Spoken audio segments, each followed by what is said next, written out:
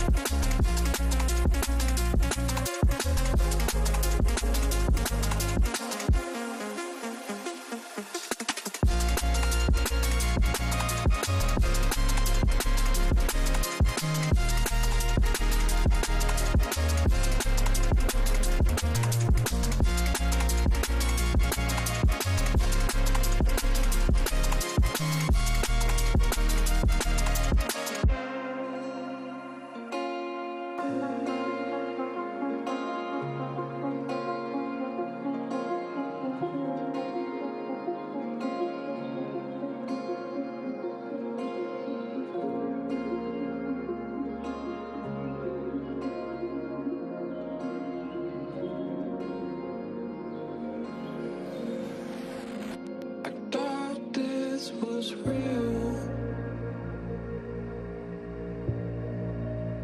Only to be ghosted. I thought you were my friend.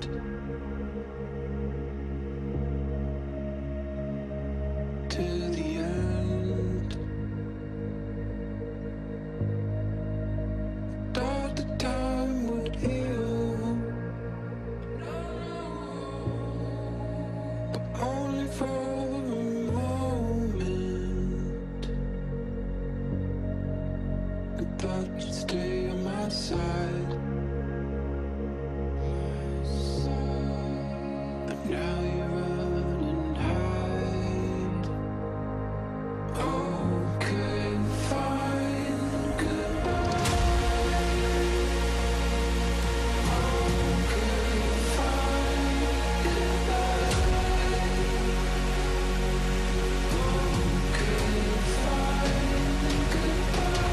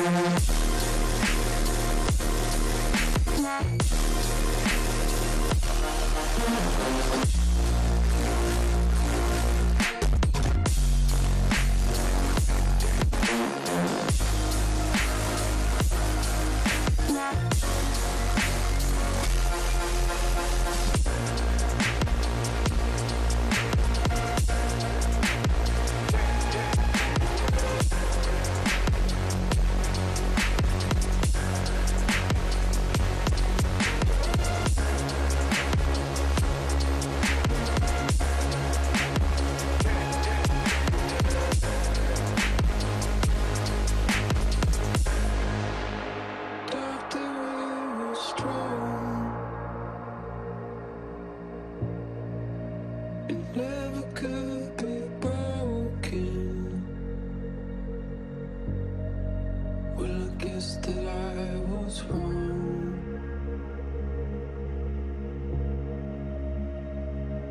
All along. Now every day I'm lost. Flooding in my ocean, sinking over time. Say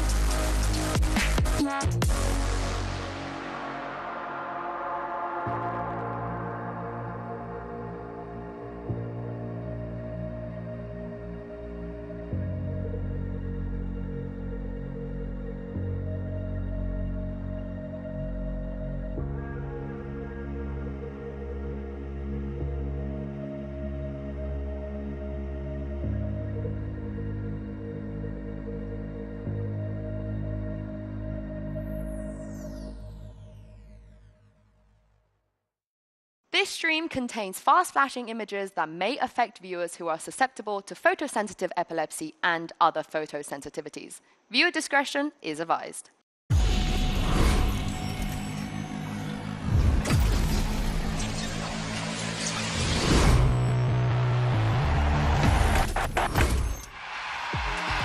It is day 2 of VALORANT Champions here, where 5 former champs winners will be taking the stage today. Hello everyone and welcome back to Les Arènes in Paris. I am your host Yingsu and I'm joined here on the desk once again by Ender and Doug. Welcome back you guys, how are we doing? Doing great. You know, I've already forgotten what happened yesterday. It's a new dawn, a new day. I'm ready for some Valorant. Yeah, me personally, I'm bright-eyed, I'm bushy-tailed. There's nothing that happened. I don't even know what we'd be trying to Day 1 is going to be awesome. Yeah, I'm so excited. This is your North day 1. America's going to make their debut on the international stage. Number 2 squad in NRG. Oh, it doesn't get better than that. Oh, I feel exactly the same. XLG, have they played yet? I don't know. I haven't seen them. There's no man on that team, which I think is a great segue because as much as I want to forget that game, they did play. And the good news is Paper Rex had a nice start. This did happen yesterday, didn't it? Yeah. This took place. Yeah, we actually did have games. Okay, I'm remembering this now because it started off like, ooh, XLG are showing up pretty nicely, and then Forsaken, the number 4 Forsaken showed up. I think he had 3 4Ks in this game. You can't work your tweets into the show. It doesn't hit the same way. You can't for the number 4 Forsaken. I can do whatever I want. I think you can, but I advise that none of you work my tweets into the show. Yeah, that's a bridge too far. That's not safe for work. Just like the way that GX managed to hand send a loss on the global stage. Man. Yeah, this is a tough one. I was on the way out from the arena, and I happened to walk through the press conference afterwards after Sentinels had lost their match, and they looked devastated. And honestly, they probably should feel a bit that way. They are familiar with lower bracket runs, but that's not where they want to be this early in the tournament. On the other side, though, what Cloud did in LA, like with Giant X, brilliant. It was brilliant indeed. But also looking at the groups, now that the teams that haven't taken the stage, you heard it from Westside. He thinks that this is the group of death. When he was looking at the schedule for today, he was like, oh, those are hard games. Would you agree with him? I mean, I don't know if we have a group of death, I'll be honest. I agree. I feel like we have competitive groups, but I think we've like balanced out pretty nicely where that talent is going to be. But you can't deny that I think both these games today could be pretty exciting. I think they're coin tosses. To be honest, I'm hard pressed. Whoa. The Team Liquid game is a coin toss? I'm hard pressed. Maybe less that one. That's fair. But I'm hard pressed to look at both of these and definitively have a comfortable response on who I think is going to win. I think particularly the first match, it's a tough sell, man. Yeah, and the true winner are the fans. I want to shout out to the GX fans that pulled up yesterday. They were handing out T-shirts in the crowd. It was such a great time. And if you guys are home and wondering what might it be like to come and hang out with us, hang out with the fans here in the arena, I have great news for you because earlier, Lou did a vibe check at the Omen activation booth. Take a look at this. Hello everyone, bonjour and welcome to Champions Paris Day 2 here in the arena, Les Arènes in Paris, and we have a lot of fans coming up today on a Saturday. We're going to see banger matches today also, starting with EDG, NRG and then Team Liquid DRX, and I've seen a lot of EDG jerseys here in the French crowd, so I think they're going to have a lot of supporters, and here we are in front of the Omen activations where people can test their reflexes, their skills. Here you have to get through the whole bar without touching the edges, and we can see that is pretty difficult. And there's already a leaderboard. We already have Radiance, Immortals, and maybe also a bit of Bronze and Iron over there. So that's it. There is a lot of activities to do for the fans. Also the Red Bull stand over there. And of course, there's already a huge line for the merch. So try to get your things as early as possible. So let's see what day 2 got for us. Now, Lou famously speaks good French. I'm not sure if you guys have interacted with her, but great French speaker. How's your French? It's okay. Sacre bleu. Oh, that sounds amazing. Okay, I actually did study it for 3 years. Do you know what? Really? Because I said something and you did not. Do you know what? I know how to say cheesecake in French. Yeah, go on. Cheesecake. Mon Now, français, ce n'est pas de I want to test you a little bit more because I feel like you guys are holding back on me in a game I would like to call Lost in Translation, where I'm going to play you guys some voice lines of Chamber in French. Right. And I would like you guys and all the people at home and Tarek, Sliggy, Minnie, whoever else is watch partying to join us and see if you can correctly guess what the voice line is. Are you ready? All right, let's do it. Easy game. What could go wrong? Jouons. Okay, let's start. I'm going to try and be quiet so we can hear this. Tu as bon goût, l'ami. Ooh. Oh, I got this one. I know it. Yeah. Okay. I know it. Lock it in, early doors. B. B. You have Yep. good taste, my friend. Yep. Wait. All right, we don't need to replay that. No, Send we it. can Let's send it. send it. Let's send it. my friend.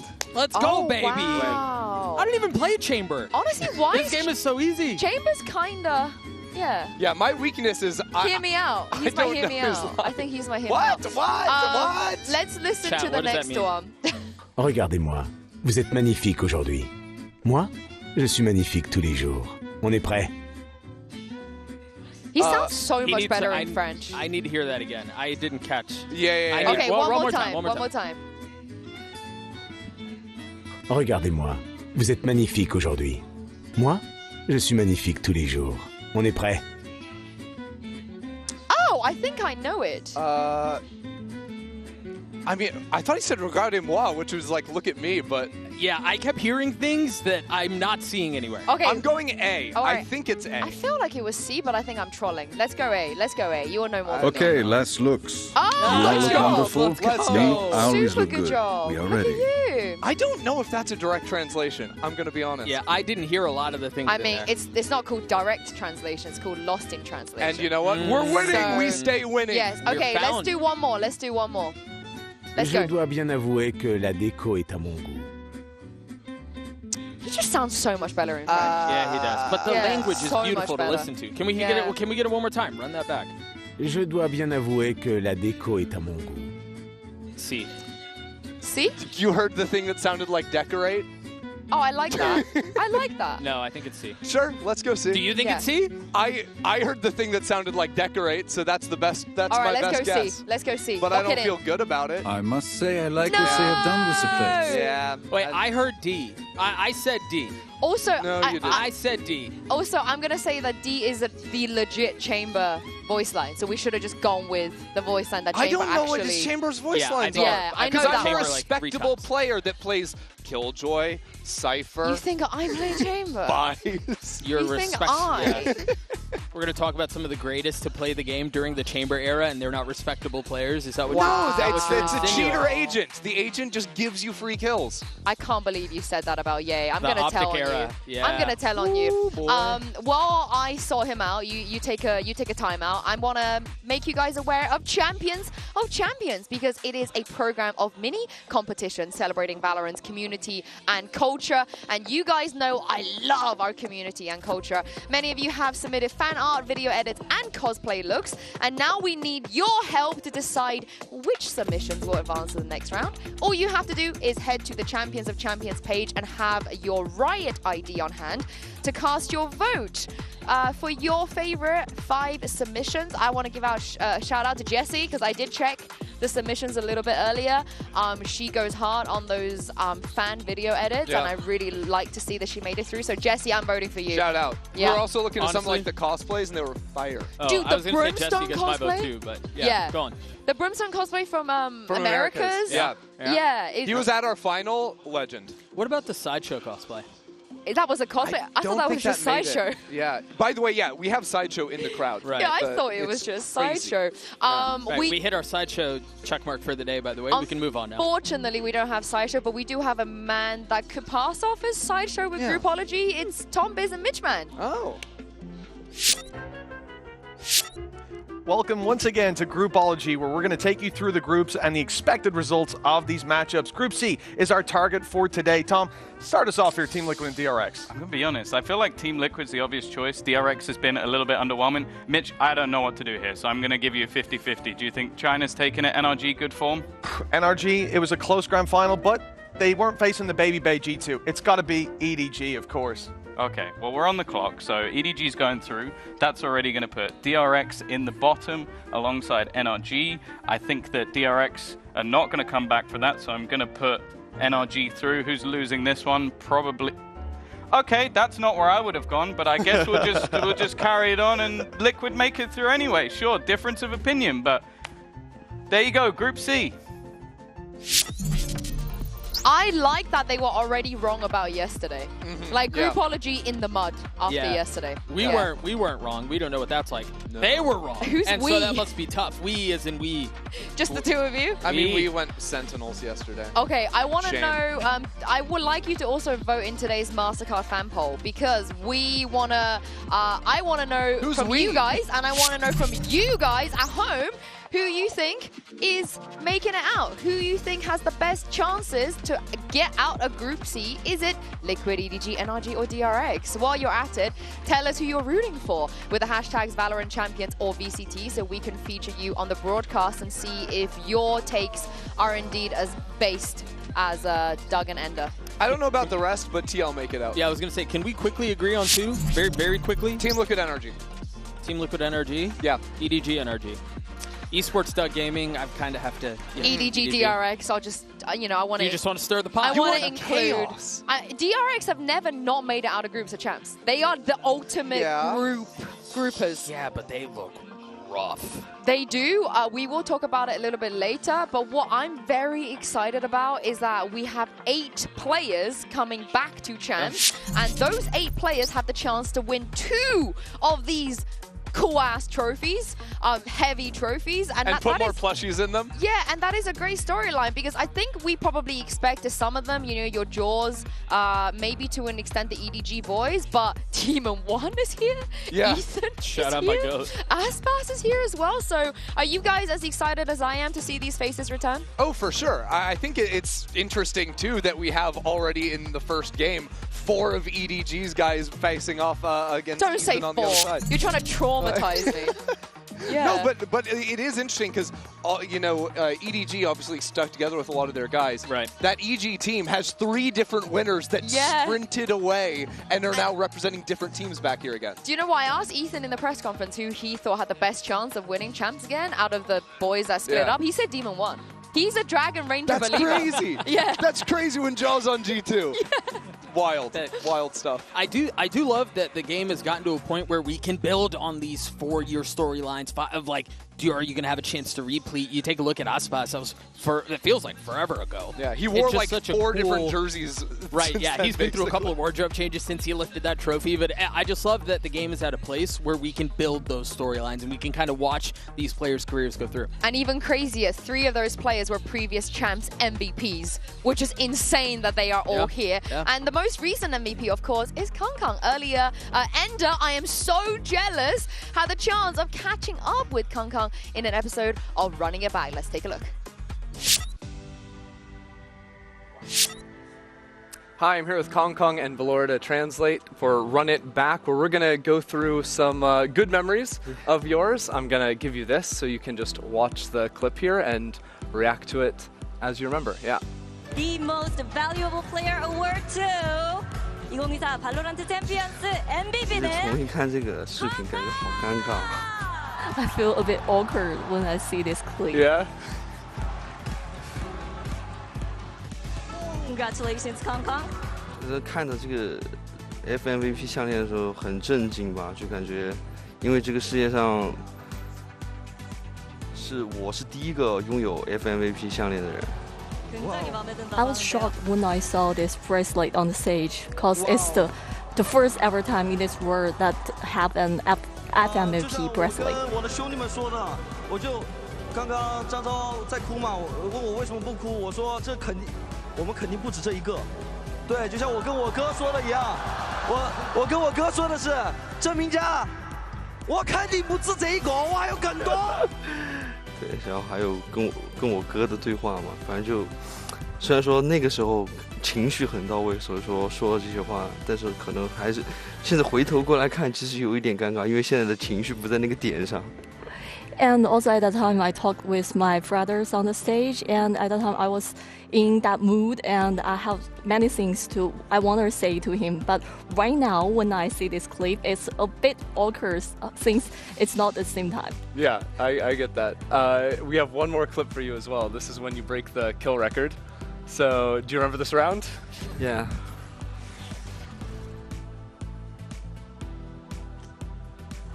其实这一分对于我来说，就是因为 THE 在追分嘛，所以说我们需要站出来做一些非常规的东西，所以说我扣了这个东西，然后就往下打。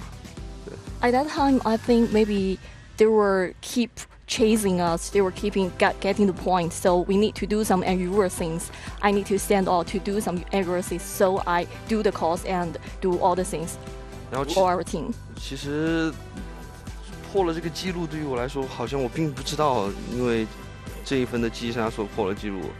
但我记得就是我好像在这个就是这个决赛破了3个还是4个记录。其实对于我来说，我希望我能破更多的，对，就是把我自己的记录再超越。对。And at that time, maybe I even don't know I broke some record at that time. But I remember in this grand final, maybe I have broke like 3 or 4 record. But I think maybe in the future I could break more. Yeah? Are you going to break some records at this tournament and get another bracelet? Yeah, maybe gonna try, I think. Yeah, I love it. I love it. Well, best of luck to you. Thanks so much for joining us. That's going to be all for us here on Run It Back. He's just aura. Just aura. Yeah. That's what Kong is. Yeah, he's like an incredibly likable villain. Like, Oh. it's hard to root against the guy, but he plays the villain role, and he plays like the aura farming, like, nah, I'm not crying, it's not a big deal, because this is only the first one. Yeah. Right? Like, the wrong person says that, everybody hates him. Do you know he who says it, everyone loves him. I like that assessment.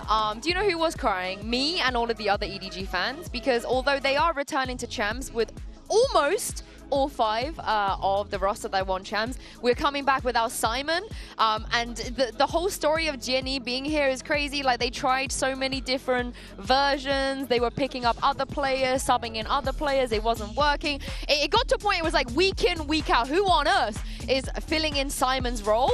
I'm glad it's Jenny that managed to come with them, but it is, you know, it's a risk. It is a risk for them. For sure, you know, a young guy stepping onto the champion stage now for the first time, but I think that EDG kind of needed this after, you know, the disappointments back in stage 1 where they actually topped in their group but only won a single series into playoffs. It's not that era, that same timeline where EDG are dominating domestically anymore. Now they've needed to reinvent themselves a little bit, get a new young kid into the roster to now come in and be a threat and try to go back to back.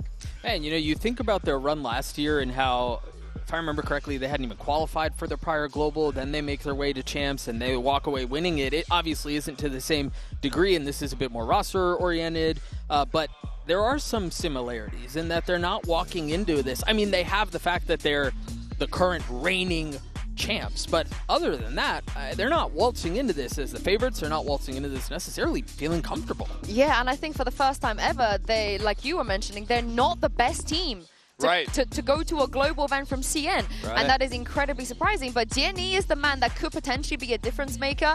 What I like is he's flexible. What I don't like is he is forcing Kong Kong to play Yoru when Kong Kong is definitively the best Neon on this team. But they don't have a choice when I assume Jenny does not have Yoru locked down just yet. Sure. And I think maybe there is a little bit more left to go there. But what I do like seeing them both in the server with each other is how often you'll see them on rifle rounds just playing right next to each other, setting out and taking fights. I think that duo is very often working on the same side of the map and very effective in the fights they're taking. I mean, they call him Mini Kong Kong for a reason. You know, they're very similar mannerism as well. But Mika Fabs actually had a chance to get to know a little bit about Jenny earlier. Let's see what she managed to find out.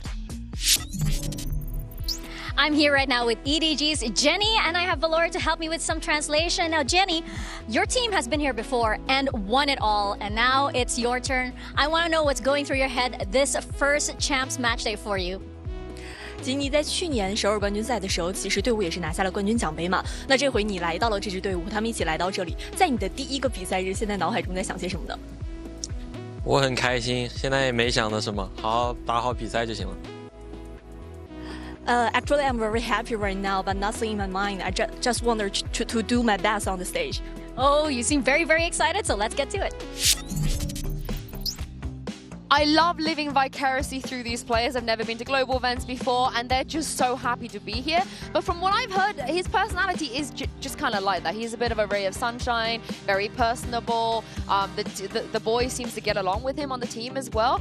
But what I want to pick out is what Kanka said in the press conference, which is our success kind of does rely on if Jenny can get comfortable fast enough. Yeah.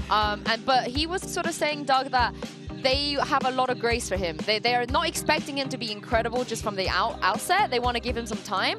But if he does reach that peak form, then as a team, they're very confident. Yeah, and I do think comfort plays a tremendous role in this situation. And how, like, imagine a scenario just like the one he's in, and you look at, like, Chrissy, like you were saying earlier, he's often playing alongside with Kanka. Is that not the most comfortable position in the world to be in? Like, if you are going to be on that stage, if you are going to be shooting alongside EDG, knowing you've got Kong who's entering with you, who's playing alongside you, that does wonders for confidence, and to put a kid like that at ease in a position like this is tremendous. And even if you're looking at the stage he's playing on as well, like obviously you're coming into Champions, there's a little bit extra pressure playing against teams from all these other regions. But if you see the venues he's been playing in China, like he is no stranger to having tons, thousands of eyes on him in the building. So I have no doubts that he's going to be able to show up here today. They've been doing these like sick-ass walkouts as well. He's been in the middle. He's been part of that with his team. And of course, he is the only player that is different from the 5 that did win champs last year. And at this point, I don't even need to introduce Chichu as a player. Everyone already knows how good he is. But the difference is, I know he loves Nats, but maybe he's following his footsteps a little bit because Ender, he's also taken up the IGL role with nobody. They're sharing it right now. And I think the amazing thing is that even while he is doing some of the calling now for EDG, he is still continuing to have a heavy impact in the server. So often, you'll see the way EDG operate, especially on the defensive side, is Chichu will be completely alone. If he's playing the Cypher, he is alone on one side of the map. EDG love to go for 3 or 4 stack fights away from him. And so teams look at that and they say, okay, the challenge is we have to go and hit the Cypher site. That should be the easy site to hit.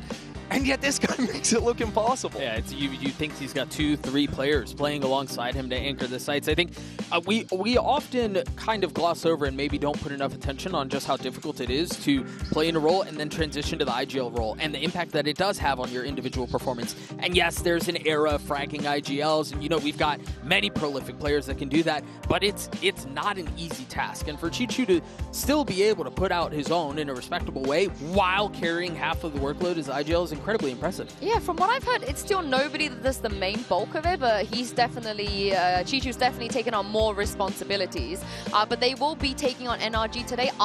This is me reading off a screen, okay? Before anyone gets mad at me.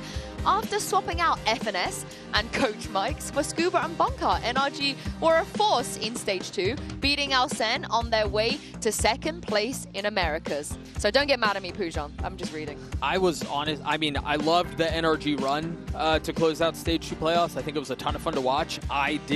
I was surprised by it. I didn't think they had that in them, and they had a really good stage. I think they walk into playoffs 4-1, something like this. So they were certainly stronger, but you look at the group and go, okay, they're weaker. I don't know how good they really are, but I think they impressed a ton of people to make it to this point. Yeah, and I think they had to do that level of proof, right? Because you know, like the results earlier in the year were disappointing. So this team needed to make a deep run in playoffs in order to qualify here for Champions, which they have done, even with so many young talents on this roster. To be able to come into a Champions with Mada in the team, with Brock and Scuba, like this is a very different situation than in EDG, who have 4 champions on the stage now against some of the hottest rookies we have in Americas. Also, I want to, as you know, representing EMEA, welcome back, Bonka. We've missed you. Yeah. We have missed you so much. This is, for those people that don't know Bonka, you know, you started in EMEA. He was a player in EMEA, and now he's a coach coming in with this NRG roster. How much pressure is that on him a little bit? Because you guys spoke about how his players are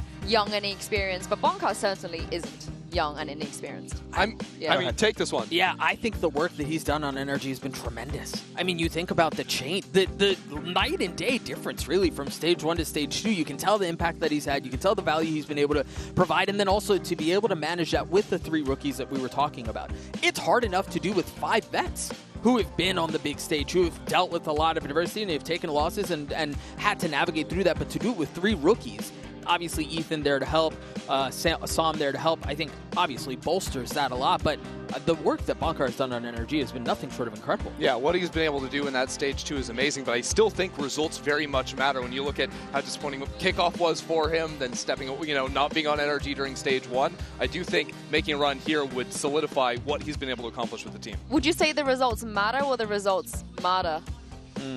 I'm so sorry. I'm so glad you could get that out of the way. I like how production flew it because they knew what I was talking about too. I love it. This guy is insane. I don't quite know how to explain it because he was one of, when we came into the year, he was the rookie prospect to look at coming out from North America, and he absolutely delivered. In his first year alone, he has become the all-time America's ace leader. He got 10 aces in a year, and which is nothing short of incredible. Like 2 or 3 of them were in one day. Yeah. It was something He had dumb. 3 in a day. Yeah, in a day.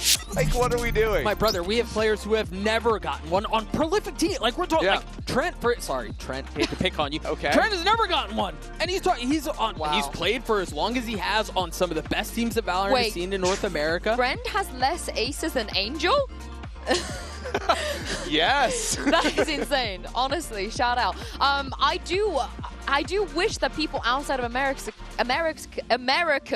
could appreciate this, because even when I tune in and watch Mada, he is just that good. Oh, I don't think he's being overhyped. I actually think he's being a bit underhyped. Yeah, and now we're coming in, we get to see him on the global stage. This is where you get to solidify that legacy. You show up here, look well, you're going to be great. Yeah, and if you show up here and look well against Kong Kong of all people, it's going to be a great start. So, of course, ahead of this matchup, we had to send Mika Fabs down there earlier to get some thoughts from Mada on this matchup. Hey, I'm here right now with NRG's Mada, and Mada, you have a tough task today because I want to know what was going through your head when you found out that you're going to be up against the EDG and you would be up to the task of facing off against 2024's MVP, Champs MVP in Hong Kong. I don't think it really matters who we play, what team we play, who we play. We just come out, play our game, and I know we're confident in what we do, so it doesn't matter if we're playing Hong Kong or the worst player in the world, it's always the same. I like that energy from NRG, so let's see it. Did you know that Mada backwards is Adam? Is Adam, yeah. Did you? Was that true? Yeah, it is Thank true. You. Thank It you. is true. Dude, I love, real quick, he's so unassuming. I mean, you look at him or you see him walking down the hallway and he's just kind of like chill, easygoing guy, kind of keeps to himself. And then you see him on the server and he's got that dog in him. And you go, who is this guy? Like, it doesn't add up. It doesn't make his sense. His name is Adam. That's who. Adam when he's walking, but Mada when he's on the stage. You kind of look like him a little bit. Have you ever thought about cosplay? We're the same height.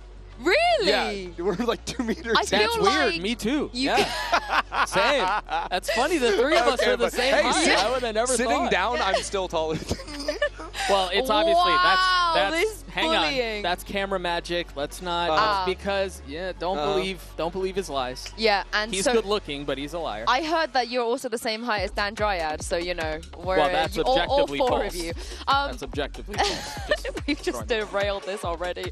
I like that he's unassuming, but at the same time, when I met him in Toronto, he was. You're the same person. Wait, yeah, turn other the way, other way, other way. No, other way. Oh, other way? Yeah, Yes. you want to do the mirror? Oh my goodness, we can actually do a cosplay. But when I did see him in Toronto, he was itching to compete. You know, he was watch partying and he was like, God, I wish that was me up there.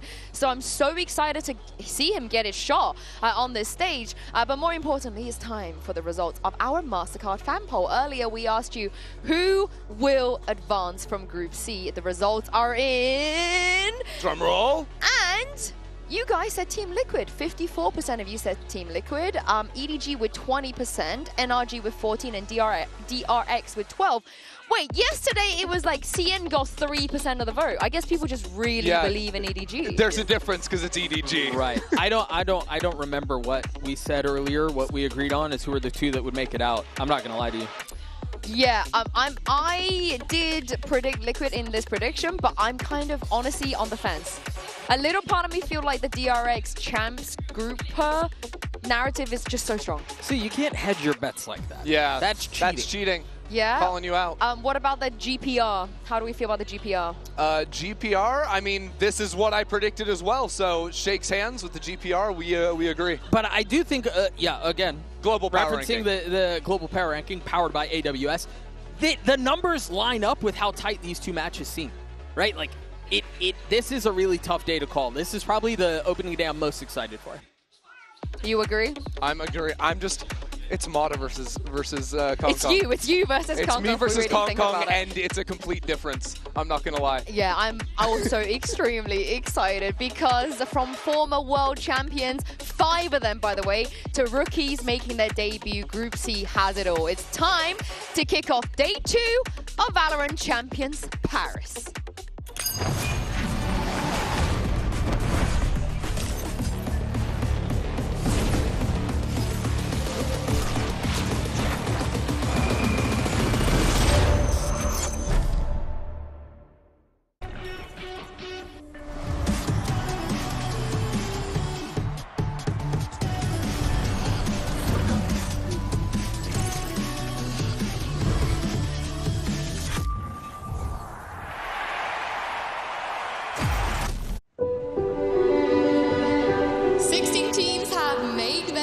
City of Love.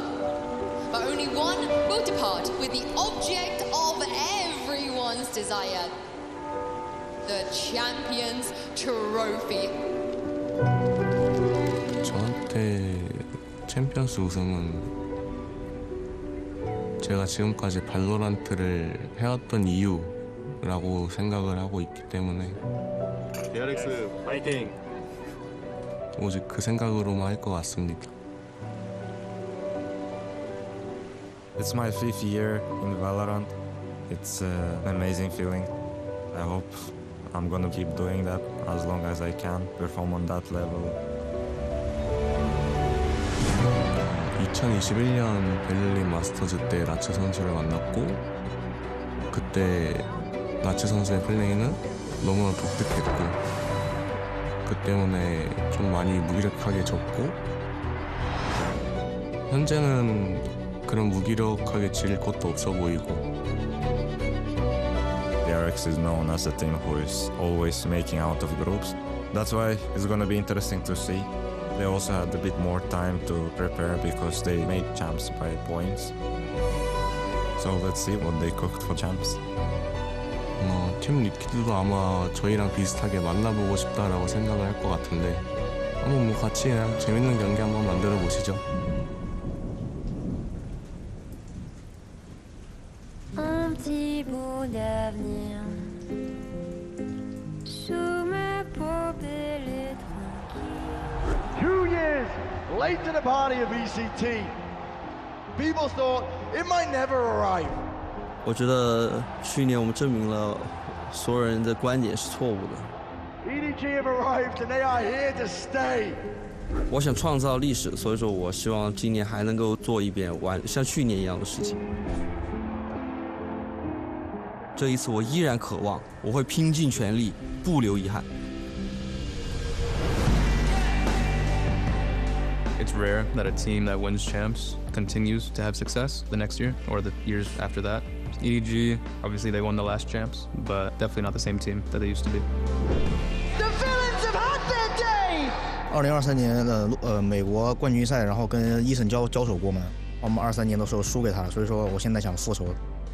我觉得23年到现在其实进步是非常明显的。然后因为以前是不是那么自信嘛，然后现在其实是比较自信的。Both teams have something they're playing for. For me, is getting a second trophy. EG are your VALORANT World Champions. For them, defending their previous one. Back to the climb, ever chasing, and this is a squad that knows what it is to chase. 在今年，我遇到了未曾想象的困难和挫折。我曾经在舞台上说过，让世界聚焦于 CNFPS。这一次，我将燃尽一切，让其又一次实现。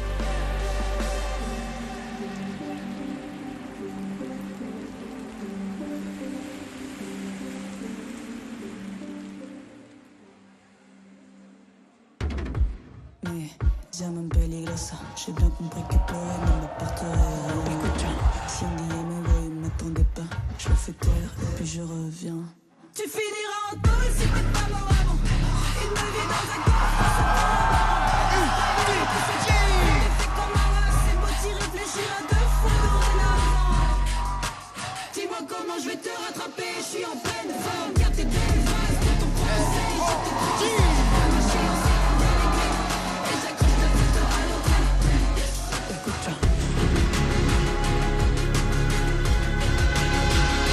The defending champions are back. EDG are about to start their journey for the back-to-back at Champions. Not many players know what it feels like to make that run, but one guy does, and that is Ethan. He was talking about how he's looking for his second Champs trophy in that trailer, and honestly, the way the NRG have been playing lately, I wouldn't even say that this matchup is particularly favored for EDG. It's very even. I mean, a lot of people are going to look at NRG as the stronger team coming into this. They've been on an incredible upward trajectory, just exponential growth for them. And for Ethan, going up against 4 champions on the other side, his journey has also been unique, stepping into the IGL role with the team in this stage 2. They have completely reinvented themselves. Yeah, now they're going to have to figure out how they best the defending world champs on Abyss, and then Corrode and Haven if we get that far.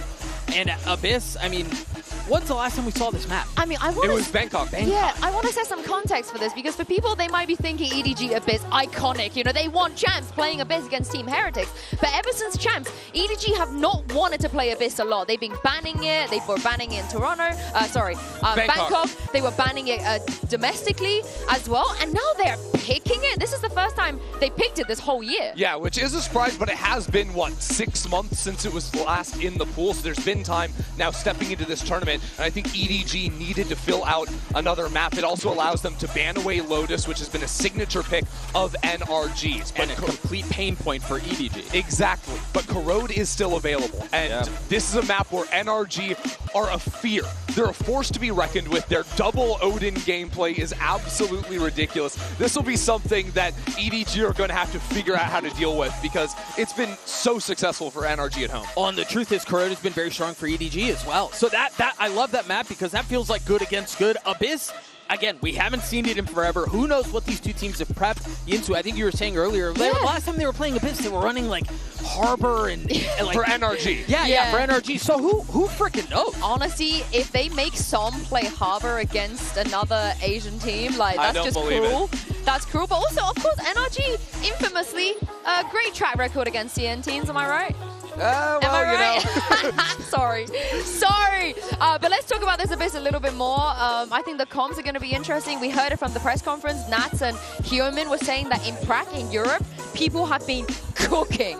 Really cooking on this map. So will we see any of that? Well, because you remember back in Bangkok, that was the Taeho life. It's Chichu Sage. Wait, it is Chichu Som Sage Harbor. and Som Harbor again. It is Som Harbor. Wow, we're rolling back the years. So the Harbor thing, people may not necessarily love. I honestly, it's nerdy, it's unique, it's different, and a really good Harbor, I've said this a couple times, Som fits the mold of what I'm about to say. A good Harbor is smothering to play against, miserable to play. For sure, and I think it'd be very effective, especially against off, but Sage is what I am looking at. This is wild. It's double duelist next to a Sage, so single smokes, but I think Sage, while on defense, for controlling A main in particular, can be very good, but it's also so good at helping retakes on the defense side as well, with walls, with teams wanting to play off-site in post plans. That wall can just give you a free defuse.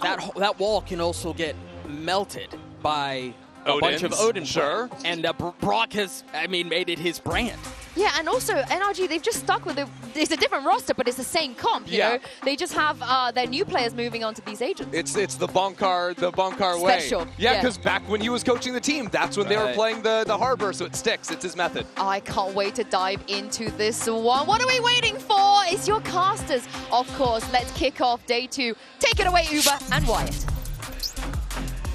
Thank you very much, Insu. A matchup here that is steeped in the echoes of former glory. It's 2024 World Champions EDG versus Ethan, the sole remaining, at least on this roster, 2023 World Champion. And now we know there's a score to settle. These are two teams that come into the year with massive expectations, Wyatt, in their respective regions, and have yet to really meet them, I feel. For sure, both suffering from some roster turmoil mid-year around that Toronto point, and then both bouncing back when necessary to qualify for Champions. And it only feels right that EDG are going to begin their journey here at Champs 2025 playing on Abyss. That was the final map in the best of 5 against Heretics, where they lifted that trophy at the end of last year. Let's see if they can get things started off on the right foot against an NRG with a devious composition. The double duelist for EDG. I mean, in the previous map pool, I think 4 of the maps they'd like to come on the double duelist. A lot of Kung on this Yoru. Curious to see how it plays out here. And again, the Battle of Somhava. Curious to see how that plays out. Marta on that Yoru here as well. EDG have been playing a lot of double duelists throughout the second stage.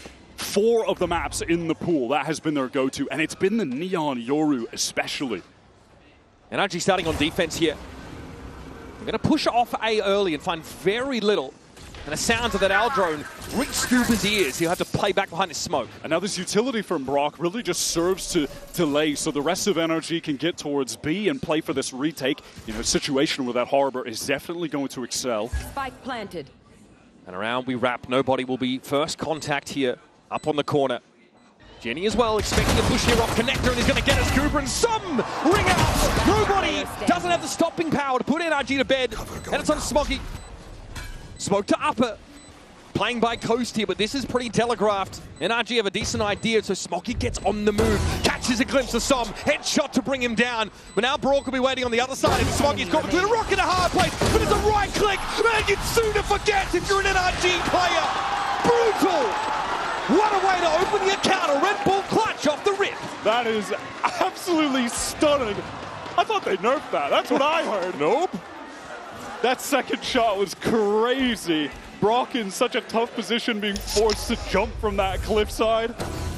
Oh, how just a glimpse. What a beautiful little tap there as well. Oh my God. And that's after EDG, they go for that heavy commitment, fight towards the link, punished for it. Oh my God, what a way to start. And the NRG trade well into every other part of the map. That's a 3v1 that falls flat for them. And so EDG get off to the races in the best way possible. NRG set themselves up for such an excellent retake with that early push out of A, Brock delaying on the site, all for naught. They did everything right, why? But sometimes it's about the power of the individual. NRG have a few of those, though, to their name. Up towards tower side here, Chichi wants to take the fight. He knows he's advantaged in terms of weaponry. Jenny able to follow up. Plenty of plays on this crossfire, and Ethan can really only offer a token resistance. Tom down to the picture. Another 3K for Smoggy. Rack him up. He's looking ice cold right now. Smoggy absolutely on point. You know, now one of the things coming into this match that I was really looking at, speaking about this EDG double duelist, is the fact that they're going up against NRG, whom in their group in Stage 2 of Americas, 4 of the 5 teams they went up against were double duelist teams. They are so experienced against the play style that this composition demands that EDG in that regard definitely have to be worried. But this is the first time we've seen Abyss make its way back into the pool since Bangkok, Wyatt. Yeah, we had no idea what to expect in terms of the compositions here. Sam under a lot of pressure early. Has to place the cove just to be safe. A shot. Challenges through the cove. Cascade attempted, but Smoggy's going to find him through it. Perhaps shouldn't have stepped out of that. Now that mid control firmly in the hands of EDG. They spent for it, and now they could go anywhere. That's already 7 on the board for Smoggy. Absolutely crazy. A barrier orb is up in mid. It cuts off the B to mid link right now. NRG trying to re-clear into A main, take some space. They've got Ethan pushed up in the corner, but at the moment he is all alone. Yeah, Brock has retreated towards heaven. This is dangerous. Peeking across is too dangerous. It's a one and done. He can't even find the frag. And now Brock from security has to try and hope to put this push to an end. But EDG are going to run in numbers. 4 deep now as they tentatively make their way out onto A. Slowly into the backside. You can see Marta's trying to get in position, but Brock can only speculate from this spot. Chichu just tapping that spike to draw out some of the util and does so effectively. Drone out for the re-clear. That's going to get the ping onto him, I believe. No, broken just in time. Swing out from Mata. Loses that isolated 1v1. Paranoid here is going to put Brock out of commission for a couple of moments. Slowly here, through backside. Finally Scuba arriving at the scene, but it's a bit of a wasteland for him there, and Kung is ready to receive him. At this point, Brock might be better served holding onto his weapon. No choice but to save. EDG converting on their bonus round now. Offers some serious aggression initially up towards mid, which is a benefit of having the Neon for sure. That is a lot of ground to cover for people that are walking at normal speeds, but not the Neon. I mean, that is one of the big issues that you have to confront when you're playing on Abyss. The map is massive. You have to just cover so much ground at all times. Brock going to be able to save that rifle at the very least. Smoggy finally put to bed after a ridiculous opener in this game. 7-1 currently. Note that Simon's got that Reckoning online right early, feeding orbs into him. Also kills as Jenny turned up on him.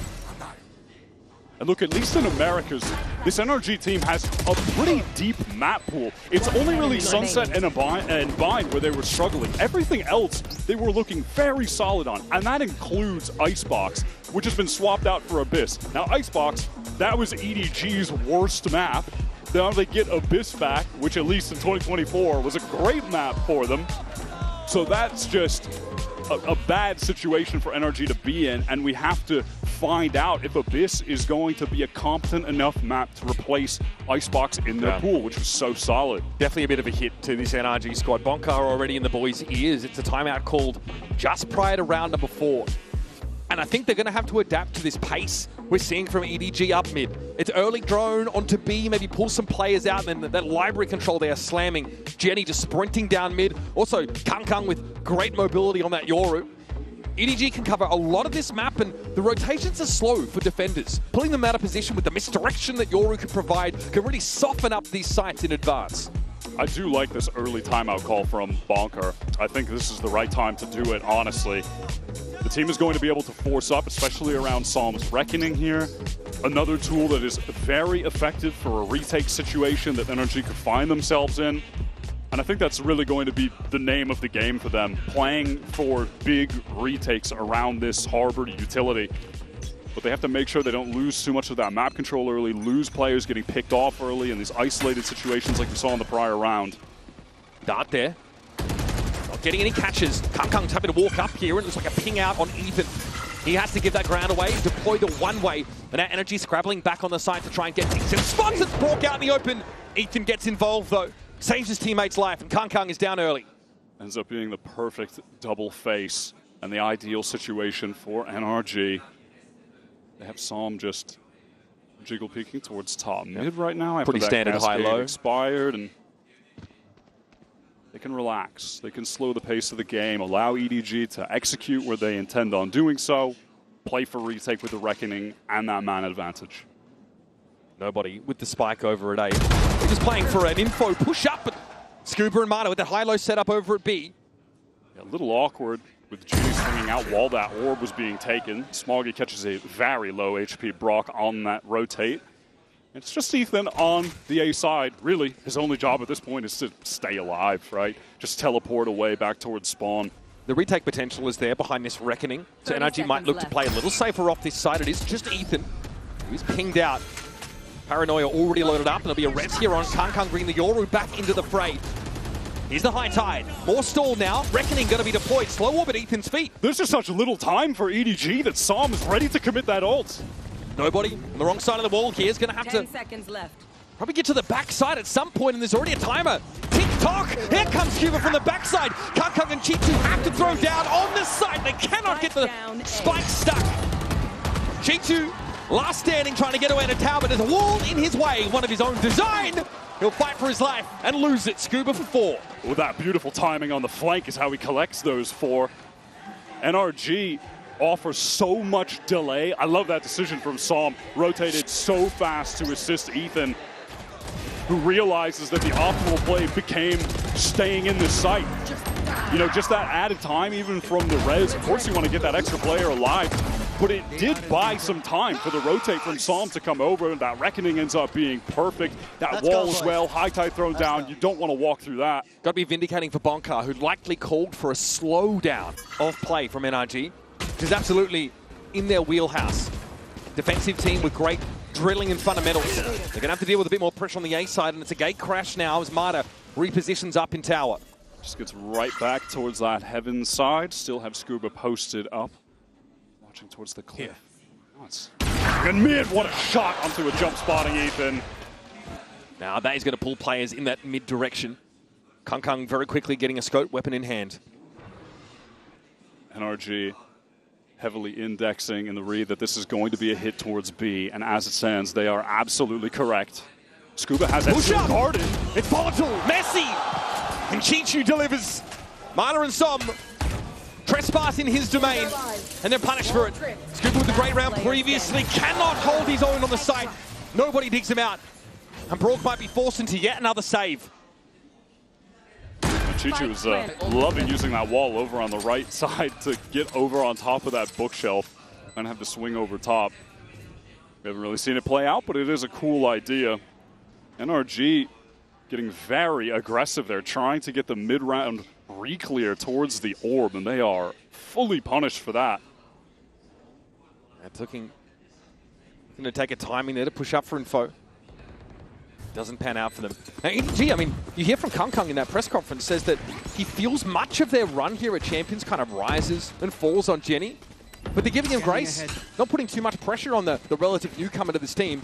He's been put in a pretty pivotal role, right? Like the main entry, playing the non-Yoru duelist, really has to be able to channel and exude some confidence out here on the biggest stage of his career.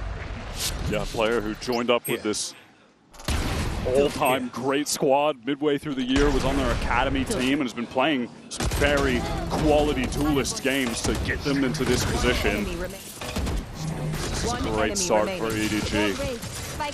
They've got NRG back on an eco, one hero rifle for Mata when we get back into this. Mata's yet to get much accomplished early in this game, but we have seen on several occasions throughout America's Stage 2, regular stage, and playoffs, Mata will have a slow start to a game and then suddenly go nuclear and bring them right back in. You can never count him out.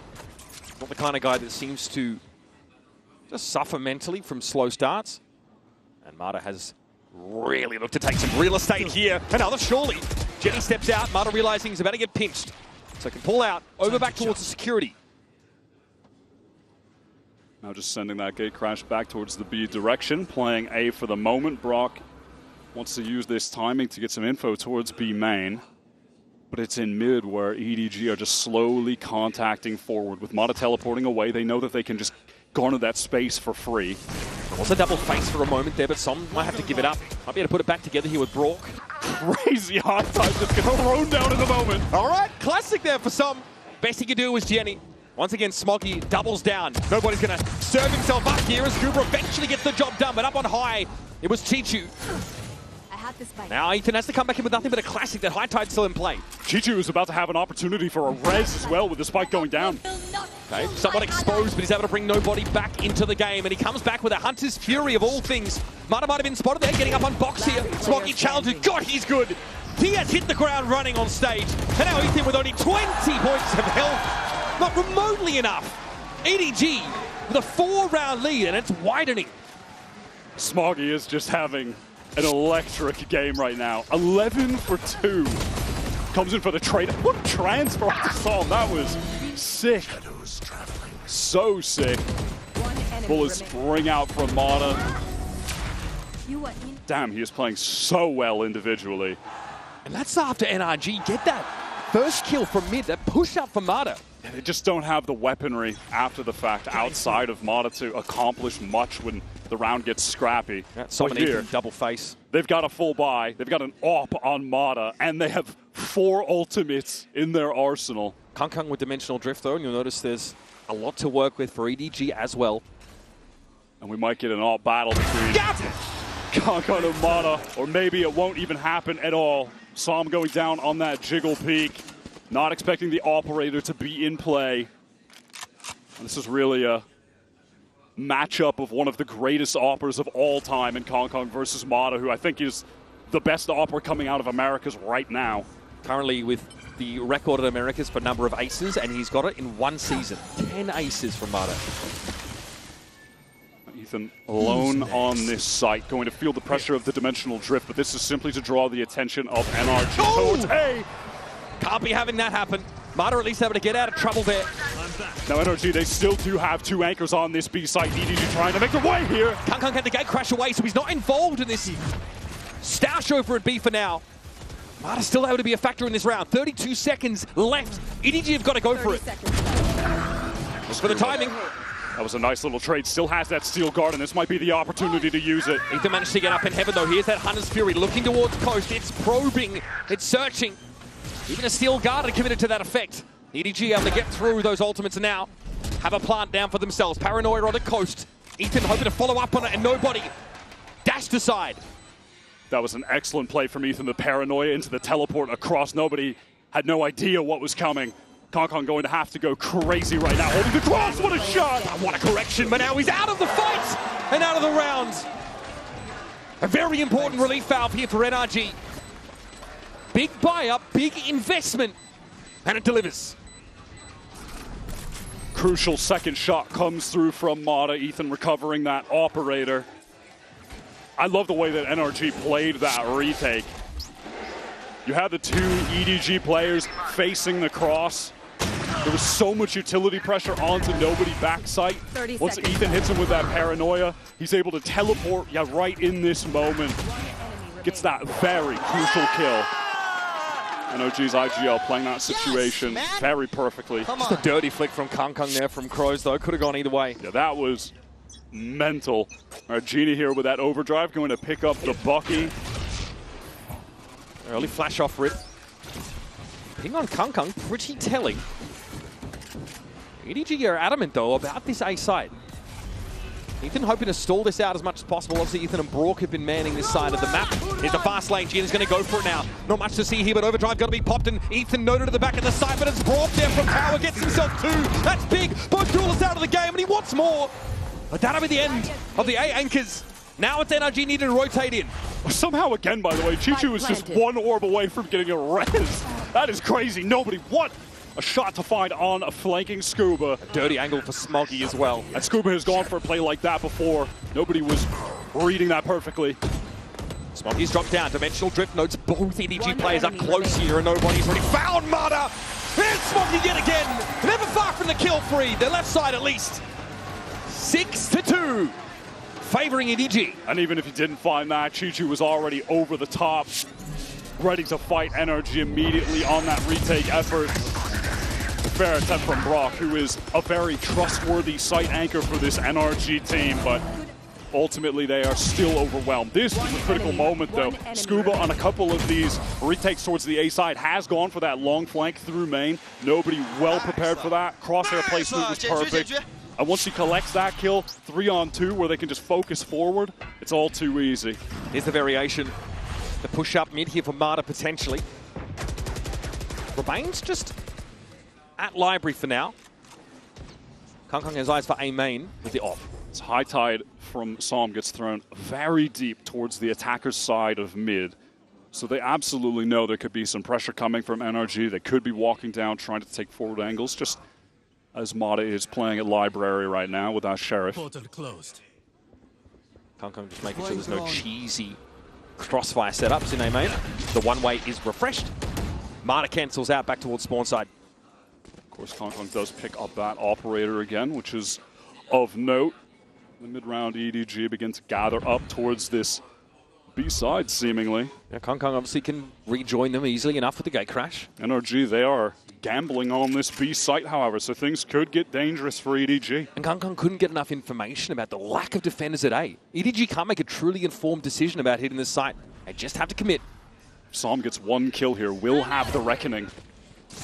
Jenny, set up here. Relay bolt going to be thrown out. Chi-Chu follows it up beautifully. Jenny is now in and around the site. Making his way over towards Connector, finds one. It's the classics ringing out. Ethan gets himself a consolation. A gun recovered here for Somnak. Can he make use of it on the other side of this high tide? Gets himself Chi-Chu, but it's going to take more than that. And Brock doesn't have it. Not this time. These executes from EDG have just been overwhelming for NRG to handle.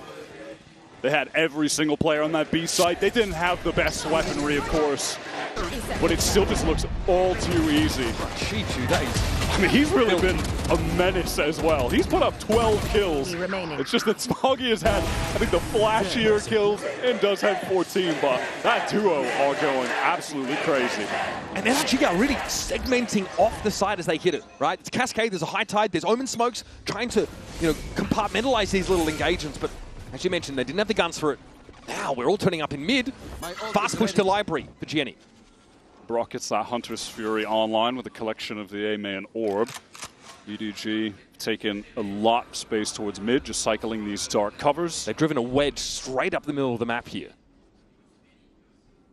And now, looking to give that space up, maybe punish a re-clear. You can see NRG, they of course have concerns about that. It's Ethan jump spotting towards that B link side. Mana focus on B with the operator, but shouldn't have any opportunities to take a shot in this round. It looks like EDG, they're ready to just go for this A side, execute, and Kong wants to cut off a rotator with the op face down mid. This denial of information and nothing spotted by the Aldro means that Brock is pretty concerned about mid to B, or someone hitting him from their side of the map. But now it's going to be a straight main push here for EDG. Goober has to be ready. Shield wall, of course, active. Brock might have to drop down off security, off tower rather. There could be a wall in his way. He's on the side. Look at how broken up it is, but Jenny's having to take the 1 versus 1. Scooby here looking to step back. Reckoning in play. Jenny, unperturbed, unfazed, unbothered, and gets his second. Plant stuck.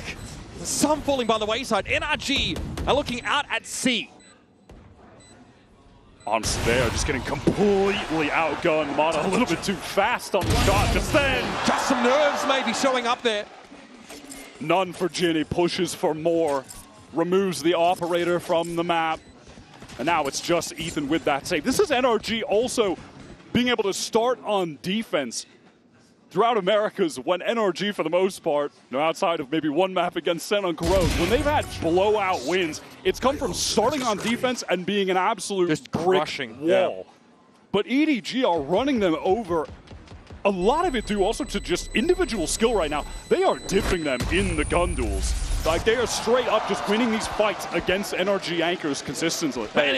That's how NRG are trying to set the playing field, though. With all of this controller util on these sites as they're being executed on, NRG are asking for these pockets of play where they can take 1v1s, but they are losing out to young Gudlas, this guy. Jenny, just dominant. And again, was by their own admission, considered a wild card here for EDG, where they may rise or fall, and so far he's delivered. I feel like NRG would really benefit from leaning a bit more into playing for some of these retakes. Trying to anchor these sites hard against this EDG comp is just not working out right now. I'm spotting Ethan for a moment, but no opportunity for the shot. Taking control of A main, though, with this operator. Just disrespecting the smoke. Brimming with confidence for good reason. And Brock and Ethan have their work cut out for them, often outnumbered. Oh, that's a nice little connection of the Hunter's Fury. Nobody will be accounted for very early in the round. Love that synchronization of utility. In the meantime, NRG pushed all the way out of this B side. No way. There's no way. Mana just forced to retreat. And again, that same info push off for B for NRG is shut down. And Chichu has just had reses constantly.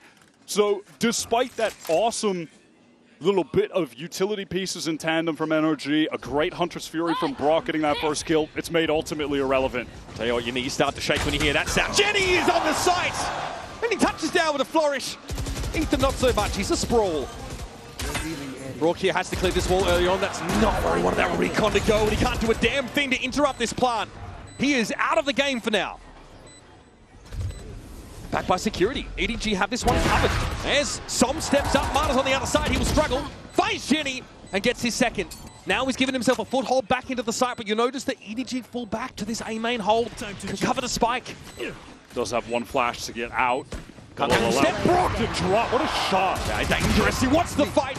That one goes wild, but Brock can only get one. For the rank upon rank of teammates, EDG step up to fill the gap. Kong has been on point with the operator on this attack side. Has collected a lot of very crucial kills. This B push was a disaster for NRG. They already had the opening kill in the round, and then they just give that one away. Genie threw down a great relay bolt as well, so Mana couldn't go for the trade, was just forced to get out. Credit where it's due. Mana makes his way into the side off his own bat, finds those 2 kills, but by then it's too late. EDG are just trampling over these sites with absolute ease. NRG trying to throw another aggressive play into the mix by taking very deep mid control, and beyond that, just pushing all the way through. Yeah, Smoggy sniffed this out. There was a ping at that part of the map by EDG. They knew something was headed their way. Brock, he's on a rope! He's on a rope! Oh, man. Somebody's able to find one up mid, but this is challenging for him now. Relay Bolt doesn't quite connect. He's stuck in the corner, but Genie will dig him out. Gets a lot of damage onto Genie, but that Guardian not going to be enough in that kind of engagement against a Neon. And Ahmad is the one who's going to try to push for more. NRG are just walking it down in EDG, and look at how ready they are for this. The double face expecting it. But fortunate to be alive there. Still opts to double back and challenge. I mean, it feels like NRG are just getting desperate in some of these rounds. They're getting so aggressive, trying to hunt for kills. And EDG absolutely have their number. Thorns activated. Inside the smoke is Ethan. Opts to back out of it now, and they still want to anchor these sides. Last chance here for NRG to make an impact on the defense side, and they're down to 2. Scuba Dogs in a decent spot. Can't quite mow them down. And the last line of defense falls. That is a paltry 2 defense side rounds for NRG. Absolute dominance from EDG start to finish. Smoggy went insane throughout that entire half. When Kong begins to pick up the op, was just getting a number of crucial kills. NRG had absolutely no hope to start this game off. Yeah, they get a chance to pick themselves back up in this short break, folks. We'll be back with the conclusion of Abyss right after this.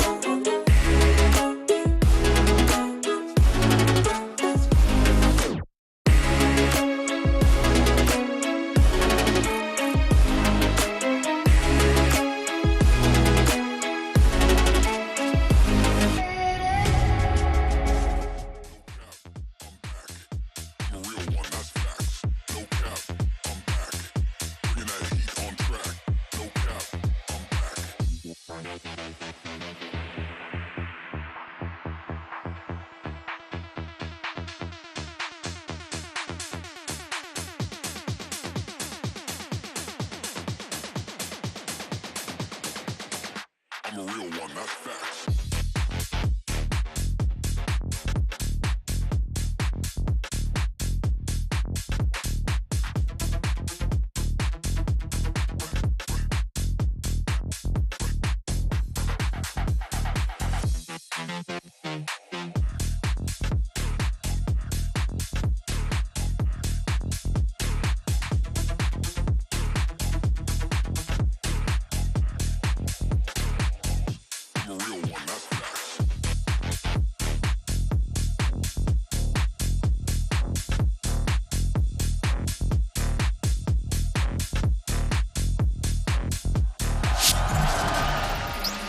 Welcome back for your second half of Abyss. Right now, it is a shellacking as EDG are making an example of NRG. And for your Coinbase Econ report, I think we all know who we're going to be highlighting. Chichu with incredible impact over the course of the game. And in these 12 rounds, have a look at this. A lot of damage dealt to the Yoru. I'm surprised that Chichu somehow is a better report than Smoggy, who's at 16-4. But that's not to take anything away from the impact Chichu was having. Got a number of really sick kills, and on top of that was just getting res constantly. It's crazy how many reses Chichu was able to get off. Yeah, numerically hard to sort of quantify that impact, but when you bring your Sofa back, who has all of his utils still intact, and you're able to make the hit onto the A site with, you know, drone, recon, everything you could ask for, this EDG team looks sick out of the gates on Abyss. And again, it's the first time we've seen it here on this stage, and frankly, NRG don't quite look ready for it at this level, but they've still got a whole attack side to show. I do want to reflect on the beginning of this game for but a moment, where Smoggy won a crazy 1 versus 3 on the opening pistol round that just immediately put NRG in a horrific position. They would have to do the unthinkable to get back in this game. We always favor their defensive side as their best side. The numbers support that. That high tide obviously gives the implication of a lot of mid-control for NRG off the rip. And just now, Kong is looking to re-clear that part of the map. Yeah, that is one benefit of running the harbor for sure, is just being able to throw some of those cascades, high tides towards mid, makes the defenders forced to re-clear, forced to use util to re-clear, or just play in more passive positions. Marta ultimately pinged out. That Sage Wall, even if broken, would force a wider swing on A main to risk the NRG at this point. Quite ready to take. NRG have shortcut noise, broken part of that barrier orb in A main, but EDG have had no desire to leave this site. 3 players are ready to face this. No body position as well, assuming some mid control to be taken, but there's going to be no pressure coming out of tower here. It's just too easy for Kong. Decent damage done from the middle of the site here. It's Scuba up mid, needs to do more. Smoggy catches him with the Paranoia in the way, past toward Brook. Quickly has to throw down as he gets out of the dark cover. Does Smoggy again, has to clutch it up. Not again, bro, surely. Only 18 health for Brock right now, going up the rope. What a time! He's going to drop one, but missed. Smoggy at 70, and he cleans him up. Job done yet again. This guy's got plot armor. He's now sat at 18 for 4, clutches both pistol rounds. Yeah, this one is just cooked. It's done and dusted. It's feeling like Corrode time. Brock had to react so quickly out of that dark cover and had the drop on What Smoggy. a shot. Look at this, he's throwing his smoke, man. Oh, buddy. Oh man, he only has 2 bullets. Has to reload. Oh man, if he had a few more, he probably gets that kill. Just one way, it probably would have been that. He had to drop. Oh, that's brutal. NRG obviously no choice right now but to force. The deck is stacked against them. Coming into this round now, yeah, forcing for the rest of the map. Kong eats Ethan alive and then is able to get out scot-free. This one is so done. It's time for NRG to lick their wounds, reset, and try to get back in the game on Corrode, their own map pick. Still a good map for EDG, by the way. A very good one. Yeah, by round win rate percentage, it was EDG's best map of stage 2. They were winning 61% of rounds on that map. And when we do get there, NRG trying to make a foray towards this B site, using that Harbor util to do so. Yeah, pinged out on Jenny even before he got back behind that high tide, so Som just sprays and gets one. Not the pinged out target, but that's just a footnote. Here's Brock looking to step up now. Had a window before the relay ball connected. Ends up being a trade. Kong here still trying to command from tower with the Bulldog. And EDG do have superior long-range weapons for these distance engagements on this site. The flash was good, but not enough. Kong still brought down. Som with the Stinger, bring a bit of America's flavor into the round. Chichu has a challenge here through this cove, and he's ready. But Mata from long range, sitting back with this Sheriff. Chichu now with the Bulldog, but in that 1 versus 2. Mata checks, confirms, looks to have a swing. Chichu's gotten into half. The time is not on his side. And Scuba puts him out of his misery. NRG have gotten the smallest of lifelines back into this game, winning the very necessary force buy that they took after getting the plant down on the pistol round. They recovered those Bulldogs, going to be able to buy up fully in this next round. That was dangerous for Brock. He just took a very aggressive line there into the connector, but does go 1 for 1 crucially. I mean, it is the power of the Stingers that we see. The fact that NRG can set that controller util up on B, cut the side up, and a free ping on Jenny cost him his life. A couple marshals on the side of EDG, but we'll be going up against Mata's Outlaw. That first shot accuracy for Mata left a little bit to be desired so far with scope weapons. He's been a bit slow to start today. But like we said, that has never stopped him from surging right back into a series. Yeah, bro has range. I think we figured that out. And NRG would like him to be on the upper side of it, though, out of the gates. Not today. Som's got the long line down mid right now. Vandal in hand, so well equipped. Jenny gets a free pick and a second. Just everything he needs. Just to make sure, yeah, there were definitely 2 players there. Now I'll leave. Ethan tagged up a little bit in mid, but that's just a classic from nobody. Double marshals in the round for EDG, by the way. NRG really are taking their time right now, just trying to sniff out any aggression that could be coming from EDG. They don't want to rush things, and that Outlaw 1 shots. Kong's site going to be free. He was looking proud as a peacock, in fairness, up on top of container. Some of that standard util you're going to be seeing coming into that B site with the high tide cutting off the connector, cuts off Heaven, and then that recon will get any info towards Bookshelf. Retake here behind Paranoia is an option. Relay ball at the ready for Jenny should be required, but it's just the supremacy of these weapons for NRG. Cover going out. Gives them a distinct edge here. Smoggy and Nobody showing themselves. Let's see if they want to risk the commitment. And NRG, by the way, have done a great job accelerating players towards ultimates early. for this first buy round, they've got a Reckoning and a Hunter's Fury active. And the margin of error is quite thin given the round total for EDG. They'd be encouraged to make use of them early. Always seems to be Smoggy. Some a warning shot fired off, keeps his head down. Mata with the cleaner. That's Mata going hunting, getting really close to the dimensional drift now as well, just one orb away. So NRG have a very big advantage in terms of the ult economy to try and win out this first buy round. But can they risk trying to ration these out over what has to be, 7 consecutive rounds, one to even up the game? At some point, EDG are going to come around with a brace of their own ultimates just to expend. Yeah, and you would think, you would hope if you're an NRG fan that they won't be needing to use 3 ultimates potentially to win this next buy round, but it's better to win around and stay in the game than allow EDG to get to match point. I think NRG will do whatever it takes, expend anything necessary. Again, there's just some of that nice util that you can get early mid-control with when you're playing with the Harbor. A deep cascade, recon past it. All right, Reckoning here over towards the B side of the map. High Tide as well is going to cut nobody off, and Chichu already has been given the hot foot. Okay, even that's going to be committed, right? Hunter's Fury in the mix now. Chichu's got nowhere to go. Literally caught on coast inside the Razor fight, and nobody got the drop there on Som. No one looking in that direction, but Mata eventually flicks to attention. Smoggy actually wins out there at tower, so Jenny has the room here to assault the side itself before the spike goes down. It's again Smoggy to deal with Scuba. But he's down to 10. It's a tough ask. An expensive round for NRG, but they're still in this game. What an awesome usage of those ultimates, though. They go for that really early mid-pressure, draw the attention, and then just throw that tsunami of util onto Chichu, who's caught backside. I mean, he's flashed by the paranoia, stunned by the Reckoning, can't go forward because the wall, his own wall is placed in front of him. And he's getting hit by the Hunter's Fury. Brought him exactly where it was. No risks taken there on digging out that coast player. Yeah, Chichu was no longer playing an FPS game. He was just passively existing. That was a sick execute from NRG. And they do still have this dimensional drift on retainer. They're getting close to that steel garden as well. Big risk.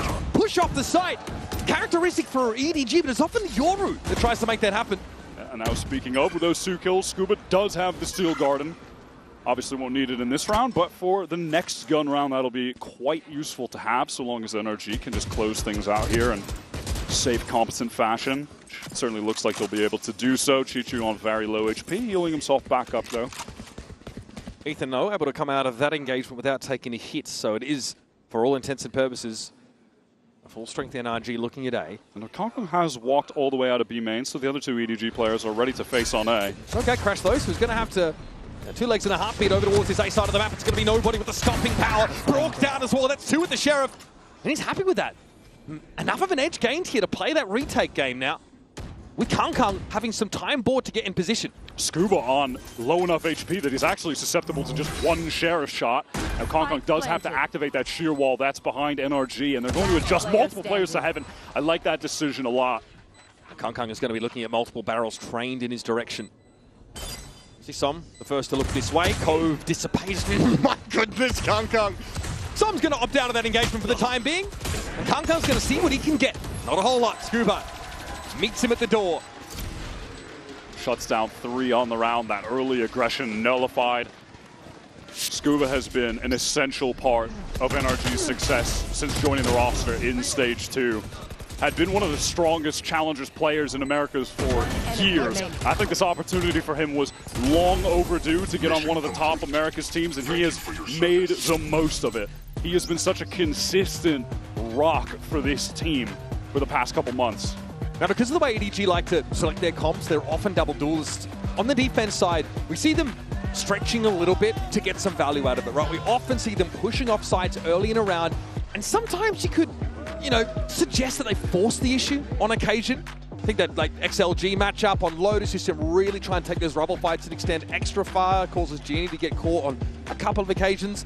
There's a round there, of course, where it's just Sheriffs and Genie's hoping for something as he comes forward, but it looks like NRG used to playing against this style. We talked about their experience against double duelists.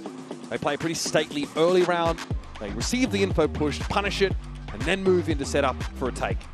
When you're playing against that double duelist on defense, it's just so critical that you're able to deal with a lot of the fast floods that are going to happen. When it's a Neon and a Yoru, they are going to be rotating to the site instantly. And we have seen NRG be able to deal with it so far. You know, that other round on B, where they used all those ults to get the kill on Chichu. It was a really fast flood from EDG, and that was shut down, and NRG are going to be able to consistently need to do that to keep clawing back into this game. It's a good go at it so far. They're on a 4-round run, and they've got a Steel Garden plus Dimensional Drift to play with on a round where EDG are beginning to get the ultimates of their own finally online. There's that Kang op is in the mix now.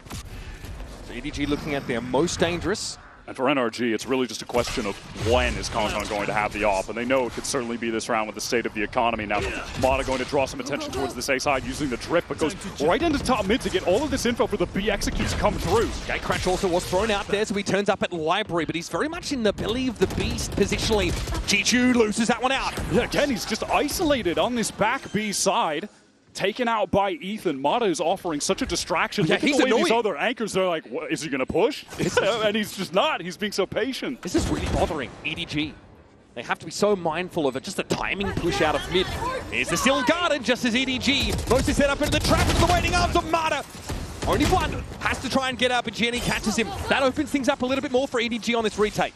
But they are just going to save. Genie is so weak. Kong, they want to keep that off for the next round, of course.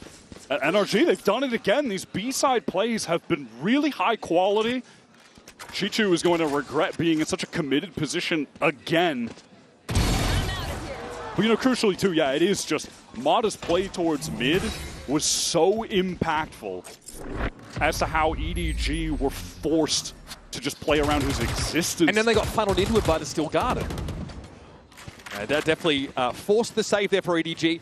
So that's another nice round from NRG, but it's heavily assisted by that sheer weight of ultimates. And now that edge for NRG has gone. Exactly, and EDG were required to use none of theirs. I mean, they just go for a 3-person save. They never really got in a position where they were actually willing to use theirs.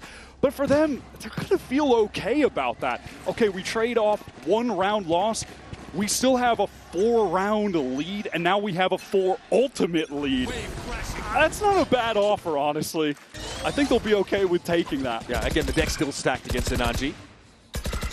They've given us a good run, at least on this attack side thus far. Sam is just able to collect that orb in B main. 1 away from the Reckoning being active yet again. Again, they're playing around those early info pushes off sites from the double duelist defense side. Nothing served up for them this time, though. Nobody does spot one player on the cross. That was Ethan. Quickly breaks that drone. Kong has been very patient in this position, and of course Brock is out of absolute necessity going to use that drone to clear an AWPer with the potential of an AWPer out of A main. Kong had to get off that line initially to reset his Gatecrash. Now he needs to pick it up again. Just can play off this one way as it's still up in main when it drops. Here we go, this is about to get messy. Around the corner, catches Ethan. And that's your controller off the map so early. Reckoning popped and now straight to the side they go. Brock is down, it's a second for Kong. Mowing these NRG attackers down. Here. 30 seconds left. And he even uses the Dimensional Drift to get right back in. Hunter's Fury off the back of that. Some spotted, no connection just yet.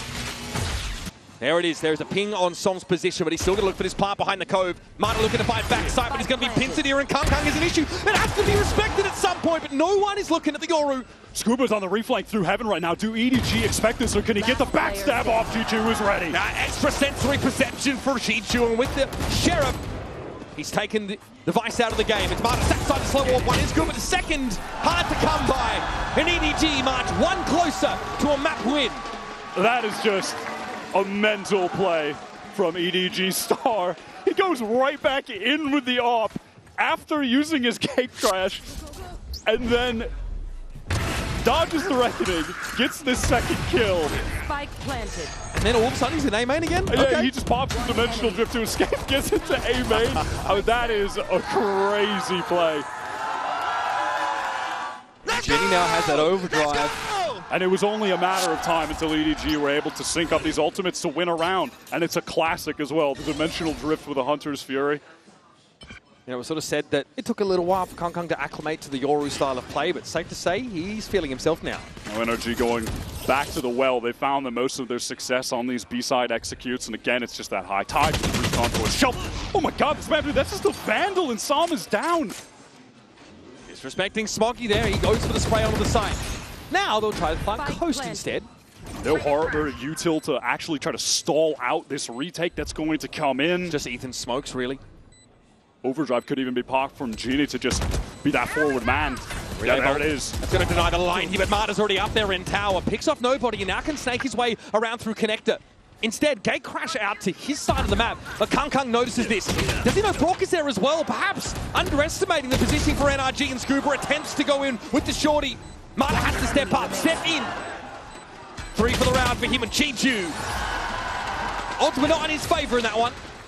NRG stay alive. It has just been all about the B-side for this NRG team, and exactly what we were talking about with Mata is happening. It never matters what his start is. He always comes back into the game. It's crazy. He was totally down and out in that first half, and now he's sitting at 17 kills. Never lets the status of the game get to him, no matter where he's at. Doesn't matter how hard he's struggling. He just bounces back. It's crazy the resolve he has. His demeanor, right? It's pretty hard to rattle the guy. He's just, you know, his baseline is pretty low energy. Doesn't seem to let tough performances get to him. All right, we are in vents already, folks, so that's going to be tower control on the A side for the attack side. NRG have not thrown an execute like this at EDG yet. The pace of this A split. Chi-Chu, the one anchor. Okay, that is some fortune for nobody. Pushing it back through security very quickly. Nobody's trying to get on the site. He's made his way through the cascade. Oh, and the drop on Marta is good. He could interrupt the plant here. Kong dealt with though, and Jenny's trying to get this control of tower, but Ethan is locked down for himself. God forbid it's on Smoggy again. Sheriff to his name. That's all he's got to work with. If there was anyone to pull this off, multiple clutches in this game already, and on the most crucial rounds. Can he do it to close it out with just a Sheriff? Devious rotate here into tower for Smoggy. And he's got himself a weapon. NRG still needs to recover this spike. Very dangerous location to get it as well. He's about to have one dark cover to play with, see if there's an opportunity to maybe use that. It's to main. Ethan, yeah, is even smoking off. Ethan is smoking off main right now on A. Just concerned. They don't know where Smoggy could be at. He could be anywhere right now. Okay. But contingency as well. Arcaros thrown up in tower. That allows for a spike to be recovered. And now they can plant back sight. Scuba is in a position to keep Ethan safe. Made sound on the rope. Didn't get the silent drop. Ethan hears this now and is starting to inch forward. Scuba ready to play out of security. Can Smoggy go massive again? 23 and 9. This would be for the map. Steps into the dark cover, gives it a tap. Where is Ethan lurking? Still on the other side of the boxes, and now Scuba's given himself up in security. That's valuable information for Smoggy. Still though, another attempt, another tap. Now looking in that security direction. Scuba hits him where it hurts. NRG really slow the game down there, take their time, make sure they work themselves into an optimal position to close out the 2v1, getting that spike safely in Ethan's hands. Backside where Scuba can actually watch for him. They won't be in an isolated situation against Smoggy. Man, nobody had some crazy kills there and had a real shot at just one-tapping Brock. He was trying to stick the plant. Yeah, headshot there, and that's the round. That might have been, yeah, that would have been the round sealed. It certainly feels like it anyway. Bro, I don't know what's happening. I keep getting shot through smokes. Yeah, that was a little unlucky. A little unlucky. Armada has the attack off now. Yeah. Previous round, a good look for NRG, a set play that got them that early tower control on A side. This time a little slower in the approach. And now the ult cycle is going towards NRG's favor with that dimensional drift. And Brock on the cusp of having the Hunter's Fury. Yeah, they braved that power spike from EDG. This only gave it one round. It goes up from Chi-Chu, and that's going to make it very safe for Brock to get that Hunter's Fury, in fact. Now the pieces need to be put together. A minute left in the round. NRG still seem to be convinced that A is where they should be ending. Clear of mid here, spotting out some. Who's next? Dimensional drift just to clear the way. The rest of NRG temporarily going to be halted by that slow warp. Chichu obviously spotted out. There's that Hunter's Fury right onto him. Mata can just pop out, but it doesn't even need to. Block with the accuracy. Chichu had nowhere to go. When now Mata can get himself up into tower. He sees the bullet traces come through from Jenny. And he's got backup. Ethan will join him. Cove for the plant. Kang here trying to get into vents, maybe from mid. There's a chance at a timing here on Ethan. That spike is planted for these Heaven players, but Ethan going to need to win this 1v1. Turns it, flash, what a flick! A correction that brings Kang to his knees. And now nobody in Smoggy do not have the money to take the risk. They have to get the heck out and allow NRG within 2 rounds. Are pushing us to overtime. The value of that ultimates comes through for NRG yet again. They work the map a bit with the op, which may be lost. Smoggy with a casual 25 kills in regulation. That is crazy. But respect to the NRG players who have been able to surge up the scoreboard after an abysmal start. I mean, that's 22 for Scuba right now. I mean, what a great use of the Dimensional Drift Hunter's Fury combination. Yeah, it is just the classic play. This is deterministic. Chichu genuinely has nowhere to go. He has been getting caught on a lot of these site executes. He's anchored in pretty hard positions most of the time. That's their world champion. And it's being exploited. Some frustration you feel starting to brew. He's hacking for sure. He's hacking for sure. 8 of the last 9 rounds, won by NRG. Now EDG priced into a very weird kind of half-buy, but they've got an op and 2 rifles. It's peculiar to say the least. Mata has gone ahead and picked up the Outlaw for this round, and a great opportunity to do so. There's only one player on EDG with the full armor. That's nobody. And again, Brock positioned for a push off the site. EDG have become a little bit more patient with those after Jenny got punished a couple of times consecutively. Kang is asking for more, the punish! Yoru down, op in his hands, clattering to the ground. Absolute patience here from NRG. Cascade now thrown towards this B side, and the flash confirms that EDG have actually pushed in front of it. And off that audio cue, NRG, they want to hit the go button towards this A side, assuming there's multiple players pushing down. That assumption is correct. They are delayed on account of having to break this wall, further delayed by a slow orb as well. Chichu just disrespects it. Paranoia doesn't catch on to him now, but surely there's something in place for that tower player. And yes, it's a multitude of barrels pointed that direction and a hail of bullets that brings Chichu to bear. Genie just trying to get into the site to assist. Too little, too late. And EDG are once again just hurled into a save position. NRG can certainly go hunting. Nobody looking for some garbage time frags, and Scooper is going to be handled. The money, though, still good enough for NRG. I mean, nobody would be happy to get some kills here, honestly. Gets that Hunter's Fury for the final round of the game to try and close this out. Weapon, though, stripped from his grasp. Notice the money. It's going to be another weird force-up for EDG to try and avert an overtime scenario as NRG have all the momentum. Bear in mind, it was a 10-2 half for EDG to kick this game off. And NRG have clawed this all the way back on the attack side. Their weaker side. That is stunning from them. Yep. The players with so much resolve. Scuba having a fantastic game, as is Brock. That is disgusting. Mata right back into it after a pretty tragic start. And EDG are going to be forced onto this timeout to try to close out the game in regular time. NRG on the cusp of bringing this to OT against all odds. And why, once again, they can set up a really nasty side hit between this Steel Guard and this Reckoning. It's going to be really hard for EDG to anchor at all. So having to play for retake, having to flood back in with these somewhat weaker weapons is a big ask. There's going to be probably a Guardian in the mix here.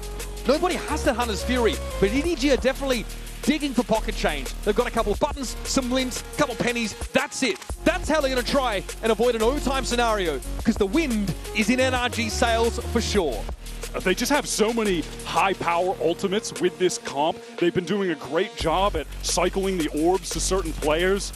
There's really only one moment in this entire half where EDG actually had the advantage in terms of the ults. One round only.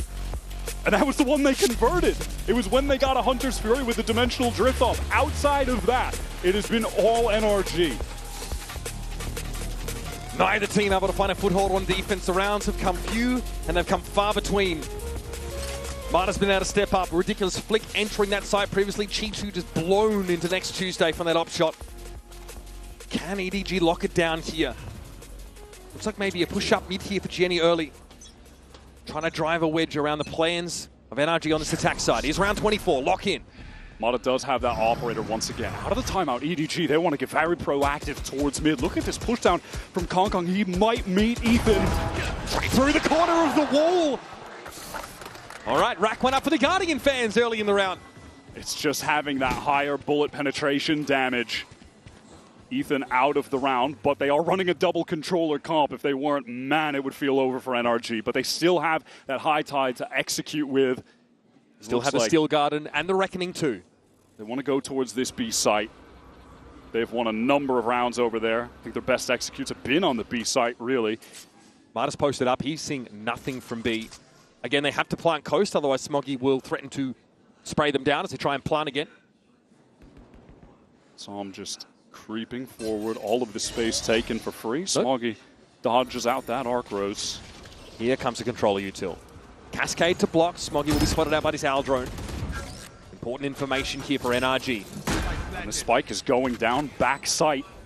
EDG, they've got the Hunter's Fury for the retake, but Scuba is going to initially use this Steel Garden up close. That's just going to be a lot of delay. Time wasted for EDG. And then next, it's going to be the Reckoning, cycling these ultimates to just cause so much delay. It's going to make EDG scramble late to get this spike diffused. They're playing completely off the site. NRG just careful about a potential flank here. Hunter's Fury for nobody. That's Brock being brought down a second for Kung Kung, and there goes Scuba. Now what? So on the other side of that high tide, Marta chimes in from close nest, and that's the spray for two. It's on Chichu and Kung Kung to stop the overtime. But it's Marta now ready to receive around the corner and straight down the abyss. We get overtime in our first map of the series. It doesn't get any better than this. And you had to believe that all of NRG's work was for naught when those players go down, when it's left to just Som and Mata. What on earth? That transfer from Ethan with the Vandal catches Ginny on the entry. And Mata holding the cross. Some with the correction there as well. And just lives for a bit. Mata pushes onto Chichu, ready for the jump. Unbelievable. Like, come on, man!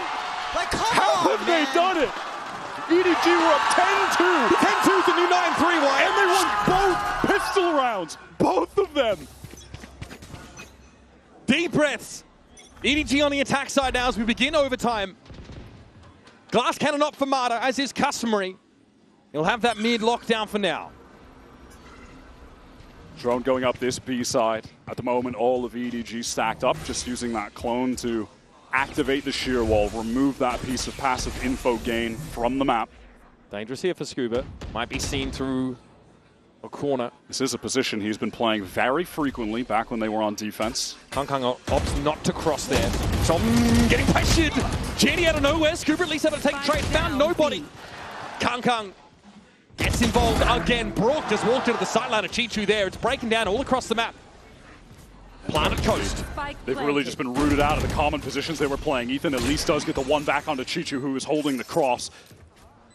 Means NRG have a real shot at a retake. Kong Kong somehow, by the way, has a dimensional drift at the moment. Spotted out onto Smoggy. Nice little connection. Kung Kung down. Defense on Ginny. Ginny's isolated. That's a teleport. It doesn't seem to matter. He'll take the fight either way. And even Mata can't make the flick. Ginny on his feet.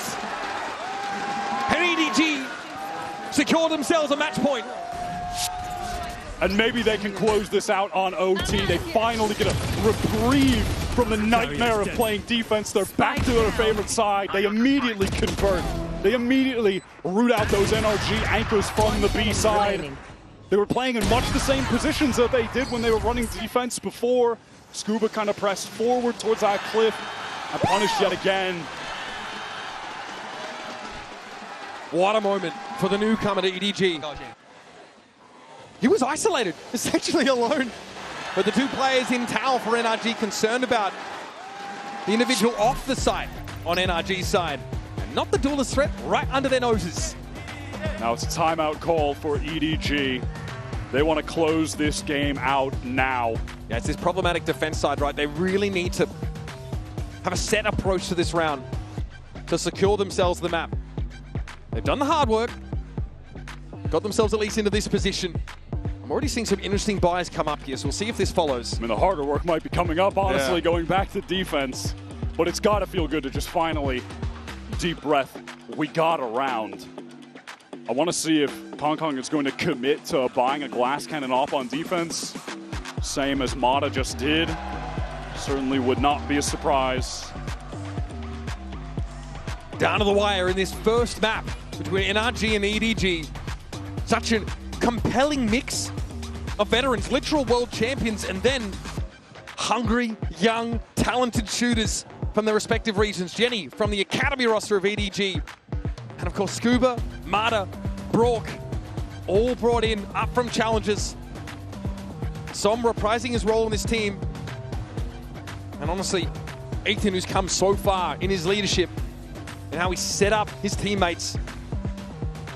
Pretty wild that we get this kind of matchup so early on in this tournament. Our opener here in Group C is already delivering. It is wild to see Scuba, Mata, and Brock, just that top graduating class of Challengers players from 2024. These guys didn't even make it to Ascension, but the heights that they're reaching now with NRG are absolutely insane. Taking it to last year's World Champions in their very first global match. And here we go, folks. Both teams opted to take a timeout there, so an extended pause. NRG wanted to concoct something for this attack side, which looks to us this early A presence. And they will be going up against the operator for Kong Kong, which has been dominant on this map. Chichu just in A main at the moment. Okay, Brooks sees a recon come out of vent there. That door is broken very early, and there's going to be a drone down mid. Chichu with a slow orb now. Sees the clone come through. Flash on him, he has to retreat. Play back in tower. Now, that is a lot of utility expended. I think they're serious about this. They've even thrown in this paranoia. They want the plant here on the A side. They are going for that full re-hit Cove down to try and get the safe plant for NRG. They've been doing a good job taking space after the plant has gone down on prior rounds. They want to do it again. What a shock down to force nobody back. That lets Mata get up rope. He could have been pushed up while he was climbing, but through the smoke, Chichu is able to find him. Now Ethan will stall. Smoke up towards tower, and he'll occupy it himself. Ethan just biding time in the smoke is going to have to make a serious play happen. Gets the first. And he got away with it as well. That is ridiculous. Now TP back to a safe haven in A main. Som up on the side. Waiting for this push around the left side, and there's Jenny. Serves himself up. Resell up for EDG, though, but time is not on their side. Ethan spraying at the spike location as Chichu has to give it a tap. He's brought down. What's the contingency here for EDG? No other option but to stand and face the music. And it's not the track they would have picked. Sorry, guys, NRG's got the jukebox now. That was a beautiful game plan from NRG. They get all of the util out of Chichu, re-hit with that high tide up. They push for the heaven control. Mata goes down. Disastrous that he sprayed through the smoke. But Ethan retains that position. It's bold. He gets his one and then teleports back to main. A second high tide goes up from Som. Canvases the site, but leaves the spike open. He gets forward while the rest of them are able to just play spam with the Phantoms in main. Yes! Good. Really sick game plan. Worked exactly as they drew it up in that timeout. Now away we go. Second innings of overtime. It is Mata in an odd spot. Nobody was able to find two. Around that, though, was Ethan going down first, so the stall potential severely limited on the defense side, and Brock sees a shoulder peek. Jenny covers him up. Brock absolutely needed to get that one and really thought that he would. Som is creeping back into the site. He needs to make a heroic play, but he's caught by Jenny. And Aldrone is a problem. Some ice at the sky.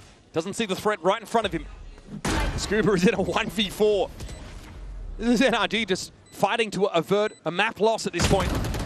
High-low set up there. Jenny slides on in, takes the fight, and converts. Jenny has had absolutely no lack of confidence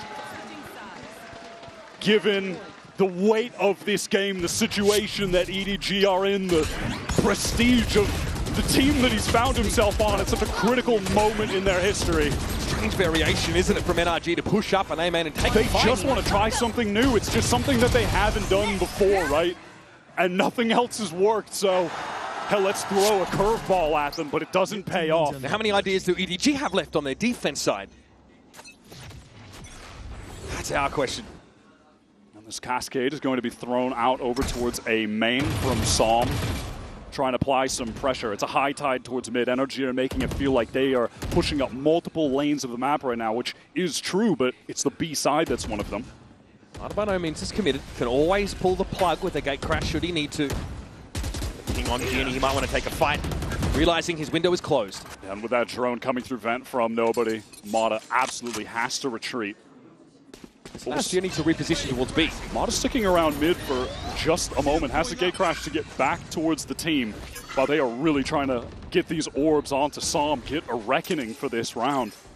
Wow, Mata, he hears Kong on the retreat. He knows he went up into heaven. He's taking this timing off that audio cue. Gate crash! That could have been awkward. But Kong is noted by Mata. He is in the perfect spot to punish him. And how? He gets it up with full armor.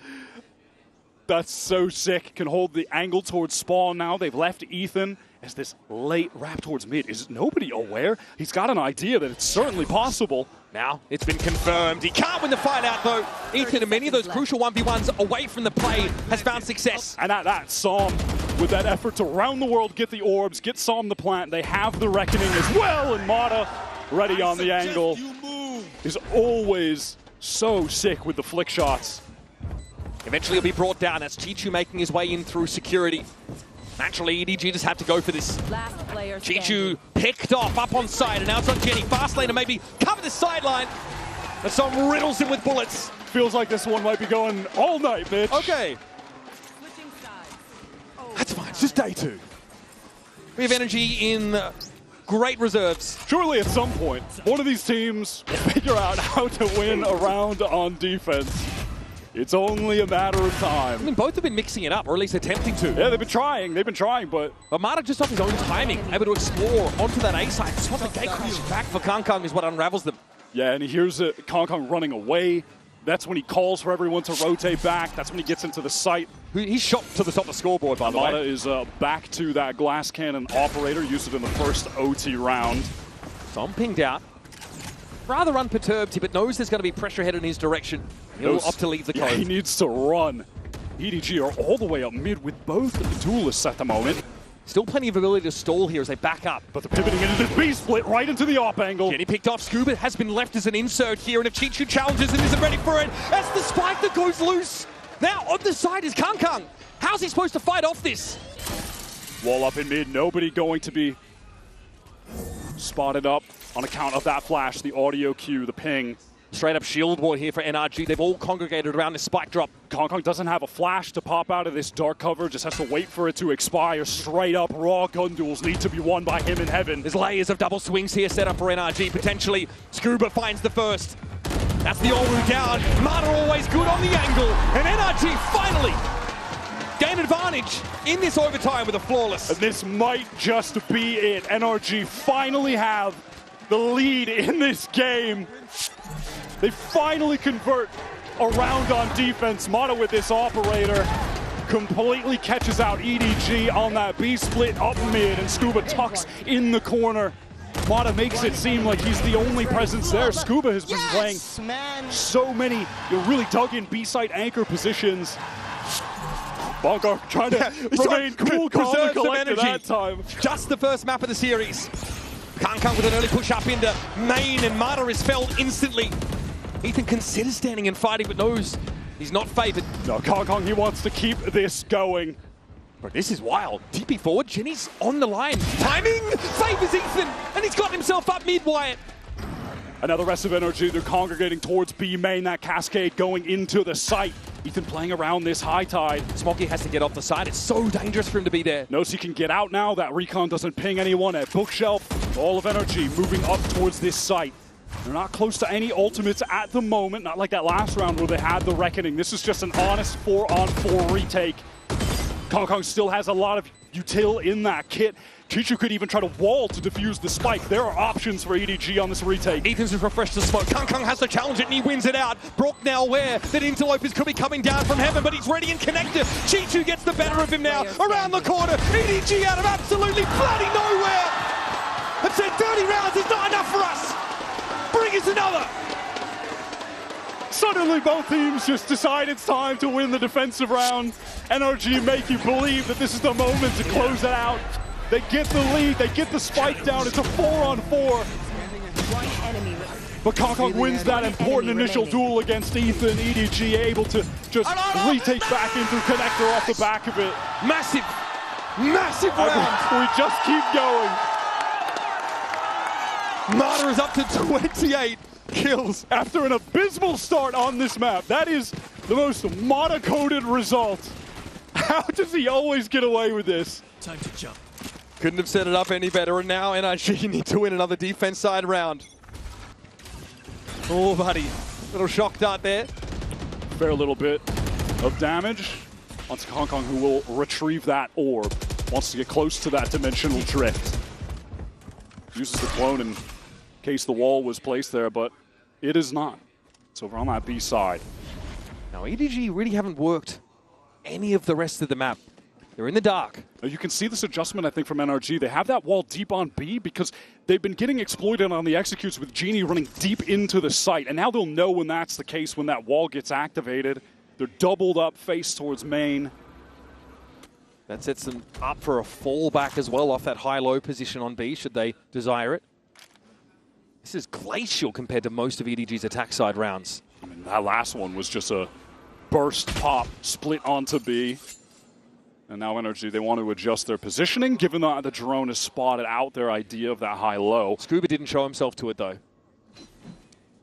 No guarantee about where the Vice is set up. 30 seconds on the clock, EDG, they're gathering up towards A main, and look at NRG. They know what's up. They're already on the move, trying to get to the safe side. They need to support their anchors in time. Paranoia might slow things down a little bit here, but EDG know they've got to commit.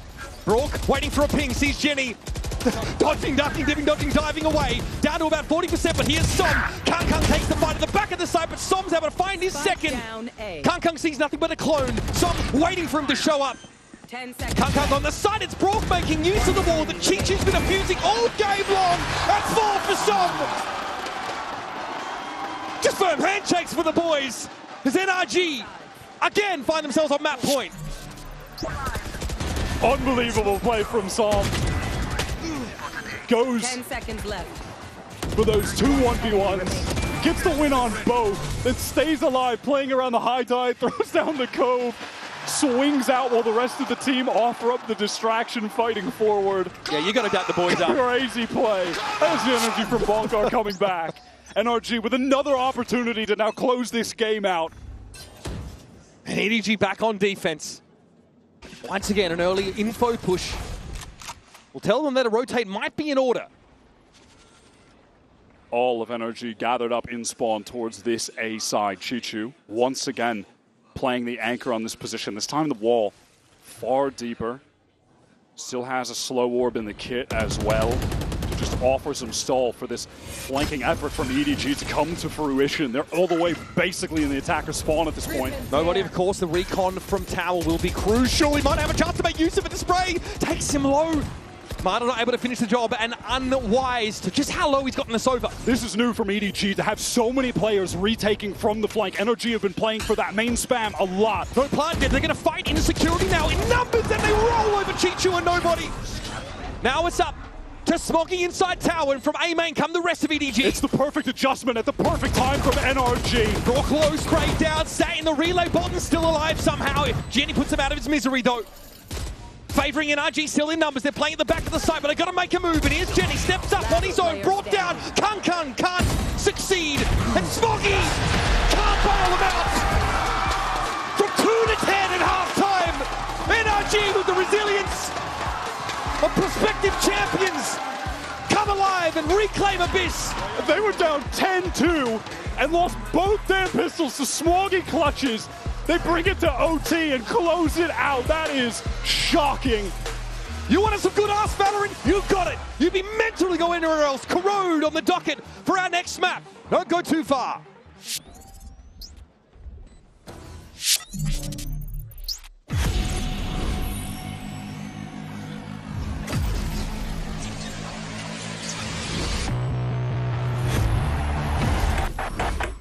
Now that I'm a mom, things are different. Verizon's different too. They let everyone in my family choose different plans. We get what we want and we save money. Love that for me.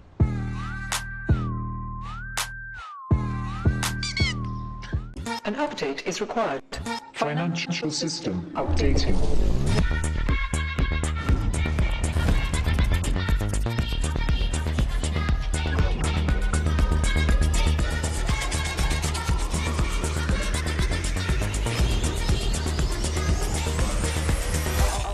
System updated.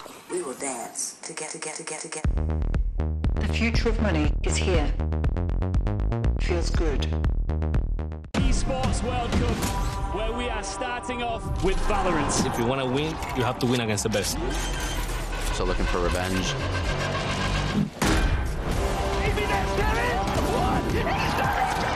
Alpha Hill behind one. There's the shorty. And Alpha goes crazy. They've all battled through the pressure and expectation. Heretics have come back all the way. Finally, we won. Finally.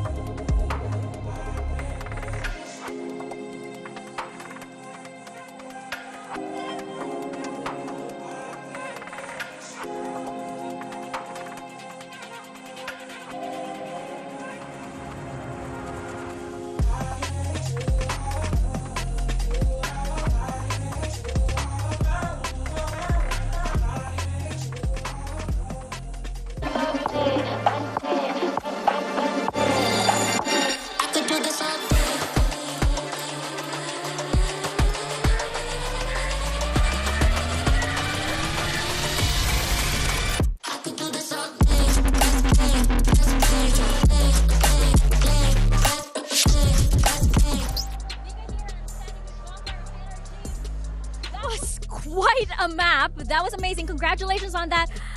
How were the boys able to come back from that? The score was 2-11 at some point in favor of EDG. Talk to us about how the boys were able to adjust and how you think that carries over into your map pick of Corrode. Yeah, I mean, so after halftime on defense, we spoke briefly. We said we're unfortunate.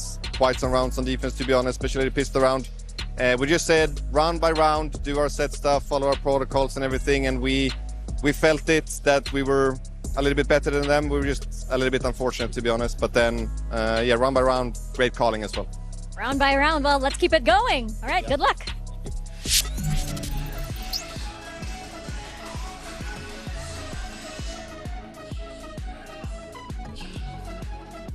What a game that was for NRG to come back after an 11-2 start, 2-11 start even, against EDG. We were hyping up the second game being one of the best we're going to see today, but my goodness, I can't wait for to see how this series is going to turn out. I mean, that is the map of the tournament. Every other map is going to have to beat that one because that was an absolute nail-biter, pulling it all the way back in OT for NRG. And the way they did it, too. I mean, there were so many things that we can talk about that map, but I think the resilience that NRG showed was probably the most impressive. But first, let's take a look at our HyperX reflex moment of the day. This one goes to Smoggy. Can't believe this is how the game started. Yeah, everything started so poorly for NRG as well. Smoggy in a 1-on-3 here, just stealing things away. Absolutely mental that he was able to pull away. This was just a classic. Yeah, a classic light armor in 3, freaking snaking around the map. Nobody ever really knew exactly where he was. And to be fair, to give Smoggy his credit, he played that to perfection. Oh yeah, his movement here is so good. Oh yeah, I loved his pathing. I love how he played every single part of his positioning, and obviously being able to hit the shots is the most important part. Smoggy did that, but you mentioned it. From the beginning up until whatever round it was when the comeback started, they played, I mean, NRG looked lost, dude. We were talking about it, and I said, why do NRG look so lost? Because they looked like they had never played the map before. And truthfully, it's an abyss moment. Like, you forget, this is the most attack-sided map that we've got. Like, back when we were seeing it, and we started things off round 1, slipping away. This is round 24, where Som is an absolute rat on site. He started playing these sites in OT as well, where he was just hanging out, getting multiple kills. Mada as well, taking out Pom-Pom. It's just cinema. To force OT, a 1v1 between those two guys, and Mada plucks him out of the sky. It was poetic. And I love the energy Som was bringing as well onto that stage. I was down there for a little bit with Katie and Kelly. You could really just feel the stress, first of all, from the NRG fans. Oh yeah. But then just the pure energy radiating off of the players on stage. Also, 16 out of 16 plants coming out of NRG. They had a great game plan on that attack side. Yeah, they did such a good job, and I think that they really figured out, especially just playing their post plants in particular. A lot of teams will fall off of the site on Abyss early on, play the post plant, especially over towards B, but I think NRG consistently were leaving players on site and fighting forward. You think there's A post plants where they're going up rope multiple times. The first player dies, they're down numbers, but they keep fighting, and it worked. Oh, it's rough if you're an EDG fan, so I hope Coach Muggle had some nice words to say ahead of map 2. Hey guys, Mika and Valora here with Muggle of EDG. That was a very tough map to lose on.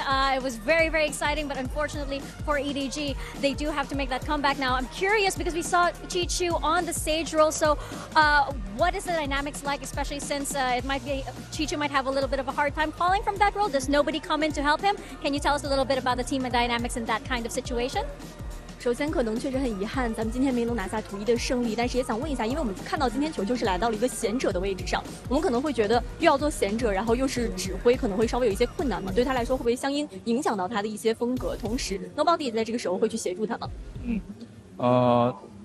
其实他这个位置就是也是属于那种少位嘛，所以就是偏站后面的队伍比较靠后的位置，所以不太会影响他的那个场上的指挥风格。然后 Nobody 就是基本上现在会在中期的时候做那种，就是可能队伍需要一个方向，因为他不一定，因为球不一定在队伍的这一边嘛，然后 Nobody 就会在这种时候去帮助他。So I think it won't affect a lot on Chichu because he's the sentinels of our team. He always like on the backside of the team. So it gave him the room and the time to think about what he's gonna do. So it won't affect a lot. And nobody gonna to share the responsibility with him. And especially during the game in the mid round, maybe sometimes Chichu is not on the side with the team, and nobody will do some callings. Well, eager to see that tandem on Corrode. Good luck to the team. I mean, it's a very interesting dynamic, right? Having nobody mid-round a lot of the times, and Chichu was really stepping into the IGL role. On the stage, I mean, he was individually performing well as well, but what do we expect from Corrode? Because this is NRG's map pick. Yeah, and this is a map that has been so strong for NRG, and they're playing a funky comp. We've got a KO in the mix, and we've got a Waylay, and they play with multiple Odins as well. So I think that this team, one of the things that EDG are going to have to beat is especially those Waylay execs onto sites. I think that what we've seen from Mata in the past is he can overwhelm the B site. Usually that would mean diving over Vi's utility and these things like that, but EDG, Doug, don't play with a Senti on this map. No, and that really just, yeah, I think that begs the question on how will Waylay find the same level of efficacy, given that that's not a part of the equation. Is this a Waylay? I don't. Yeah, I don't know what that means. Like, I don't either. Like, is he gonna Waylay? You guys you don't have that in Americas? Okay, never mind. Yeah. You know what slay means? Yes. My goodness. I'm sorry, we're kind of just no-butting you here instead of yes-anding. Yeah. We need to do a little bit better. Honestly, Mata, incredible on this map. So he does Waylay. Yeah. We'll give you that. He's locking in that next to Ethan's KO. Of course, on the other side of things, it is that double duelist look for EDG, not switching anything right there. They get to start things off on attack, but I am a little bit concerned on the defensive side if they have enough stopping power to deal with this NRG comp, and as a result, so much will rest on Kong and Jenny to stop NRG before they actually get onto the execs. I'm also a little concerned about their attack side, to be honest. I think they 1-4 a lot. They don't really put a ton of focus into the middle of the map. Given that they don't have a Senti, I guess they probably don't feel like they can play quite that way, but if you're ignoring the middle of the map, I think NRG are going to abuse that. We know how proficient they are on the defensive side, although Abyss would suggest otherwise, given what we just saw. I'm concerned. I'm genuinely concerned for EDG here. I'm just so excited to see the Odins. Yep. I want to see that come out. I want to see how EDG deal with it, if NRG have even more they can show. They do, and I'm so glad that we saw Scuba, the rookie, show up in Game 1. Let's see what he's got in Game 2. Yeah, he was... No, I'm going to save the pun. I'm going to save the pun because the game is too exciting for us to hee-hee-ha-ha. Let's get back in and send this over to Uber and Wyatt. An unreal moment of vindication for NRG. A comeback that ties the greatest in Champions history, obviously around delta of 9. And a slow start for Mata turns into Bro just taking over the game. Server admin Mata was in full effect. At the end of that first half, he was at 5 for 12, finishes 31 kills at the end of the game. That is stunning from him. Now swapping over to the Waylay, this has been the go-to comp for NRG. It's the comp that has them sitting at a 4-0 record on this map. They have been one of the absolute best in Americas here, if not the best. And last we saw them play it, they destroyed Sentinels on that attack side. But this is statistically EDG's best map, Wyatt. They have had so much success on Corrode so far. It is starting off with a front foot. Is that just 2 spam kills? It looks like it. Top smoke? There was a smoke there. I'll need to see that on the replay. Seems like some good fortune to get back into this game after a really tragic defeat on map 1. There's obviously an exchange of shots. Jenny down to 50, but there's great intuition there for EDG. Know exactly where to be looking. A site now, very open. Spike planted. Just have to deal with Mata back site. Assam, Scuba going to gather up. The 3 of them all trying to get back in from this same side. They are smoked off, though, by that dark cover. Yep. Dark cover will allow them at least to assemble themselves before trying to flood here with their remaining 3. Here's Mata. Well, he can refresh if he needs to, but trade it out before he can get on away. It's on Scuba in a 1v2. Tough to win these, especially on the reload. Chichu brings him down. Chichu has that late wrap coming through. Elbow for the backstab to make sure they close things out as a guarantee. I just want to see on the replay what happened at the beginning of the round, because that basically dictated the entire... You are mad. You're mad. Not even a smoke, bro. Oh, no. They're out in the open. Yeah, they did see them out in the open just crossing. That's just a mistake from NRG. Now, awkward time to be dropping down there. Very, very awkward. All right, EDG just make that one look easy, and that's a nice little confidence booster pistol round to win, to forget your woes of map 1 and obviously back into this swinging. Expediency spent plenty of spam through smokes. NRG have their characteristic double scan initiator. Obviously they have the KO on this map, which is fairly unique to them. But no one really does it like Ethan. Well, Chichu definitely knows that they pushed out of A. That was a lot of footsteps that he was hearing, so EDG just accelerate into this site. That's awkward.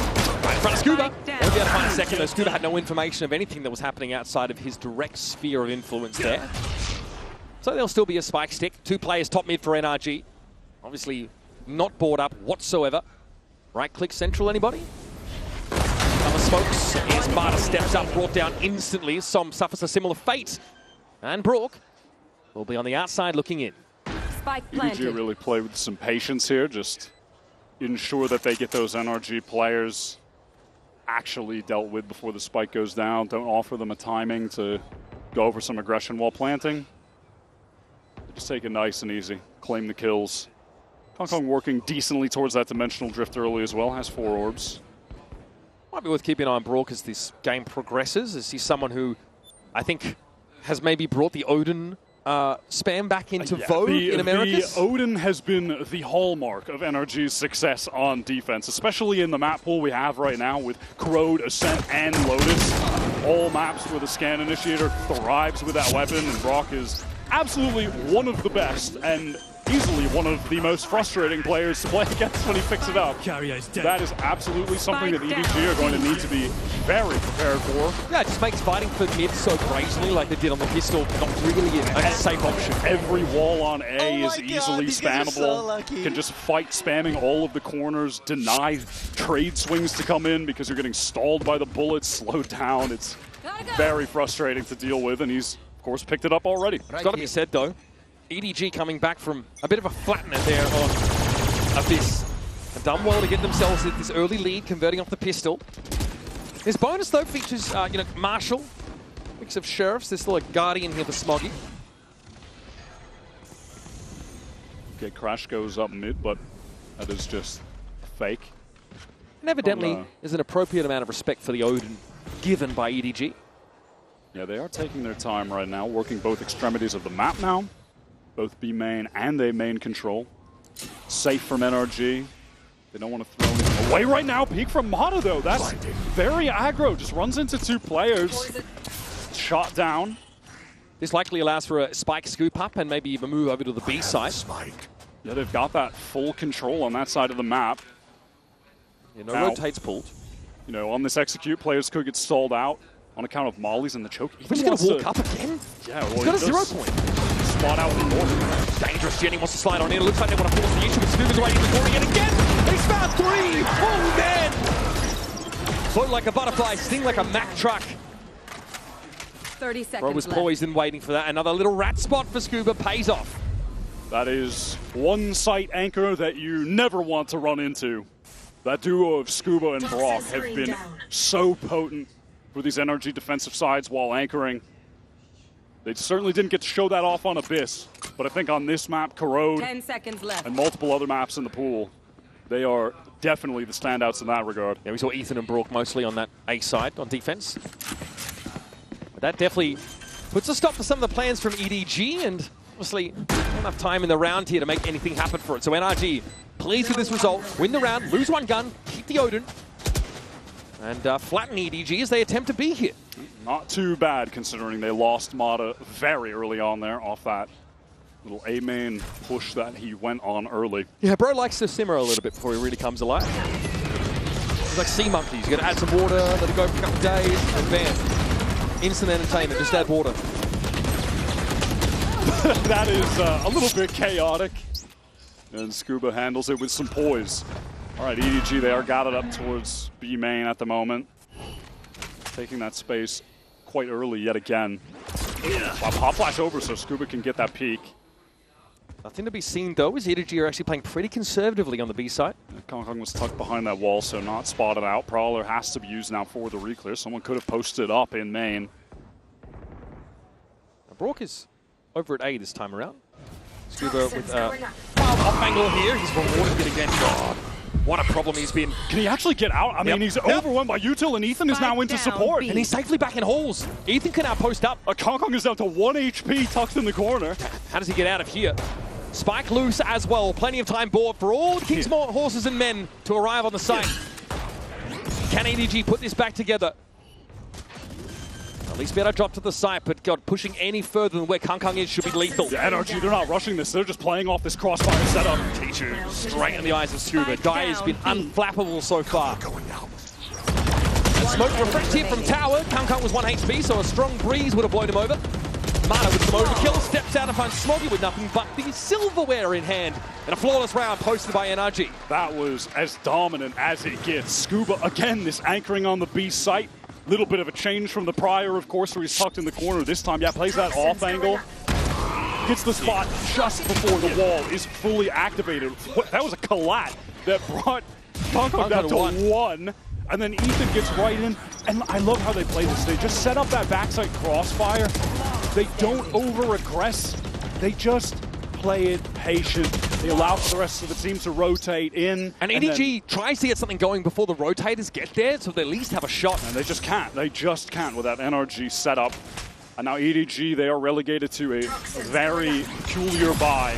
With a Bucky, just a frenzy for nobody. It's back into this B site. Scuba denies it yet again. Confident up on the angle. Once again, Jenny just dashes on him like Wave on Rock.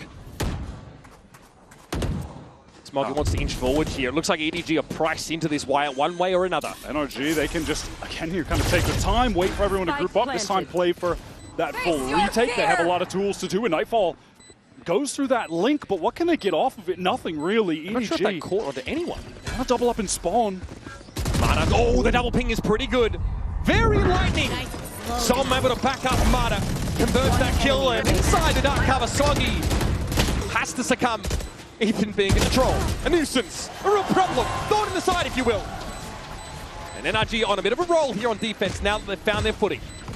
We've seen this NRG team in situations like this, getting the ball rolling on defense, completely taking over the game, and being an absolute wall for the attackers.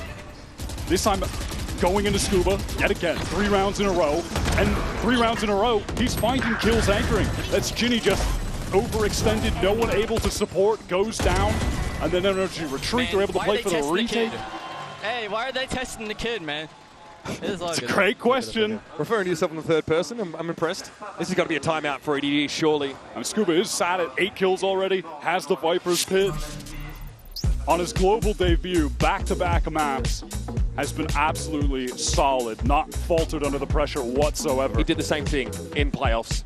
Even in that game, I think against Sentinels, also against G2. Yeah, even in the finals, top players by far. Where they struggled against G2, Scuba was their top player. And in that game against Sen, the lower bracket final, that was Brock having a star-making performance. He played very well on Abyss. But I was in that lower bracket final where Brock went plus 30 on kills, 9 first kills, 0 first deaths against Sentinels in 4 maps. Yep.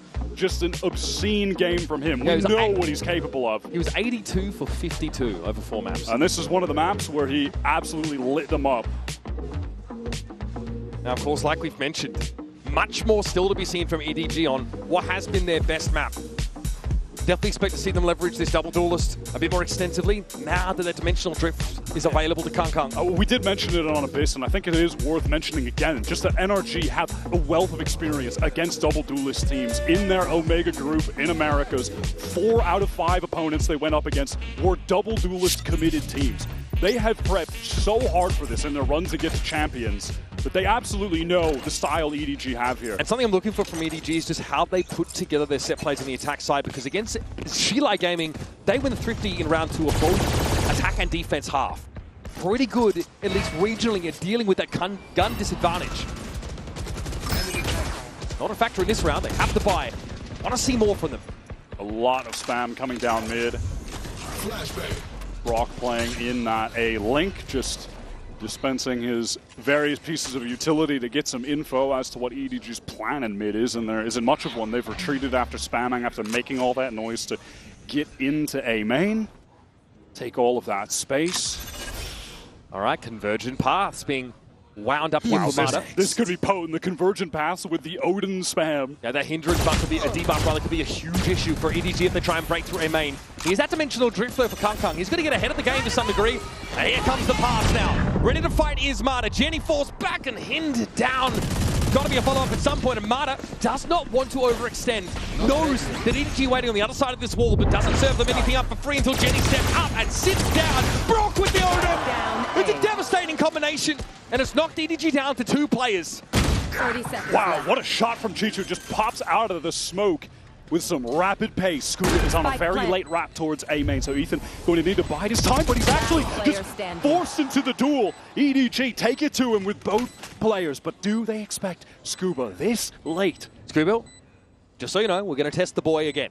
One more time. That was the kid, I believe. Oh, the kid. Sorry. The boy works as well. 8-3 already. 6 rounds in. A lot on his plate for Chichu. He's gobbled up instantly. Goes out to Kang into the finest Cuisine on offer here from EDG. Time, though, not on Scuba's side. It doesn't seem to matter. Heavy is the head that wears the crown, and it goes rolling. Scuba steps up to sit Kang down. It may just be time to stop testing Scuba. Relentless right now on Corrode. Supreme anchoring on that B site into the 1 versus 2 clutch. But I do want to talk about prior in this round, the moment from Brock, which was after the convergent paths were used, really stalled out EDG's effort to get into that A site. And then once they are finally able to kind of go for that second wave entry, they're hit by the saturate as well. And that's when Brock just pops off. Chill as ever. Ice cold as we've seen him on the run to get here. Now, that brand of nonchalance only seen in NA Zoomers. It pays off for NRG. Kang working towards yet another dimensional drift. Sorry, 0 point off the rip. That conveyed a little bit of info to Ethan. It's another half buy here for EDG. Couple rifles, couple stingers, no ultimates to their name just yet. Maybe Genie could get an overdrive active in this round. Mata for the timing. Yeah, just expected another step forward, but it was 1 step back there. They're going to test the kid again. This site has been uncrackable, but they are going for it. They're running into Scuba. He's got the molly ready. He's forced to retreat on account of that relay ball. Genie spotted out by Ethan, but no opportunity to really face into that. Yeah, could have had him gobbled up though. He got his walk though. Dangerous place to be up against the Odin, and Jenny is on the receiving end. Oh, that's a crazy adjustment. They still have to deal with Scuba here, and Ethan doubled up, high-low. Perfect. Wasn't even needed there. Scuba very comfortable from that spot. Brock eventually though was brought down. Still no plan. Nobody has to stick it here. Chichu miles away, has to get through B main. Smoke's coming down now from Ethan. Paranoid as well connects. The setup was perfect. Ethan picks off nobody like it's nobody's business. And Chichu now has to play off the side entirely. Retake ball being toggled in his way, that's a factor. But Ethan is taken down handily. Now the Leviathan pit is set up for him to get back in. Risky business. Som's looking to get this to half and likely to get off. It's outside of the pit. Dangerous as Chichu shows himself with the tracers. And Som blows into smithereens. Just a commitment to testing this B site and failing from EDG yet again. NRG, the way that they're adjusting their setups with those 2 anchors of Ethan and Scuba, and consistently able to buy time for the rotates to come through. The support from Brock was right in time. That was a pretty nasty adjustment onto the swing from Ginny. And then after the fact, though, they just can't get into backside. We've seen this on multiple occasions. The backside is fully controlled by Ethan and Scuba. That time a high-low on a prior round of Crossfire. Chichu, though, brimming with confidence, even in that 1 versus 3, spends the Viper's pit in order to give him a way back into the B side. A lot of confidence, but also feels like desperation. We need to get around on the board, and I'm going to try to do whatever it takes to claw for it. And it's all for naught. That ultimate just thrown to the wind. Proper buy here, though. Late 0 point should tell a lot. Catch on to 2 in mid, and the Neon spotted, crucially. There are 4 ultimates available for NRG on this round. Scuba has pivoted towards this A site. That's a tag on the clone by the looks of things. Nothing off that Hunter's Fury, but Scuba now preemptively throws a Viper's Pit down on the A side. This isn't enough yet to deter EDG. They may exit via a link, though. Yeah, all of it encompassed by that. All the EDG feeling pressure to retreat. Oh, Scuba's here? Let's go the other one. Yeah, genuinely, time to go to B, but now you're going to deal with Brock with that Odin and a total lack of main control. You know, when they come in, Brock could try to go for some spam, retreat back to elbow, and then Mata has the cross with this opposite push onto it. Oh, like another wall expand, Jenny! Very low. Somehow alive, though. Mata gets traded out. Chichu and nobody get involved in that engagement, and Brock is still looking for a way to make use of the Odin. It's Ethan stepping up. Brock down. Odin threat neutralized. Kang deals with Ethan, who won't be brought back into the game anytime soon. Now Scuba and Som had to put it together. One in tower, the other coming from top mid. And that's crucial. This kill here is everything. Kang Kang not ready for the swing, but still recovers in time. And even found Ethan off the backside. And now there's this wrap coming in. Ginny getting into elbow. Som has to drop, has to make some sound, and beautiful, beautiful. Perfect moment for the swing. EDG finally get one on the board after that 5-round drought. It just comes from pressuring A into the pivot towards B, not running into Scuba. And honestly, I want to see this kill from nobody onto Mata. Yeah, finding that instant trade was massive. I mean, imagine if Mata, even with low HP, just gets back around the corner. There was no one who would have been able to kill him. He could have just posted up in main. That would have been so difficult for EDG to deal with. The sick from Kang. Yeah, and then that 3K is beautiful. Beautiful stuff. And also, the null commanding Ethan is not in a position for that ultimate to have any effect, so he spares his team the suppression and gets 3. So many ultimates used in that round for NRG. None of them with any serious level of value. And this has put EDG in a situation where they can get back in this game. Now they're the one with the ultimates advantage. NRG has managed to spot nothing down mid yet. Mata hasn't pushed up for a swing. Trying to wait patiently on this. Som is very far forward though in yard. Trying to reposition himself. Mata's a clone. Case of that flash, yeah. Now obviously spotted out by this dimensional drift. Som is on the retreat towards site. Mata needs to get out of there with that light speed under a lot of pressure. But the saturate buys some time. Mata actually swung into that. That is completely unhinged. Not going to be able to connect though. That's the Horde in play. 0 point captain, 3 EDG players. They want to keep this going. Look at this triple face from NRG to try and hold backside. Som goes down early. That's not been swung into yet. Yeah, EDG, they don't fully commit. They're just planting for offsite to play from yard, play from lane. Only playing where they have information, and Ethan that actually stepped up into the line of sight. Mata with a shorty, not close enough. He's in deep trouble, tries to switch weapons, but he's leapt upon instantly. And as good as Scuba's been, he has been put out of the action this round. And now it is going to be time for him to save. Ethan is on very low cash, so they would love to be able to make sure that they can get 5 rifles going into this. Next one just retreats towards spawn. EDG, they finally stop the bleeding, get back into the game. They made the right decision in that execute in terms of where they were planting, how they were playing off of the spike. They didn't overcommit. If they had, they would have went right into that NRG triple face stack up backside, but they don't get baited in. Really well handled. Don't get carried away with it. Playing off that A side. That's the dimensional drift committed there. But to put Mata in a position where he could not be involved. Great patience considering, I think, a large number of frustrating circumstances have befallen EDG. Not just on this, but also on this map, trying to work that B site. I think they're starting to realize that A might offer a wider array of options for them on the attack side. Absolutely. It is time to just simply avoid Scuba on this B site. It's been locked down on the left half of the map. Just focus your attention over on A. 0 point goes down bottom. Mid doesn't catch anyone out from EDG. They wait it out, and now they start to press forward.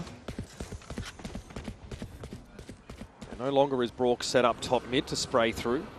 This time he is out-droning.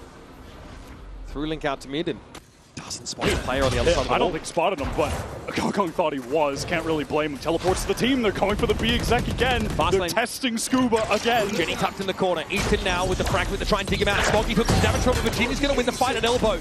That's Scuba down. No more Viper util. So up to Ethan. Unreal. Nobody's head goes rolling and he says, why not? In for a penny, in for a power.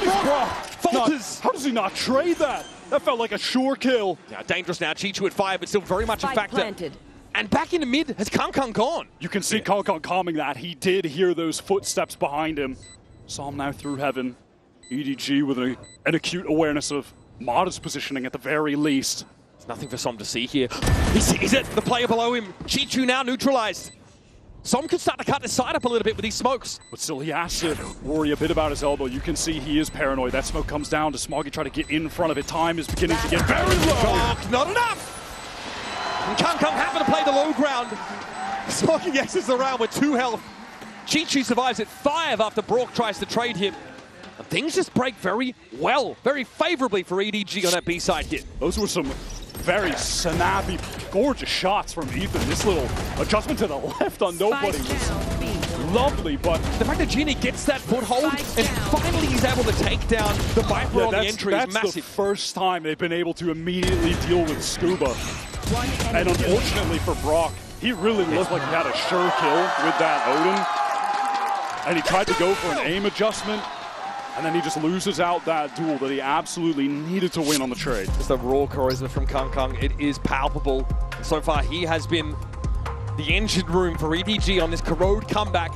Good start for EDG with a pistol win, but then that first gun round sees them fall further and further behind. Now, though, game is tied, and Bonka needs to phone in. When we get back in, NRG, they do have one ult to play around in those convergent paths from Mata. And they are going for a full investment, it does seem, as well.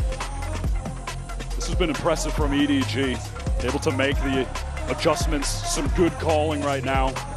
That convergent path, the first time we saw it, looked very disruptive. EDG hit en masse by it in yard as they tried to approach that A side. Conservatively, Mata didn't really play into it, didn't rush at them, used it to stall, to disrupt. Now what is the play from NRG?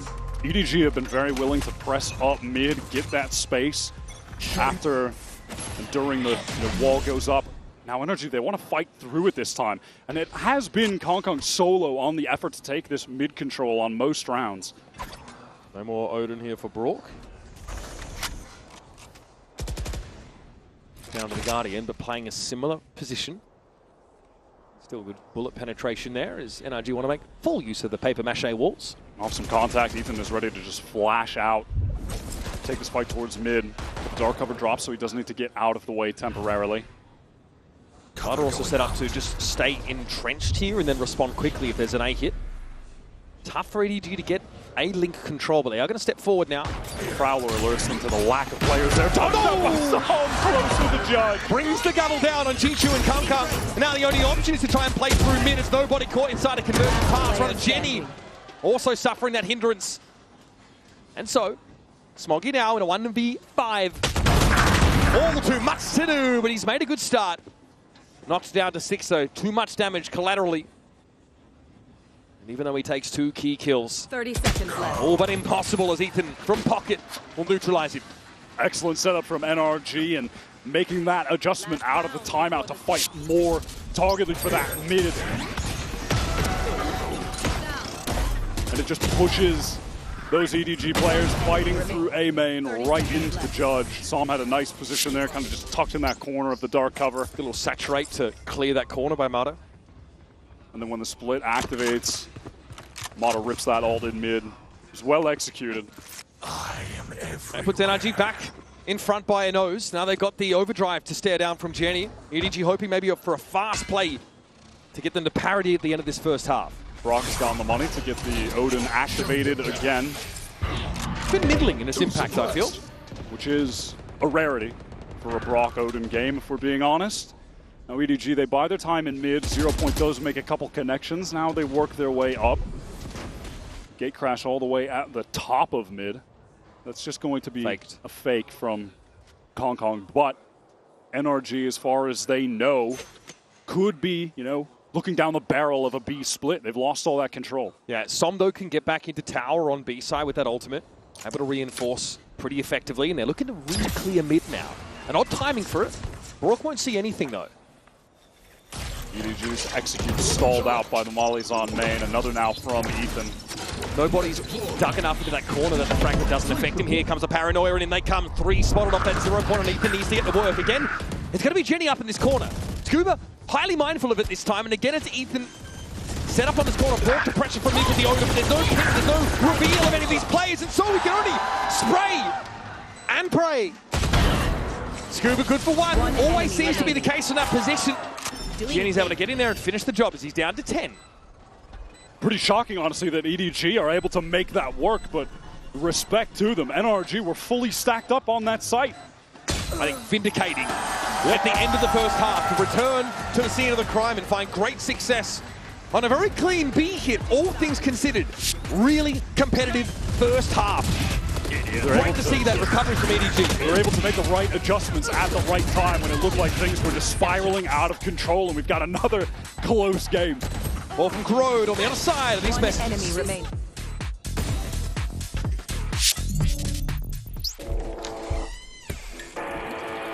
Yeah. Let's go.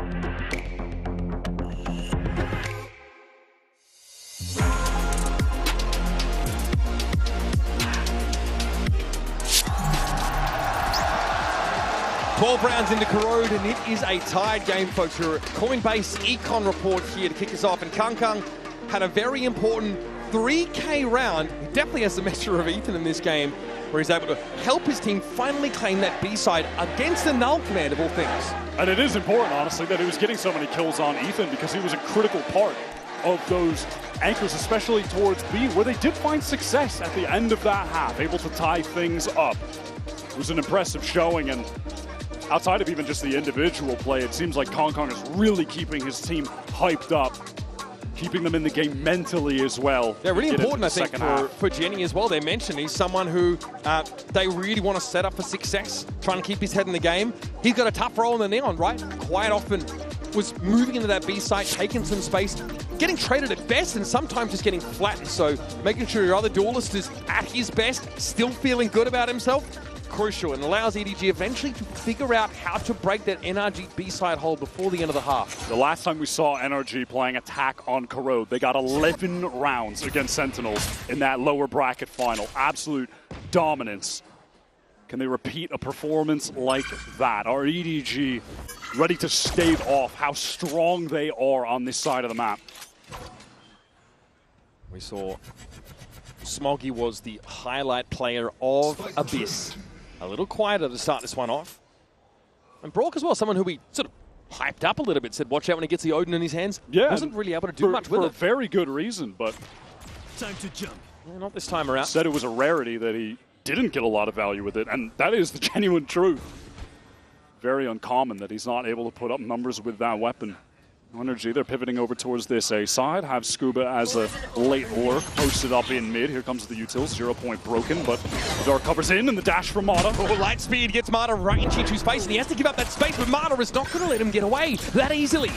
Now onto the side. It's already getting broken up by some of these dark covers, and Mata finds yet another one. It's blistering pace from NRG. And they're at least half control of A. Still Smoggy at large, but a quieter game from him. He'd have to step up, and he takes a hit through the masonry. He has to stand up here and give his best. Certainly wouldn't be an NRG series if we don't get a Mata ace in it. Gonna fall back here.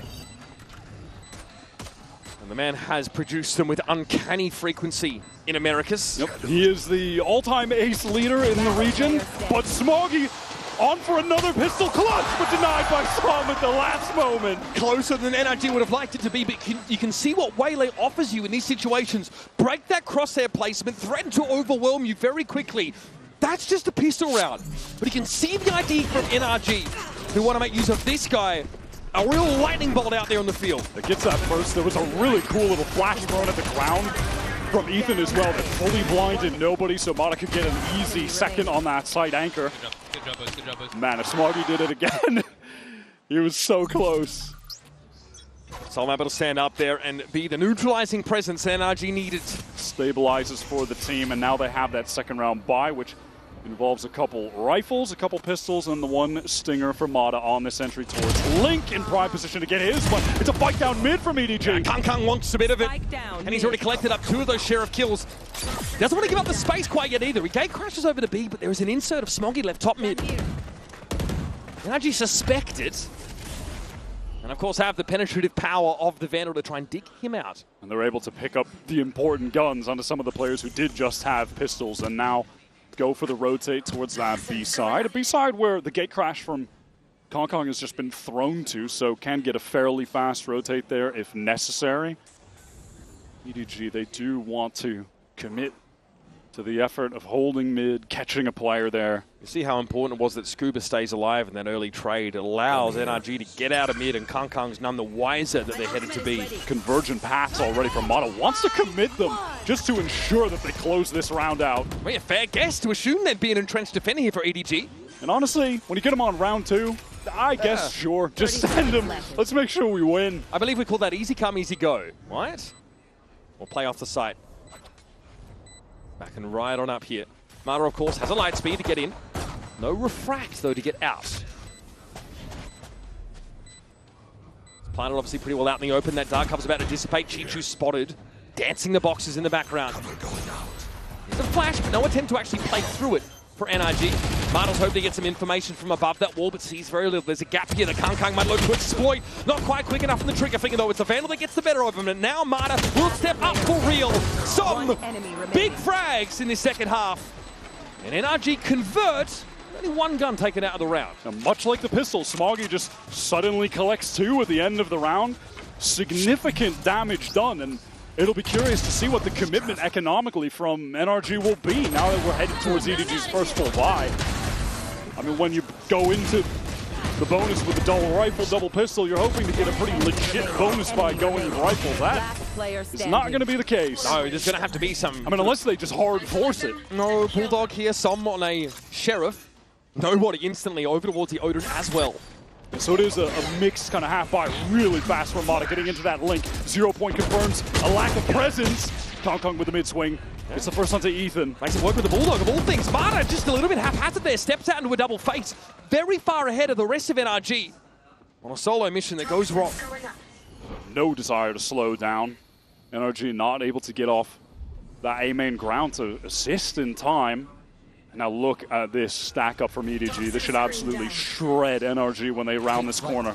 Time for the kid to test the champs, I think. Relay Bolt's going to slow them up. There's a ping, though, on Jenny around the corner. Shock Dart to soften up Smoggy, who waded into its area of effect. It gets a good amount of damage off onto these 2 players, but still, they are committed to just holding this together. EDG also not moving off that B side yet. Swinging the double face. The dark cover breaks it up, though. Jenny down. This is dangerous now. Kong puts it to bed. Up to a casual 17 kills, leading from the front. Begins as well, taking that ISO'd fight against Ethan in mid. As just in this moment, flash out of that wall, didn't connect onto Kong, and Mata so aggro in that moment.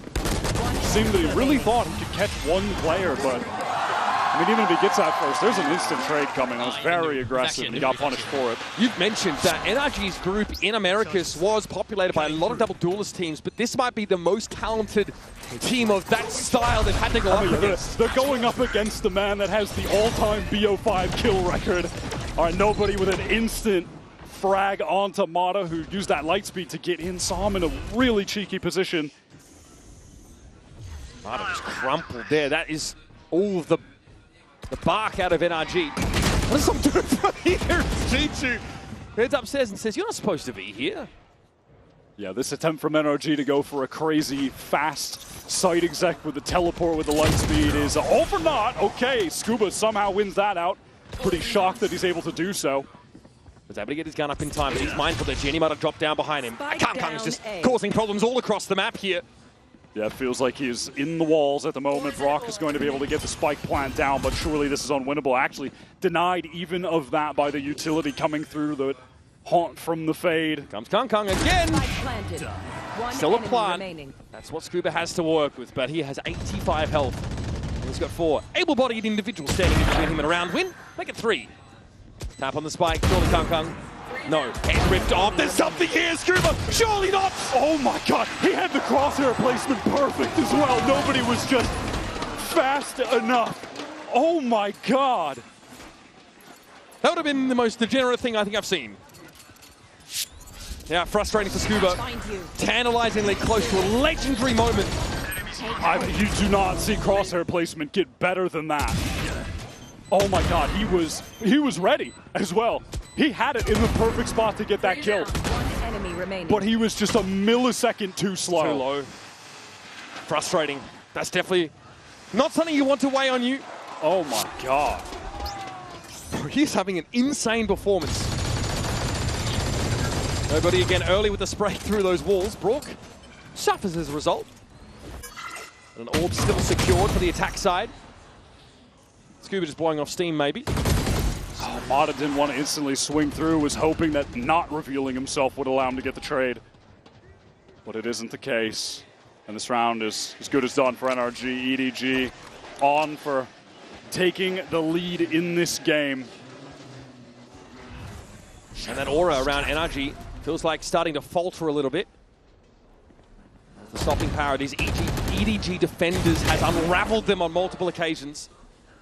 Some are simply seeing what he can get for his money. Kong really just feeling himself at this point, hungry to take more fights, hungry to get more kills.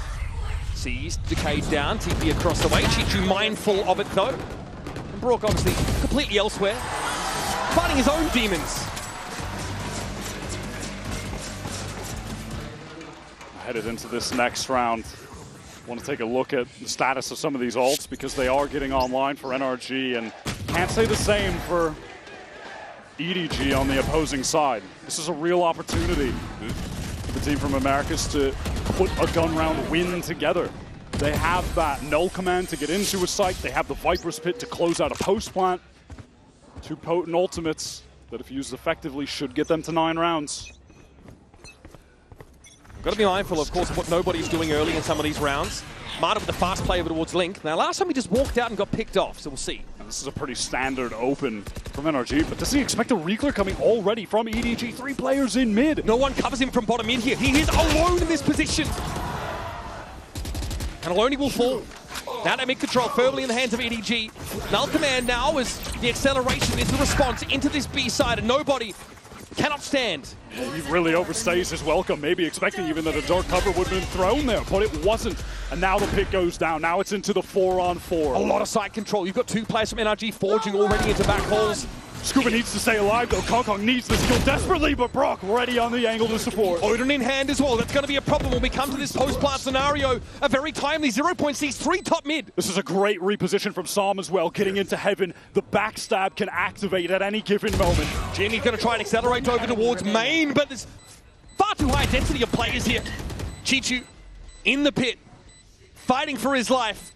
Surely knows he's better off playing from outside and keeping this gun in hand. Spots Som in tower, and he will be judged. And it is those 2 ultimates being used to perfect effect. The pit, the null command. I did really like this play though from EDG. Mata dashing up into that link and staying committed to the position is something that he's done before. Yep. And so they're able to just isolate him completely to get that opening kill. It was a great idea. Not the first time Mata's been very much out at sea alone in some of those early scenarios. It was just unfortunate that nobody goes down playing in heaven. I think, thought maybe the dark cover was coming. Not exactly sure, but that was an important kill for NRG to pick up. Regardless off, finally in the hands of Kong Scuba, removed instantaneously. Absolutely brazen. Bro basically bathed in that molly from the Viper. Was happy to trade a little bit of health for the kill. Mata on the verge of getting the conversion pass. Just 1 orb required at this point. Won't do a whole lot to Kong, who's perched up here waiting for a push through B main. Mid really not explored at all for NRG yet. Jenny with a fairly safe posting top mid. Gotta go. Shoulder peeking at regular intervals as Ethan is yet to show himself. Brock, a bit of a reclear towards A main. NRG have really slowed the pace at the moment. They need to commit a dark cover to obscure this top mid view. Danger. Virginia goes down to half HP. Just warning shots though, but NRG are looking to scale up this mid control now. This is about to get ugly. EDG, they want to pop out of this potentially. Smoggy on the angle. Multi-phase, there's got to be some action here in mid, and there is. Jenny and Nobody able to find one each. 30 seconds. I mean, unfortunately, Ethan and Mata, they're hindered. All right, there it is. Light Oh, speed. that is criminal. Snaps the crosshair positioning entirely. Now Kang, who was positioned up in tower, gave up that spot to play back through spawn. And now Ethan planting for Mata to keep playing in that link. How aware are they of the tower position? What is that from Ethan? 5 points of health. Well, 4 more than he needed. That is just a pixel shot from Ethan. I can't believe NRG win out that mid fight. EDG have 3 players ready to activate on that contact from Smoggy. They fight in the smoke and they lose out. I mean, that is just a disgusting way to be able to get the fight isolated. What is that shot? Oh my God, Ethan. Same reaction. Give me something, bro. Good jumps at him. Now, you talked about the ultimate trough for EDG. They were suffering. Well, now it's very much the opposite. However, the weaponry isn't quite there to match it. Wow, instant dimensional drift from Kong used right down mid. He does spot out every single player. Gate crashes over at tower. He doesn't want to go back that far. Now the question is to what avail, right? But it is now allowing EDG to walk all the way up and position themselves in B main at the very least. They have full control. And if there's a pivot back from NRG to B, it could be dangerous. You have Nobody taking contact, and then Ginny tucked in the corner with the stinger. But NRG, they're slowing down the pace of the game now. Rourke obviously mindful of this. Sat watching from the bottom of mid. A lot of damage dealt to Smoggy and Ethan, respectively, in that little exchange. NRG was aware that the weaponry isn't where it needs to be on the EDG camp. Jenny can supplement, of course, with an overdrive if you want to commit more into this half-bought round. Here. Kang chilling in pocket. Smoke's being cycled on main. Of course, it's Paranoia ready to go from Smoggy, but it is temporarily deactivated. That's a nice little fragment there on Kang. He takes a bit of damage, has to step up, and now looking to play off this Paranoia. Chichu forced back. Paranoia comes from NRG. Now they're going to assert themselves on their way over towards the A side, and Marta's good for it.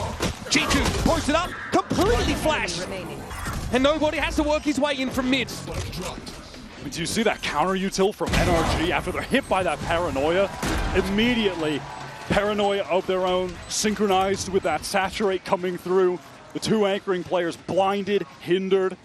And from there, they are just deleted with absolute ease from Mata press forward. Obviously, outside of the fact that NRG take another big step towards a series win, it's a buff around economically where they don't suffer any casualties to the sheriff buy of EDG. Can build that foundation a little bit more. Now Convergent Paths comes online for Mata, gives them something to say in the conversation of ultimates, whereas EDG are still ready to leverage many of them to get back to winning ways. Yeah, Ethan did throw out that no command very late in the round. Just, I don't know, feeling pressure in a bit of a chaotic moment on the entry into site. Wants to ensure they pick it up and get to 11. Maybe regretting it a bit though, given the state of EDG right now. Would be nice to have the opportunity to turn some of those ults off, but that it will not be the case.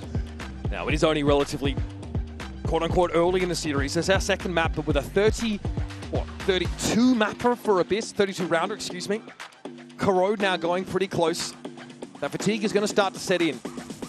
EDG in the last few rounds, if you've seen, have had issues countering the movements of NRG, but these early rounds have tended to favor them, right? They've been able to pick up kills. In fact, it's NRG converting on some of these 4v5 scenarios. That messy mid-fight a couple rounds back feels like it was an inflection point. What do EDG have for us? Chichu with a Viper's Pit, crucial. Nightfall for Nobody. Is this just going to be an accelerated B hit from NRG, throw in the Convergent Paths? Maybe again, Psalm goes for a From the Shadows, TP's forward. He tried it last time. I'm watching some frenetic pings from NRG in this direction. Looks like they want to hit this one hard and fast. Kang forced back, spotted out by the Al drone. Here's a convergent pass. Smarter still has that in the back pocket, no. He actually refracts it out of the side. Yeah, they want to draw out some of this initial utility, and they do it effectively.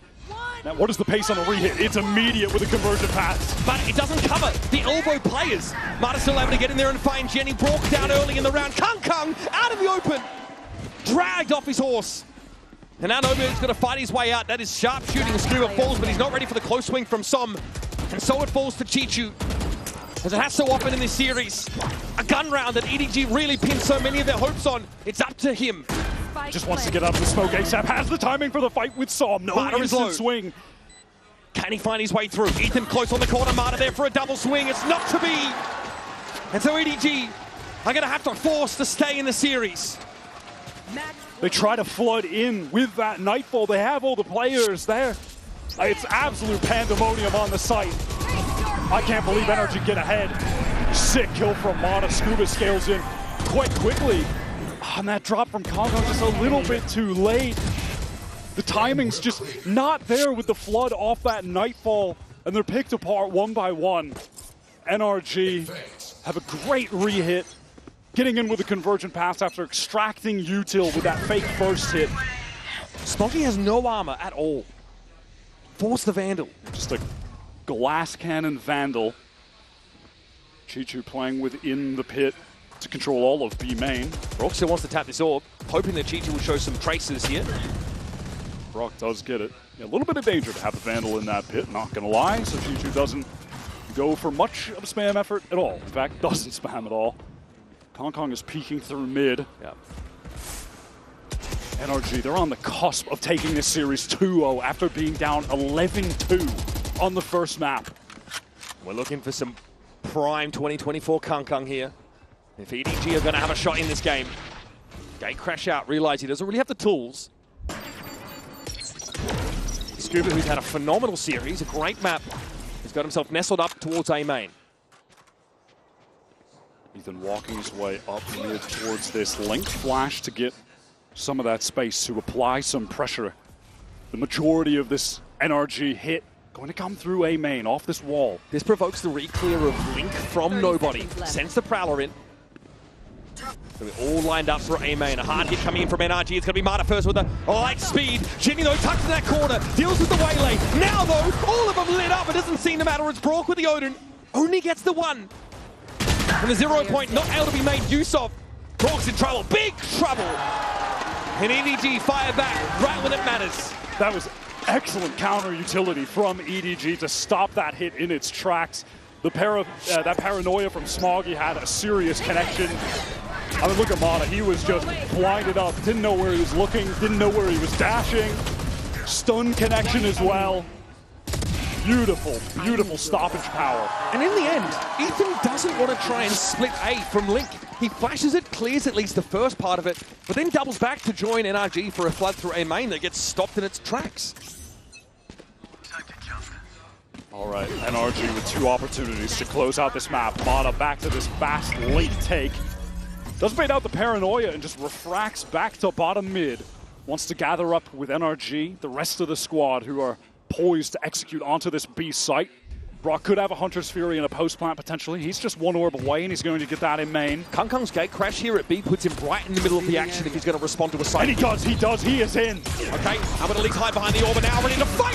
So far, not so shabby. Chichu's able to back him up and go 3 for 1. Now this leaves Scuba and Brock having to fight for it. Spray through the corner. What?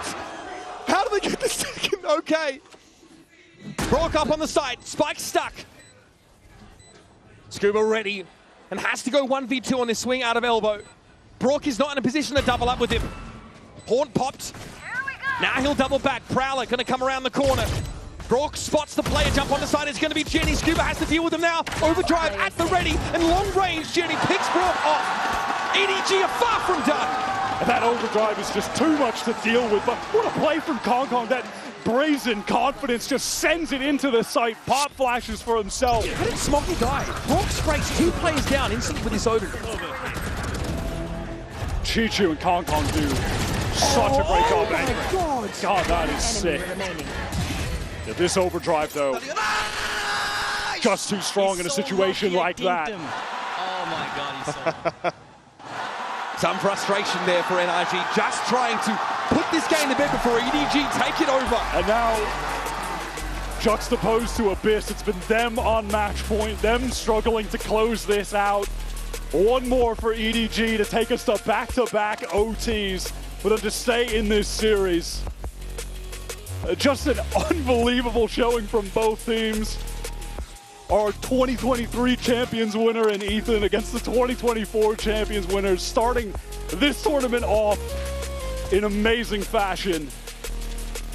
And honestly, for NRG, it's been a showcase primarily of what Scuba and Mata are made of in this series. Scuba with an amazing defense side. NRG now have had to throw caution to the wind on more than one occasion.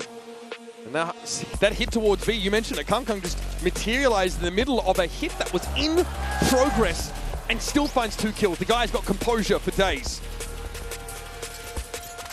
Can NRG avert yet another overtime in this series? EDG, the rounds have come few and far between, but they've come when they've mattered. Brock has Harness Fury, Odin still to hand. Will this be the final round of this series? Can NRG make it through, remaining in this upper bracket? Hush over the audience now. Back in a flat. The weight of this round is clearly felt. Mata, where are we at? Okay, he got out somehow. Attracting away with 6 health. Wanted to get some information for this Hunter's Fury, but there's not even a tag from Brock. Nobody in mid, he's just ready for the lurk. No check of mid. Scuba now off the map and Mata down to 6. A grim start to this one. But nobody, he just hunts for more. He gets greedy and he gets punished. Kung now, that sole player in mid, Jenny making his way toward Connector. But NRG still have their Omen in the game. Still have the util to put together a hit on B. And that's going to put Chichu yet again to the test. And that dark cover is thrown up mid from Ethan to kind of make it seem like they could be working up there, but Kong knows that that is nonsense. He's pushed all the way down, but the pressure will be on Chichu. He's playing from elbow. He takes a lot of damage. A risk to get the molly off. He doesn't want to give up this position. He's trying to hold it for as long as he can, but he eventually realizes he's got to concede. Yeah, just routed over towards Heaven. Wants to hold elbow to the best of his ability, and NRG, they're going to swarm him. They want to overwhelm this position. They're running out of time. They take it now. They slow down. There's going to be players coming from top mid. Chichu can still set up here in tower. There's the paranoia, and that's the signal to go. Mata clipped by the para. Chichu here knows Ethan is going to be sniffing at his heels, and on the side, Brock at least finds one. Needs more. There's Ethan. Now can make his way out with Sob. Disrupts the defuse, and Ethan puts it to bed. And his hand, it starts in 2023. And in 2025, Ethan looking for another shot at glory. This time surrounded by young, hungry shooters. And NRG vindicate themselves in this match against your reigning world champions to kick off Group C. And that is the global debut for 3 Challengers players that made it into the league this year. A stunning showing from Mata, who just absolutely lit up EDG on that map 1. He goes 5 for 12 on the first half, but drops 31 kills total to win that out in an unbelievable comeback. A 17-15 round OT. And on Corrode, when it looked like EDG were going to make that comeback of their own, when NRG was struggling on match point, they found the resolve to close it out. Som and Scuba, a strong duo on that Corrode map to get them over the finish line.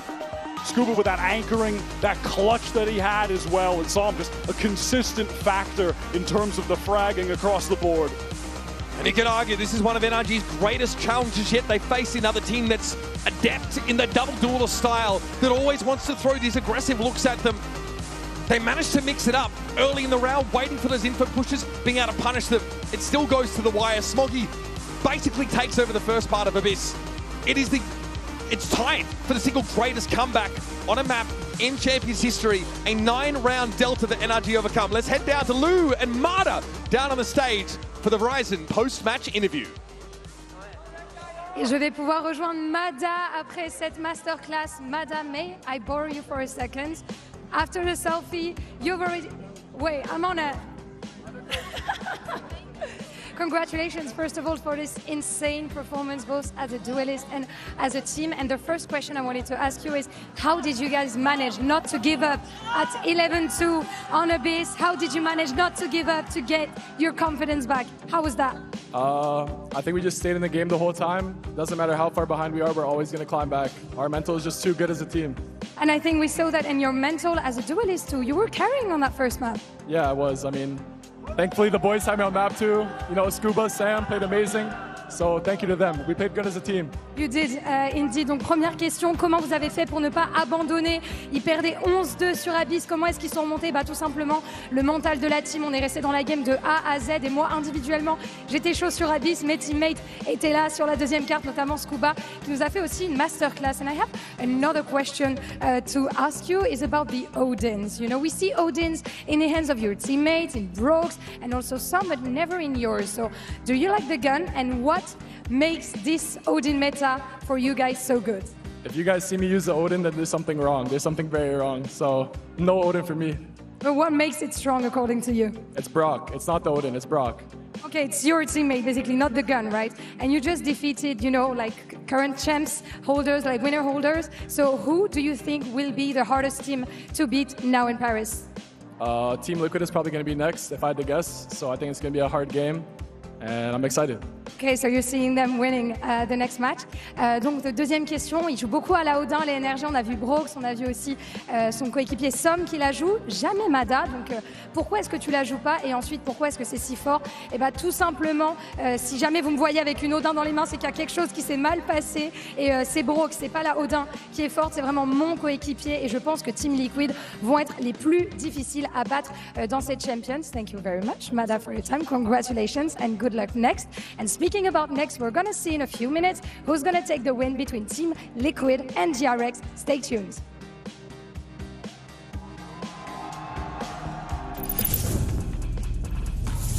Yo, if these dogs want to fight, bro, let's give them the fight, you know? Man, I'm just so much better than these shitters, man. We're so good. He's a noob. He's actually a noob.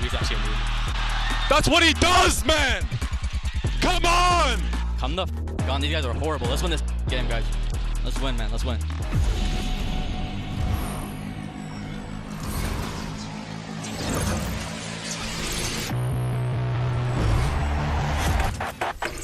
Now that I'm a mom, things are different. Verizon's different too. They let everyone in my family choose different plans. We get what we want and we save money. Love that for me.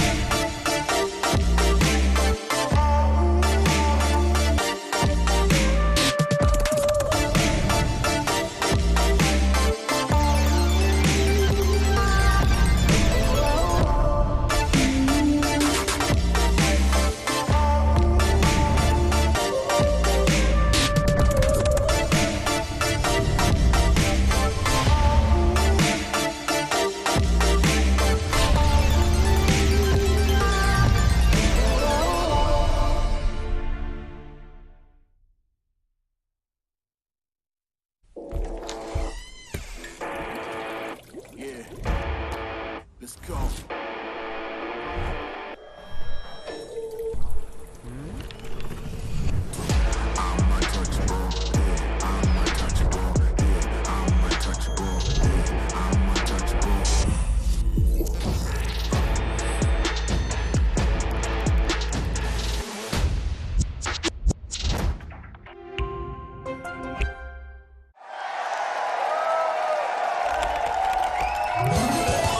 Red Bull gives you wings.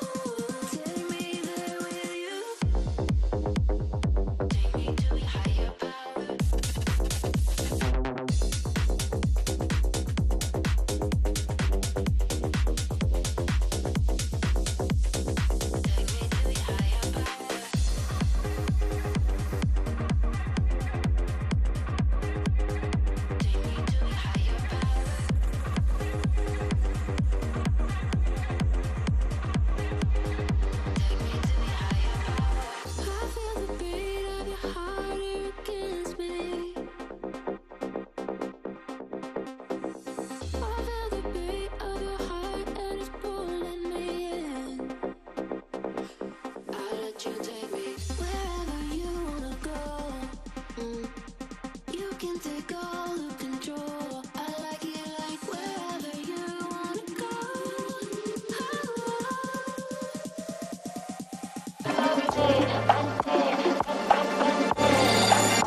I could do this all day.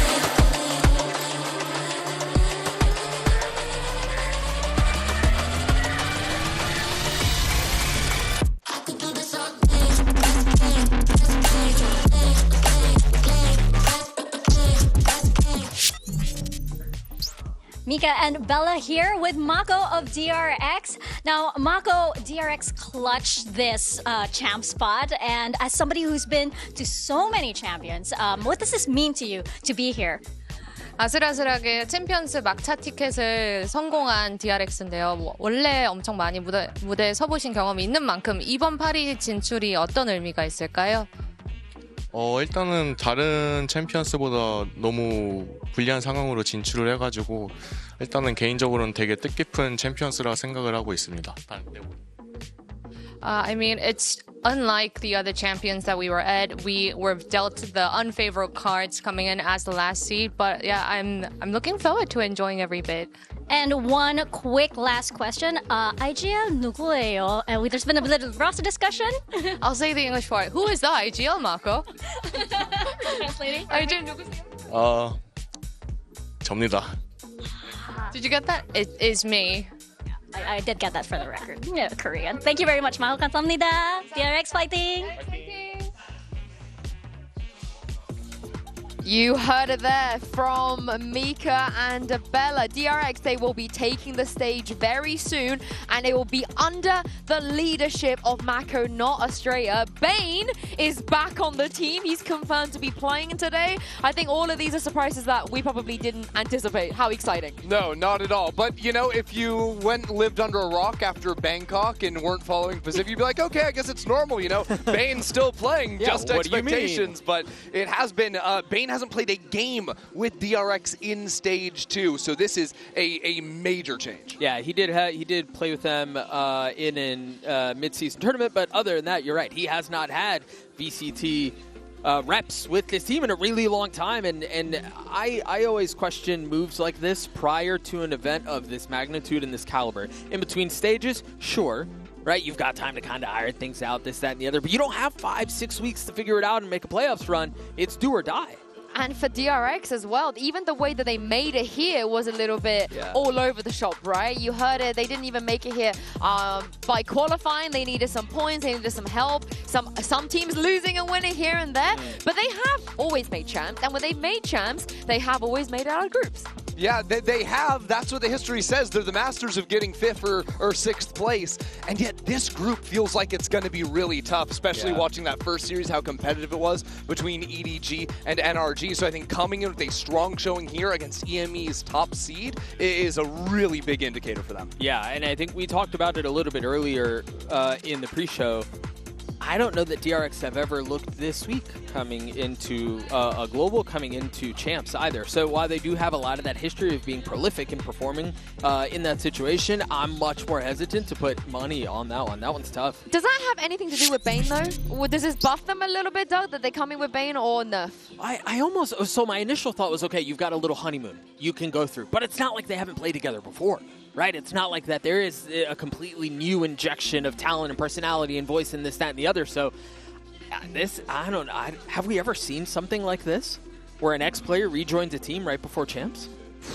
Honestly, maybe, but I can't think of it in the top of my head. I can't run the numbers. It's a unique situation. Yeah, incredibly unique. But I do think what DRX is maybe looking for with Bane, they're hoping and looking at scrims and whatnot, is for some fragging power. I think that has been a little bit of a weakness with them, with the current roster coming into the tournament. And I can hope that we see that from Bane. Mako, too, from the IGL can get it done. One of the benefits, however, of making it to champs is that our players are getting to sample the famous French cuisine.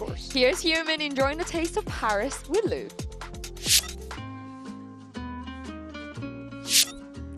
And I'm now joined by DRX Yunmin. Thank you, Yunmin, for joining me for this very special segment. We're going to get a taste of Paris together. Oh, yeah. And I heard you saying that you like French food, right, so far? So are you excited? Excited. Okay, so the first dish that we're going to try is, obviously, do I have to introduce this one? The croissant. So you're gonna have to answer a question that I'm gonna ask you about the croissant. But first of all, you're gonna try it. Yes, we are gonna try one croissant. Okay. You can. Do you want to do it with your hands or with the fork and knife? Is it okay to do my hands? I think so. Yes. Okay. Let's see one piece. Would you like a piece? Please. Do you want to do it yourself? Yes, I can do it myself. Merci. Okay. So let's try it out. Okay.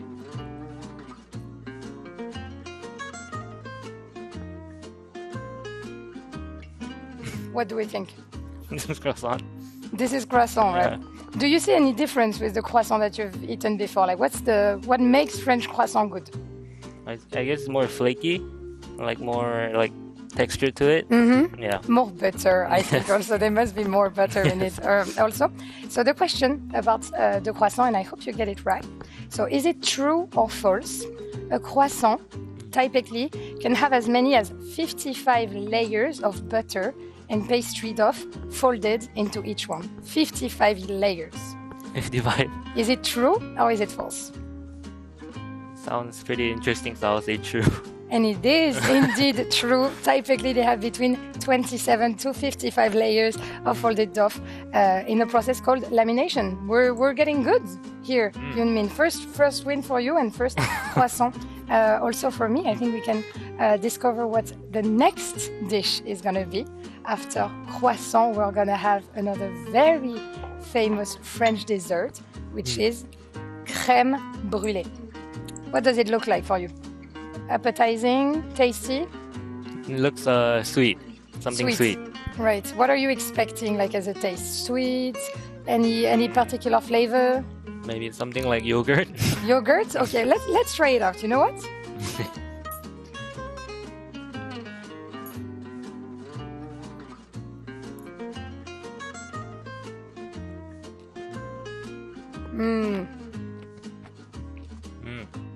I think this is one of my favorite desserts. Tastes really good. What does it taste like? Yogurt or better than yogurt, actually? Better than yogurt. Which one did you prefer? Croissant or crème brûlée so far? This one. This one, right? Yes. You will order it at the restaurant too. Okay, and last but not least, a very famous French dish that gave also its name to a film that you've watched, Ratatouille. So it's more of like a main dish, you know, like salty dish. Do you want to try it out? Yes, sir. Okay. You be honest if you like it or not. Yes. But it's very famous. Good enough? Yeah, of course it's enough. Don't eat too much. It's like French gastronomy, you know, only one bit. It just looks, it tastes how it looks. That's not a compliment. That is not a compliment for Ratatouille. It tastes like tomato. Okay, a lot of tomato sauce, right? What I expected. Okay, ready for the question? Yes. Ratatouille originated in Paris, France. It's a dish from Paris. Is it true? This? Or is it false? This. I'll say true. You would say why? Why Paris? I don't know. Something with tomatoes.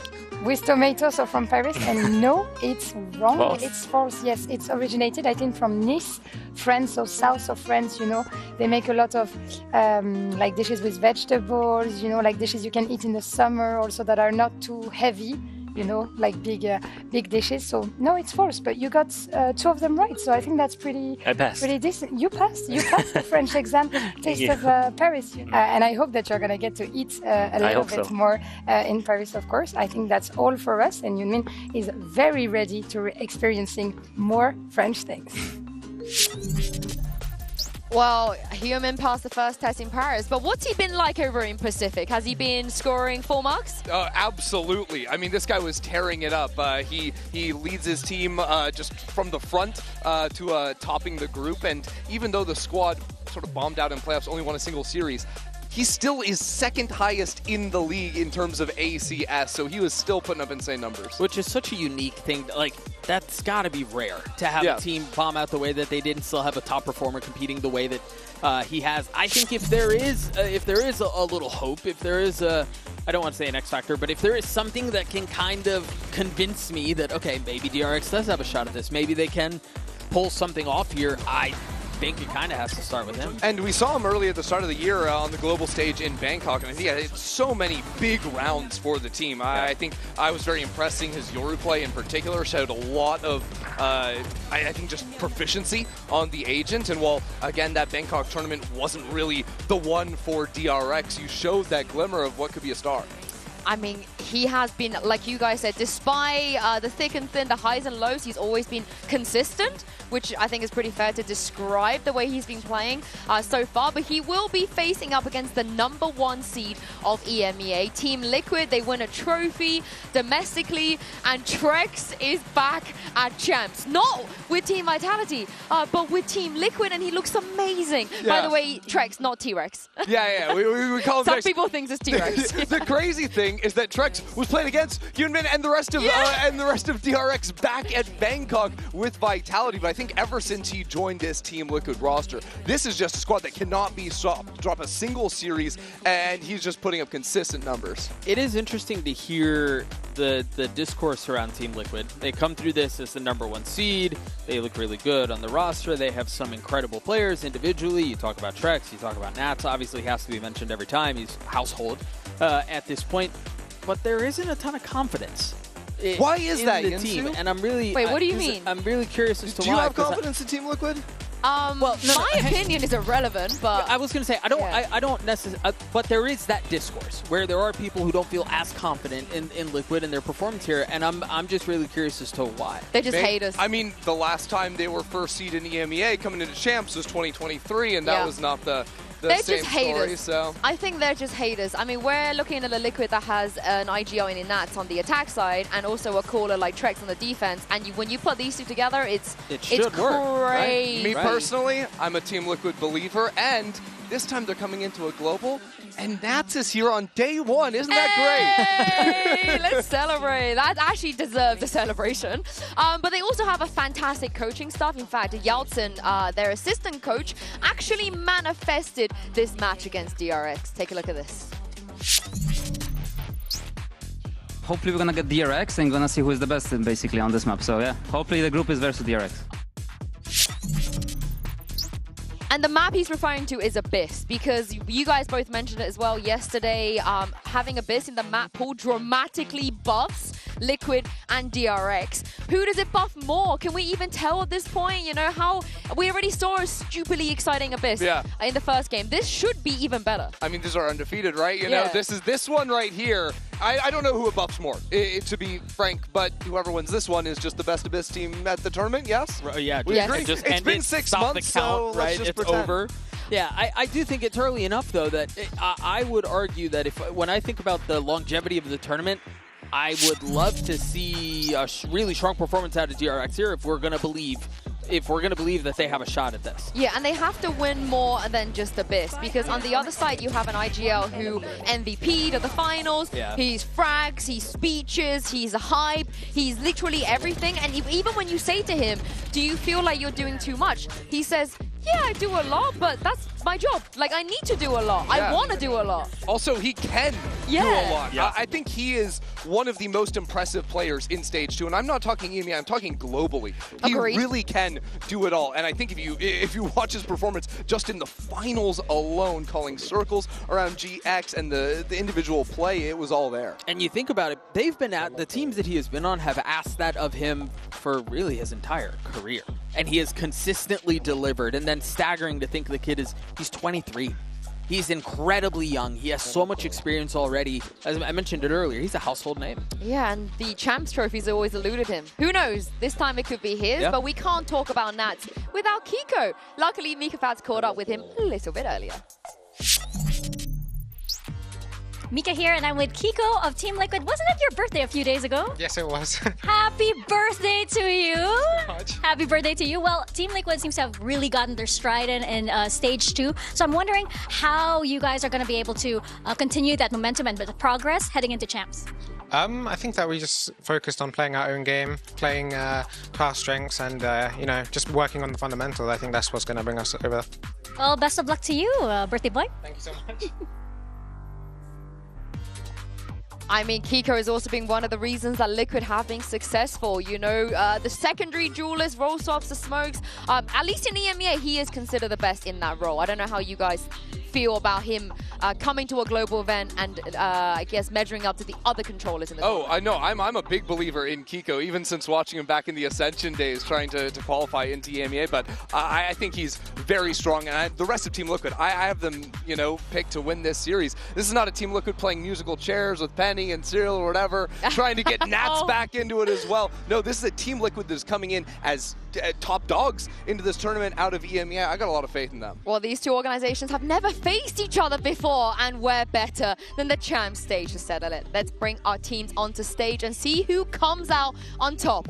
It's Team Liquid versus DRX.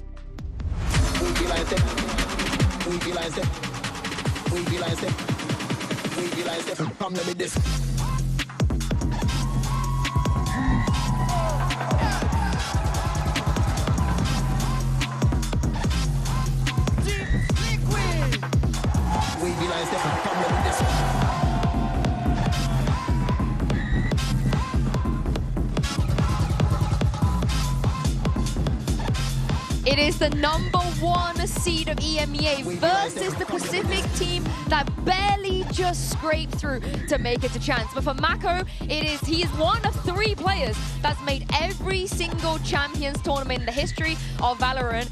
And the one time he played against Nats, when Nats was on Gambit, he did lose. So this is a very, very historically rich matchup, despite the fact these orgs have never played against each other. Yeah, you've even got the history of this year where Trex did play against this DRX team, and Trex also got the dub versus Mako back then. But the thing we all have to be freaking out about is Abyss is map #1. 2 of the best Abyss teams in the world back when it was in the pool back at the start of the year. This is our first time seeing them on the field of battle in a long, long time. And for it to open the series, too. I mean, we're talking about a tone setter. You know both of these teams are playing into their strengths, as we talked about, and yes, there's been a long time, so who knows what either of these teams have prepped as far as composition or how they want to approach the map, but this is the perfect first chapter for this year. And what I find really interesting, Team Liquid picking defense on a map that has been historically so attack-sided. I don't know what's going on there, if they have specific ideas they want to run, but I mean, even in our first series, seeing Abyss still being so attack-sided, no changes to the map, that is certainly a choice out of Liquid. Yeah, and both teams, they believe they're the best Abyss team. They're both very confident on what they can bring on Abyss. And for Liquid in particular, they are very, very good in the preparation phase. They like to throw their opponents off, and they also are very well prepared when they get thrown off as well. But this Abyss, both teams knew it was coming. They have to. We're going to see the best of both teams. And here's the thing is, I think just focusing on agent select is really interesting because the meta has changed a lot in terms of what has been popular on the map. Back when Team Liquid were playing it, they were playing like the old Ascent default comp with a Cypher in there for Nats, but you're seeing Jet, single smokes, a KO in the team. When DRX were playing it, that's with the Teo still in the play, because that was back when Teo was so strong at the start of the year. So I would be honestly surprised to see them running the same comps in this day and age. This bind is interesting as well, because we have this old saying of everybody knows what Nats does. He doesn't change up how he plays, but why is no one beating him? How is it that you could come and say, yeah, we know what Nats likes to do. He likes to go here, he likes to do this wall, he likes to lurk it, but he doesn't lose. Yeah, because he likes to do a lot of different things. You might know a lot of his plans, but he's going to change his timings. He's going to change that plan based on what he sees against you on the other side. He's got one of the best minds for the game in Valorant on the current day. And he's also so mechanically gifted that even if you do know what he's going to do, there's a good chance he bests you anyway. Yeah, and sometimes with an outlaw in your spawn, which is always really fun. But for DRX, so you know, this is the best condition they can be in. Qualifying for champs, having Abyss in the pool, and looking like the agents. We're going to see Waylay Yoru. That is unbelievable. Waylay Yoru is crazy. Yeah. And we're sticking to the vanilla Ascent comp, too. Yep. This is really interesting here. I'm a bit surprised that this is Team Liquid's approach, and I don't know that I could be more surprised that this is DRX's approach. Yeah, I'm trying to think about the theory here right now, and what I think for DRX is, I think the ultimate of the Yoru. The Yoru, it makes a lot of sense. Right, I'm expecting, we've been seeing a lot more teams. In the previous meta on Abyss, teams would play pretty passively offside. They wouldn't fight forward. I think there could be options with the Waylay to, if you're execing into A, fight up into heaven. If you're execing on B, jump over books, fight towards art. Yeah. I want to see an active active approach from DRX. Of course, Liquid, they're still hovering. This is not locked in. And Nats, he likes to hover and agent select because he likes to take this time to give speeches, to hype individual players on his team up and to remind them what they need to do. Because he's the type of player, he'll go down the list, yes, player one by one. player. And the best part is he's always, look at him, he's telling individual players and then he goes to Kiko and he's like, never change, I love you, you're the best, you're perfect, you never do anything wrong. And why would Kiko ever change anything? Because he's perfect, he never does anything wrong, he's the best. True. All right, they have locked in though, so Doug, you spoke about a default, very, not very innovative. No, and I mean, I don't even want to say it's comfort. I mean, we'll see how it does against But it is comfort. Yeah, we'll see. We have a lot of recognizable faces on the stage today, so why not add 2 more on the casting booth? It is Mitchman and Tombiz. Team Liquid and DRX facing off here in Paris, each one wanting to prove that they are the best team on Abyss, and it's map number 1. Can I get a prediction from you going into this game, Tombiz? Yeah. Honestly, I was going for 2-0 for Liquid because they're the first seed, obviously, but after seeing Hyunmin try the croissant and creme brulee, I'm kind of going for 2-1. Especially, I'm excited to see that Waylay on Abyss now. Yeah, excited to see the Waylay with the Paris buff as well, the French buff, and I feel like I'm seeing double. What's happened here? Tombiz number 2. Good to see you, man. You're looking a little different. You couldn't tell the difference. I was suspicious, I'll be honest. Too much knowledge. Never saw you do your hair like that. So it's time to get into the matchup. Team Liquid and DRX Abyss. This is what it all comes down to. It's map number 1. It won't decide the series, but it will decide who the world looks at as your best team on this map. A map that's recently made a return, but these teams were known for being strong on it way back when it was in the pool earlier this year. Yeah, I'm excited for what we've got coming up here. Obviously, I'm sure my counterpart did a fantastic job of going through everything that we've got coming up. The arena's quite loud, so I didn't hear anything that was said. But I'm looking forward to seeing that Waylay coming into play. A lot of space that can be taken, especially kicking things off on the attack side for DRX. And as we've already seen today, a pretty hefty attack side dominance out of both sides in our first matchup. Well, minute 10 on the clock and blood yet to be drawn. A slow approach from DRX, but the same level of patience shown from the defensive side spread across the map and looking for those little pieces of information. But DRX are the ones to gain the benefit of this slow play as they manage to pick themselves up an orb towards that A side. Of course, ult's not going to be in play in this round, but it's all about the future. For now, we look towards the B side. A trap in play, 2 players standing by to take this fight. The DRX are going to be bursting through with full force. Waylay already closing the distance and finding some info. Yeah, we'll be able to retreat back. Camo only just spotted, but it's the openers going the way of DRX, and Trex has been dealt with as well. 2 players on the rotate, but I'm looking at that flank coming out from Freeing. I wonder if he's been heard. I think he has. Palitek just pop flashing back in the other direction, but even just the time that is being bought is going to cause Liquid quite a lot of issues. At this point, that flank all the way around is probably what's going to seal the deal if the site players don't. One of the things that Tombiz number 1 was saying was, Hyunmin, he's got the French buff. He's had his croissant earlier on, his creme brulee, his ratatouille, but now he's gone out of the round and the defuse already tapped. Pressure put on. Kiko lands the shot on the flashback and they need to find this diffuser quick! Frank just about getting there in time. I need to see that one in a replay because that looked like it was down to a pixel, if not none. Yeah, I think someone somewhere is going to be quite frustrated with that. Probably the Liquid fans, because that looked so desperately close from a position of, I want to say, impossibility. Point Go on, give me it. Give me it. That's actually outrageous. That's completely outrageous. He thought he had it. I thought he had it. 0.01. He had it. In everybody's minds, he had it, but it will be 1-0 for DRX. Already a good start for DRX, and of course, going back to the beginning of the year, these are 2 teams that absolutely adored this map. I was going to say that Liquid coming in are going to be even happier with the map pool changes. Icebox going out has helped them quite a bit. But in 2020, 2025. Get that guy back. It was 5-0 for Liquid, but 3-0 for DRX. And now we are back to that roster of DRX that kind of started out the year. There's been so many different changes, so many people coming in and out and all about, but this was the roster that they wanted to look towards. It is a very slow round from DRX, patient. As it should be, really, with what they're up against.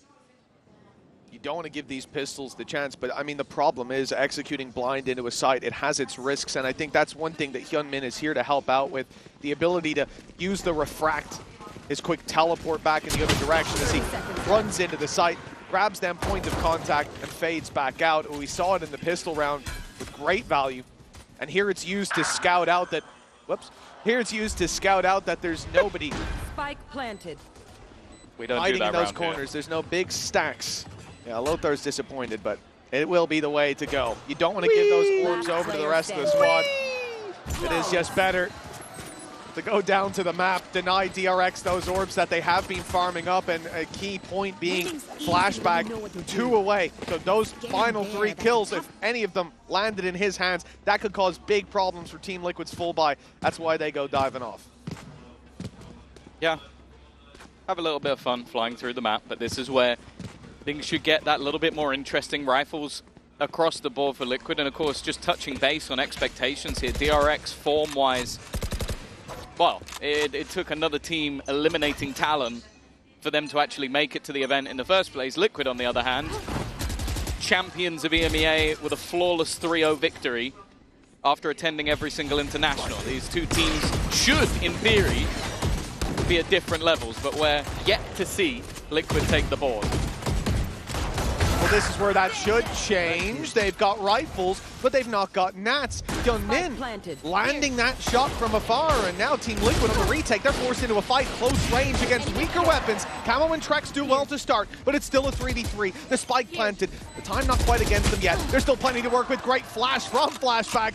And that's going to put the numbers into favor for DRX. 1 HP on Flashback, a drone going through though, and that's going to stop a diffusing. Even going to get the tag on Trex, so more time taken. And as it ticks away, that spike getting closer and closer to its final moments. Kiko traded out, and now Trex in an impossible situation. He has to bait them into a fight. Patience from DRX is what will win the day for them. It's too far gone. He'll make them pay for the round, but it's DRX 3-0. Yeah, such an important start. I mentioned about this attack side and how things have been going in the matches we've seen so far, but this was I'll be honest, a relatively weak fight. There was a Marshall in the mix, which that's ridiculous. And then the rifle went down to 1 HP immediately. It was just, I want to say, the balls from Bane. He just didn't really, he was like, no, I'm not swinging until I absolutely need to. And that was enough to buy that time off the clock. Someone only just coming back into the roster. Energy's good. I'll be honest, it looked like he never left. Well, that's another thing, right? You talk about Team Liquid, they look dominant regionally. Look at that grand final against GX, who ended up making waves here in the international scene already in their opening matchup yesterday. So for DRX, a team that has had these roster changes back and forth, you expect them to look a little weaker. And against a Goliath-like Team Liquid, perhaps a fall. But Pacific's number 4 is in here, and they are making waves indeed! It's an ambitious play from Nats.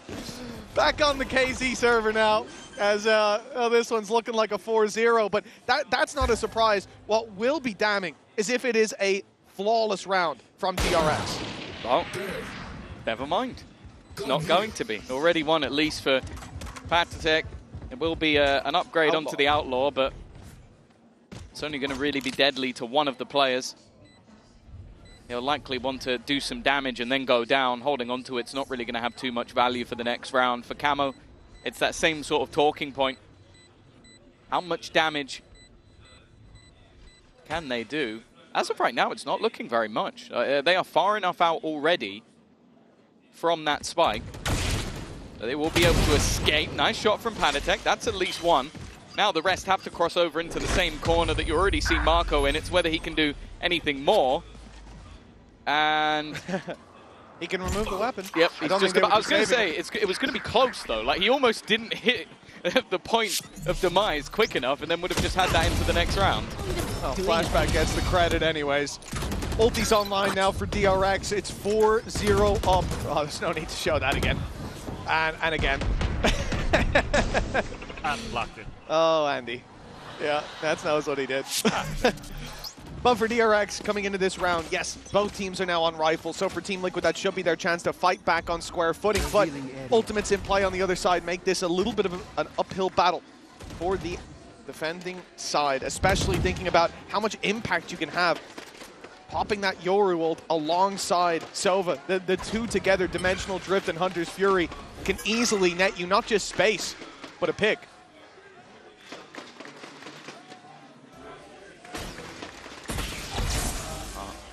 Early destruction.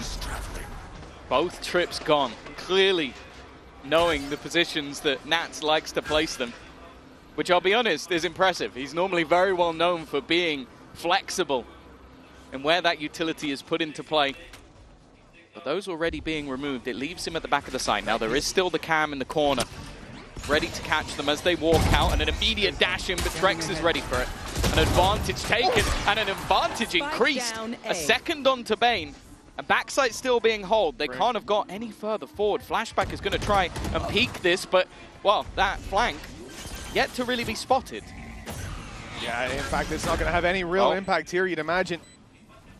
An element of surprise gone. They know there's a player, but, well, close to heaven. They don't know that he's on the left side, but the walkout is going to come elsewhere towards the spawn. Flashback already watching forward. He'll find his first fade back. Gate crash to fall back on out as the ult is popped. Two spotted. Fring knows that he probably has a target coming his way. Ready for the fight towards the vents. They're suspicious of it. Swing from Camo gets him. But the numbers kept even as the spike keeps on ticking. This is a round Team Liquid desperately need. And the defuse inside the smoke puts the pressure on. Already heard the half. Dropout punish. And this round goes to Team Liquid. At long last, they're on the board by a narrow margin.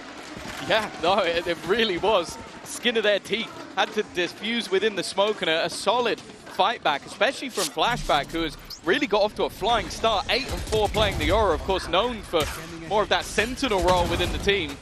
But clearly having that individual brilliance that can turn around on its head. As you mentioned, it is the first round onto the board for Liquid, but it's still going to put them in a very interesting spot economically. In fact, this next round may be worth two. Both teams somewhat on the brink. Well, Camo may look like he has a weakness, but as we get to his POV, you can see Blade Storm in hand. Looking for the fight from far away. Ult comes in a little late from Patatek, so site clearance comes in. DRX able to gather themselves at least a bit of control, you would imagine, but they stall out. Kept back by the smoke. Kept back by the ultimate of Patatek as well, as they can't use their abilities to break through to this site. It's going to cause delay. Camel's down to 20 already. That's a phenomenal spam. And Hyundai still with a full utility belt. They didn't get caught out. The timing didn't catch them. They'll still be able to have a pretty decent sight hit with that free recon, essentially. Already. Oh, it's a very awkward fight, and spotting out Camo. He's decided to go aggressive, but he's been caught from behind. The flashback takeover. They were so busy watching where Hyunmin went that they've ended up losing the rest of the site. A singular shock dart kill for Trex. But I'm just looking at Nats. He's not fighting this. He's got no interest. In fact, just going to go sit within his setup. DRX are going to have themselves a 5th round, and it all comes back off, again, this double duelist. It is just putting the defensive side into disarray. Well, you can see from Team Liquid's perspective on the B site, the whole idea is that they're going to stop you from breaking through that choke point. And they do that with Patatek's utility, stalling them out completely. But the problem is you have Flashback being able to just make his way in without actually challenging, while Hyunmin is taking that initial contact and is unpunishable, essentially. As he dashes in, immediately refracts back to B main, and that's Flashback's moment to take advantage of the chaos, ripping the back line of Team Liquid wide open. And as you said, immediately that call is made by Nats. We're not playing this retake. Even though they'd found one, the 2v4, not worth it when the weapons are, as you said at the start, not in a good spot. Economically, they were being punished already. But the Blade Storm made up for it the next round. That won't be there. Yeah. Well, I really love the way they're using the refract. It's like Hyunmin's goal is to almost look at me. Like, this is what I'm doing. I'm going to go in, I'm going to find info, and then I'm going to retreat back. And at the same time as he's retreating, Flashback is going forward. And so everybody, and rightly so, is focused on the guy who's just dived into the site. And they don't realize how far Flashback managed to get. Like, you can even see from the aggressive position of Camo, he's trying to blade storm the players down on the other side. He doesn't even know there's a guy behind him. Yep, this is a problem. When you combine that with the utility thrown in towards the back of the site, which I believe it was Mako's Paranoia, it would have sent Kiko running towards the spawn. I mean, that's the guy that should be covering the angle that Camo was leaving open behind him, the angle that was taken by Flashback. It's so well put together by DRX. That is a beautiful set play. And for Team Liquid, and even with the disruption of Team Liquid, the set play still works. For Team Liquid now, they call a pause, and of course they do. 5-1 down. And this isn't just 5-1, but you know what, guys? We haven't gotten in our rhythm yet. No, your rhythm is being disturbed. You are dancing to DRX's tune, and you're tripping all over yourself. 2 left feet, and they've got to course correct soon. A 4-round gap doesn't seem like much, but this could get out of hand if DRX continue this momentum. And think about the 1 round Team Liquid won. It was still extremely close. Well, yeah, and something to talk about as well is like you're seeing those trips being shocked. You're seeing positions clearly being well known. Even though this is a slightly different Liquid roster, compositionally, it's all the same. So I feel like DRX, with the amount of extra time they've had to prep, knowing the game well in advance for that first match of the tournament, this is seeming like a well-drilled side. And Liquid, well, if they did prep for the comp that they're currently up against, they've probably prepped for everything, because I don't think most would have seen this coming. Right here. Now, I don't mean to peel back the curtain too much and sort of explain how the trick is done, but that wasn't actually Tom earlier. That was Durka. And really, I hate to spoil the magic for all of you at home. But one of the things that he said when he saw that agent select come up was that he's a huge fan of Waylay. And honestly, and he also said he thinks Hyunmin's going to do fantastic with the buff from the Croissant earlier on.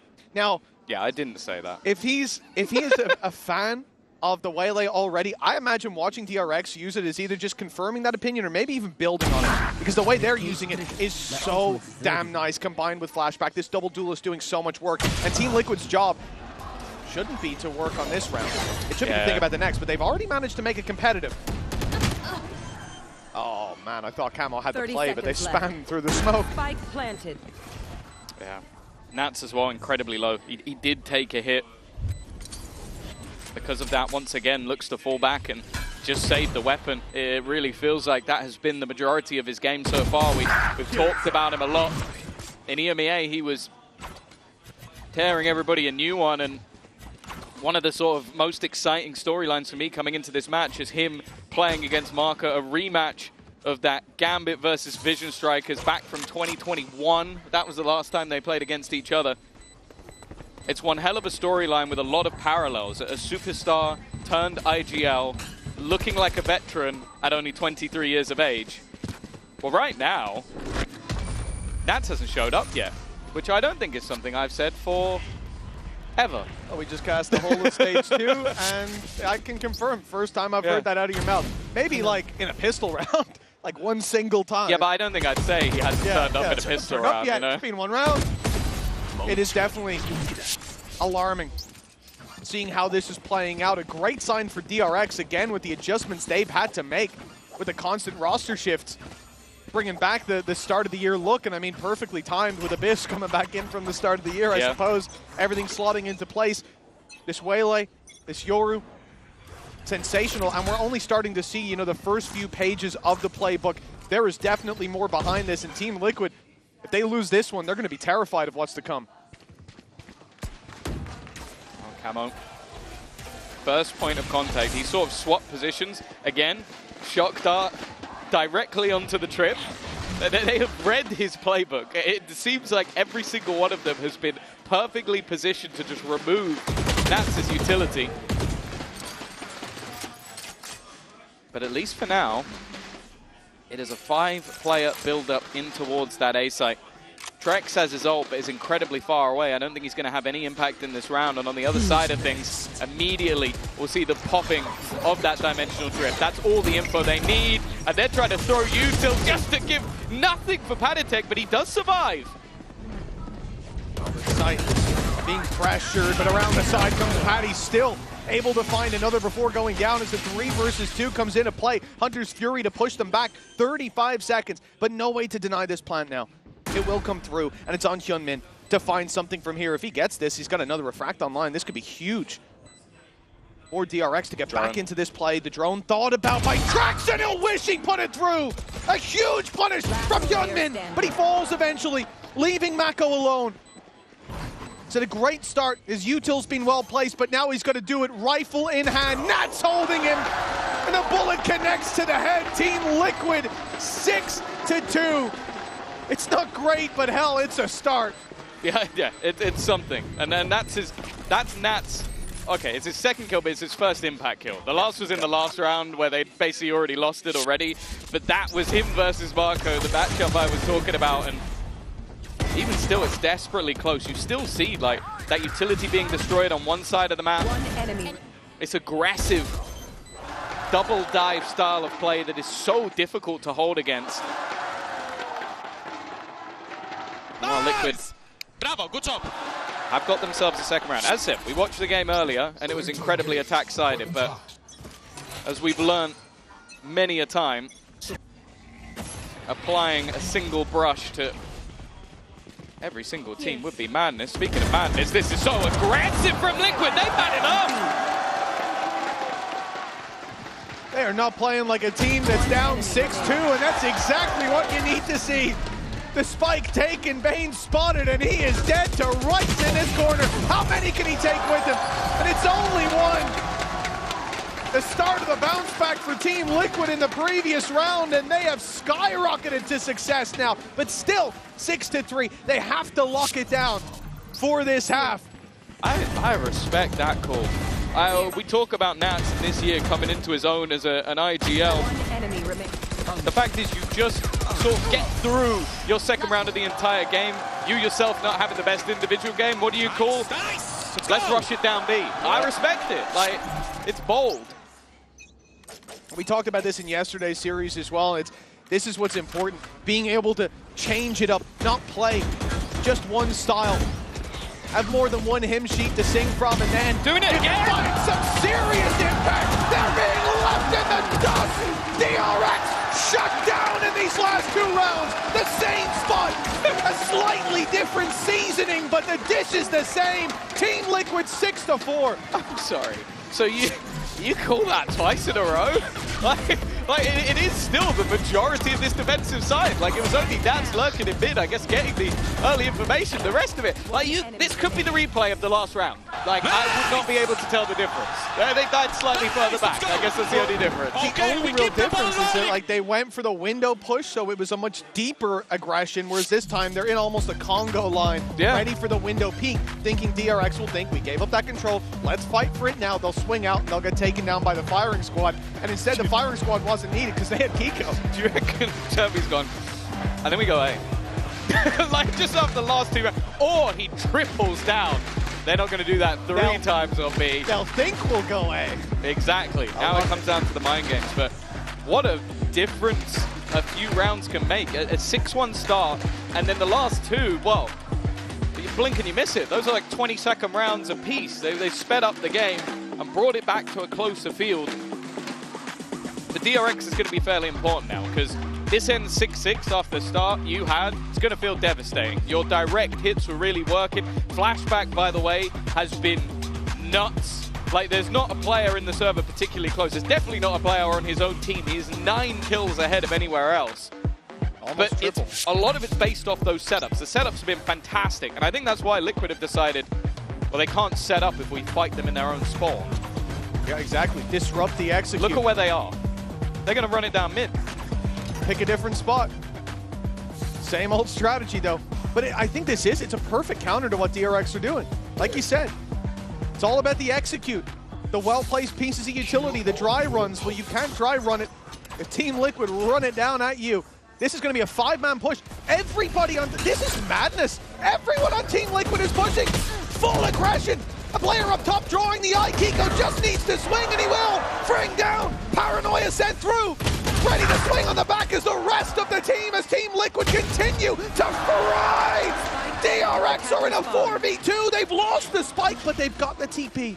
Mako can steal that spike away, and that's exactly what he'll do. Okay, they've lost a lot of players, but at least they should be able to find a plant. And luckily for him, the man alongside him has been the hero for this DRX squad so far. Looking for a fight, but look how patient Trex is on the other side. We've criticized him for over-peaking, and this time he won't be caught. Marco in a 1v4. We've seen it once, but not this time. It will be a 5th round for Liquid. A rush B, a rush B, and a rush mid. This might be one of the most unorthodox defensive sides I've ever seen. But it's working. I'll tell you what, Tom, when they put this map back in the pool, I said I wasn't a big fan of it. That's an understatement and a half. You have complained about it for the last few weeks. I'm trying to censor my opinions a little bit, but I'm starting to become a fan of it. Is this how you're supposed to play? I'm taking this direct. Well, this is deathmatch. This is literally run it down. Now we see a more conventional approach, I think. You never know until barrier goes up. There's going to be an off-in play for Trex. You've got an Odin for Camo, so I'm not sure where I was going with the conventional approach. But a little bit of A-main aggression, not with the whole team, but a flash and a deep peek expected. Oh yeah, very deep peek. Early TP. I had a mini heart attack for a second. He has updraft. He has his updraft. Okay.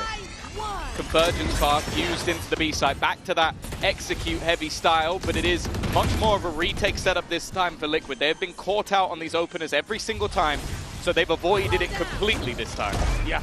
Conceding the space, letting them burn utility, avoiding the fights until it's on favorable ground. Now the rest of the squad comes through to join the fight. Patatek, the first to draw blood. Yamin going to fall at the hands of Camo's Blade Storm, and the B site's already overtaken. We don't have the Hunter's Fury online for Bane, but 1 away. If he can find a pick, this gives them a huge chance in the round to recover.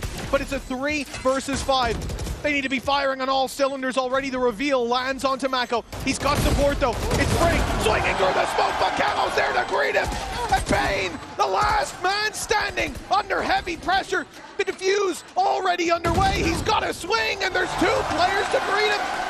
6-6 after a dominant start for DRX. It's neck and neck at the half. Absolute crazy recovery coming out from Liquid. 6-1 down, 6-6 on the half. It is all to play for. We'll be back after the break.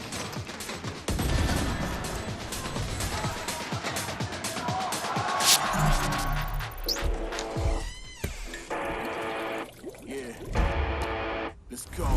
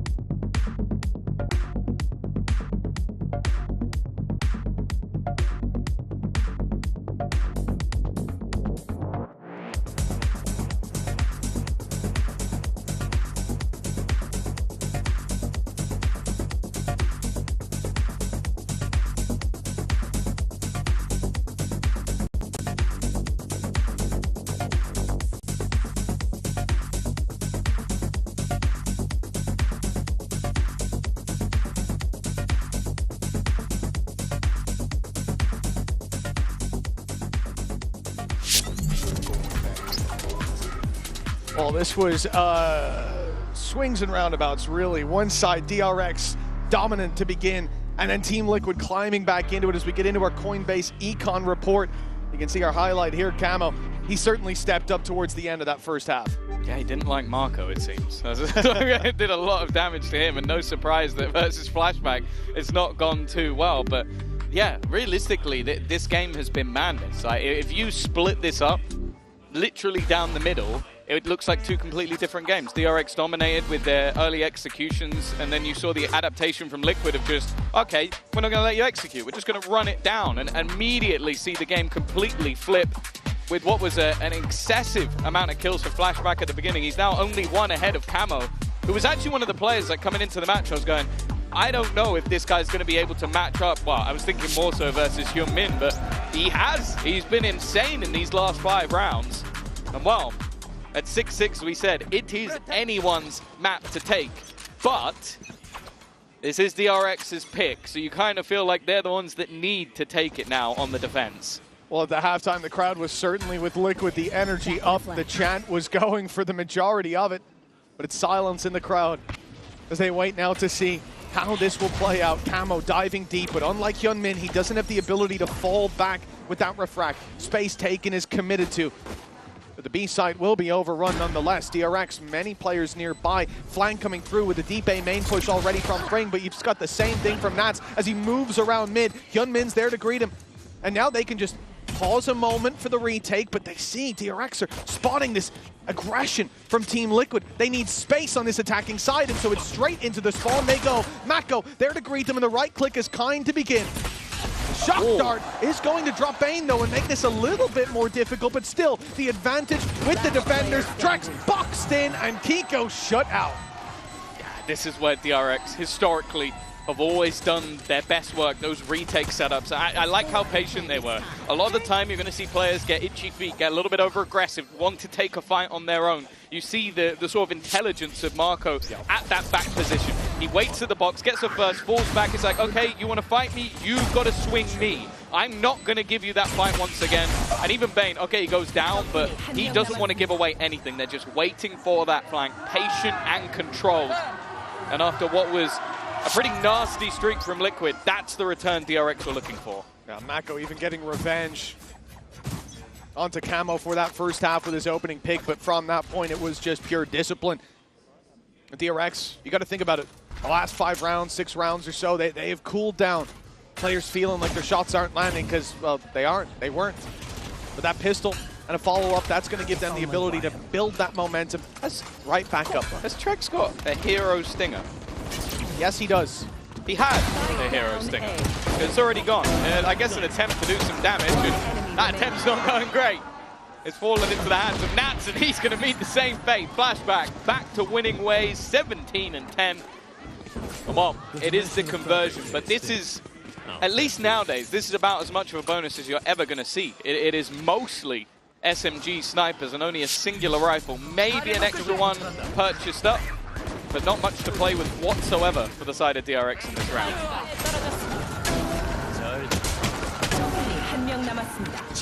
Not bad work from Flashback too. You mentioned it. He was close to triple the kills. The next player on his team early in that first half. Well, that cooled down. I think Still a double. He ended in roughly that position. Those 3 certainly help him out. It's all about that return to momentum for DRX. Team Liquid now, they've got to find their footing. Rifles come out. This is their round. Advantage in almost every fight that they take. In fact, it should be every. Coward got tagged quite low early on. A stinger. He's got to be very careful. Flashback just popping flashes through as the team look to try and get in. Marco's managed to find one, but it's Kiko stepping up. They've still got to be careful. As said, this is as about a pure bonus as you're ever going to see. These are low-value weapons, and the more cost that this causes, the more rebuys that are needed, and it's definitely starting to get a little bit shaky. Panitak there to seal the deal, but only 2 standing, Mitch. It's not great. He just picked up a stinger. A little oopsie at the end. Yeah, but that's gone from now 2 rifles being saved to 1 rifle being saved and a stinger. So this is the thing, we've seen this gradual shift towards having these 3rd rounds be actually very strong with teams, like at least 2 to 3 rifles. Did he drop a Phantom? Was he just looking for a better skin? Yeah. Heart attack, man. Oh, no. Yeah. And you know the best part is, he still has a rifle. It's Camo that has to pay the price. It's Camo. Hey, bro, I got a gun for you. I got a gun for you, bro. Yo, swap real quick. There you go. Stinger given over. But for Team Liquid, they win the round that they should have. But even up against those weaker weapons, it being so close is scary. Camo's gone diving. Stinger in hand. Paranoia sent through, but it finds nothing, and now flashback onto Trex. This is becoming difficult for DRX. They've got full control. Well, what if Team Liquid got to respond? One by one. Yeah. They are walking into the trap. They are walking into the players, and it felt like, at least with Camo diving in, there wasn't a lot of follow-up behind it. Maybe hoping somebody would give them a gap elsewhere, but it hasn't happened. And now with Nats and Kiko, the last two standing. Some would call them cats. But right now, they're meeting the claws of DRX. Backside play from Mako. He's going to be the only one taking this fight. Kiko has a chance to isolate it, but it's Mako to take him down. Spike went off the map for a moment, but it's right back up there. Unfortunately, I don't think it makes much of a difference to Nats. It's about as retrievable either way. Sitting in that laneway, he's locked out completely. And he knows now there's one coming behind on mid. I mean, at this point, the round is done. Yeah. Saving the weapon is pretty much the only choice, especially as we've said before. Look at the ultimates on DRX. Left. A few close. Players could have them for the next round. You just don't want them to build up, especially when what you're farming up is a neural theft. That's DRX 9-7, and I wouldn't be surprised to see a pause after how this round went down, especially with already the sting of the Stinger being brought through. Yeah. It's an odd one because I feel like they've been able to get themselves back into the game without too much help from the coaches so far. They did have the pause earlier, but I think they have a lot of faith in Nats' ability to IGL. He's definitely been having a terrible game individually, which at least in recent times is a rarity, but coming back in on a map that hasn't been played since the beginning of the year, it normally does put the extra pressure on the IGLs. We saw it with Mako at the beginning of the game as well. He started slow, but as DRX progressed, so did he individually as well. But it is going to be that timeout taken. It's in a spot, though, where ultimately you're not expecting much for this round for Liquid, because the economy just isn't going to be there. I think this is all about nurturing the mental, honestly, Tom. Like, we look at two things. One, it's, I imagine, not going to have been looked on in a very nice light that you're swapping skins and ending up with a downgrade. That's already going to sting. Can I ask a question? Go ahead. When they play on the tournament climb, they get all the skins, right? Yeah. Why is he not just using that skin? Well, I assume, guessing he picked it up off someone already or something like that. I don't know. But the thing is, you've got that, but I think more importantly, you then have how the round played out. You see Camo dive in, and there's utility to support him. But from that point when he goes down, and hell, he only has a Stinger, so probably he is going down, it then crumbles. Like, one by one, they took those fights. It looked easy for DRX. And you can't have that repeated. I think, you know, we talk about pauses sometimes. There's different reasons behind them. That is a panic button from the coaching staff. The second you see that like third kill of the round go down, it's time to stop and take a breath. Now, apply the learnings in the next round, because this one ain't got a lot to work with. At least Camo's given the upgrade as sort of a payoff of his sacrifice in the previous round. To be fair, you're going towards that Blade Storm. The other ultimates you might want, Padatek's going to have his, Trex has his, so it's the most logical player. But also, you go back to when they were winning those last few rounds of the previous half, it was a lot down to him individually. And there you go, once again, Mako down. There is still another player that they have to deal with. The slow thrown in, but not connected. Refracting back out of the site, but it leaves the teammate alone. Bane has fallen, and Padatek's won a battle with the Ghost. That he has, through the smoke, if I'm not mistaken, as well. Pure spammage in play. Flashback and Fring left with nothing to do. And, well, I guess I misspoke. I said it's about time to apply the learnings in the next round. Fair play, Lohan. Why not start here? Yeah. Well done, Lohan and Yautzin. That is great work. Standing ahead. It does also mean that I never want to see Camo taking the light gun again, because getting the opener, I think just again, like the usage of that slow hasn't really worked out. And because of that, It did leave Here. a little bit to be desired for Hyunmin. Like, if you throw that and they're stunned, great. Maybe you take that 1v2, Yeah, but sure. you jumping into the site, it was a risk. And that risk didn't pay off.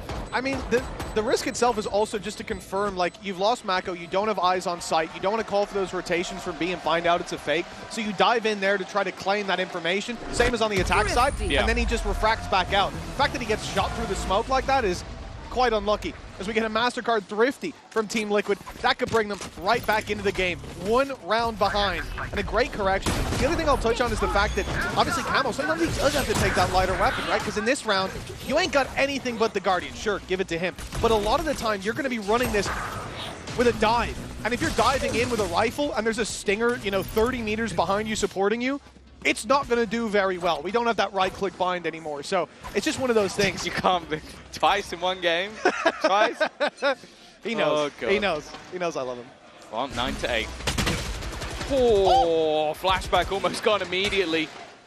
He's actually still going, though. He's taken the angle. The spams aren't going to connect because he's already passed the box. I don't know if they're even going to realize, but he doesn't connect. It's not worked out. Not the start they were looking for. And with flashback gone, again, it leaves an opening on the back of this A site. Yeah, he might have been able to get away if he hadn't been tagged down to 18 HP at the start of the round. The wall bangs here. I think every shot that hit him was through that box. Maybe he'll be a little more cautious of it in future. Pressure on for DRX. A hold towards this A site with 2, but the info not quite there. Hyunmin already having to fill in that mid gap. The old pop lets them know. All eyes should be on this choke point. This is his spot. That ring holds on too tightly. They'll eventually fall, but the damage is done. Surely Trex tries so desperately to pull it back. Haditech traded out as he's brought back in. Trex somehow walks out with 3. He's left on 2 HP, but it's only Mako up against them. Both players low, and the spike still to be planted. I've seen this one before. A 1v2 chance for Marco. Nats on the other side. This time he delivers. Trex is on just 2 HP. He's had an insane round so far, but needs a little bit more. 20 seconds left. Marco can just opt to play the time, but he will reposition to perfection. A Red Bull clutch, and this time he gets it done. 1 for 1. I mean, he was very close to getting it on the initial wall bang as well. Just a great read from Mako when re-entering into that site. How Trex found so much value. I mean, this round seemed won at this point. Bait on Paddy. So like, beautiful. He brings him back. And I thought he was the one that ran through.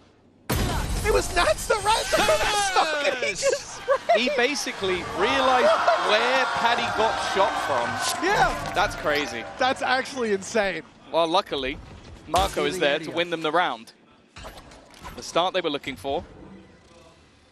A lovely dart that goes around the back and makes sure there's no aggression this time. Of course, still economy for Liquid because of the fact that they won on a low buy. Otherwise, they would have been in danger here.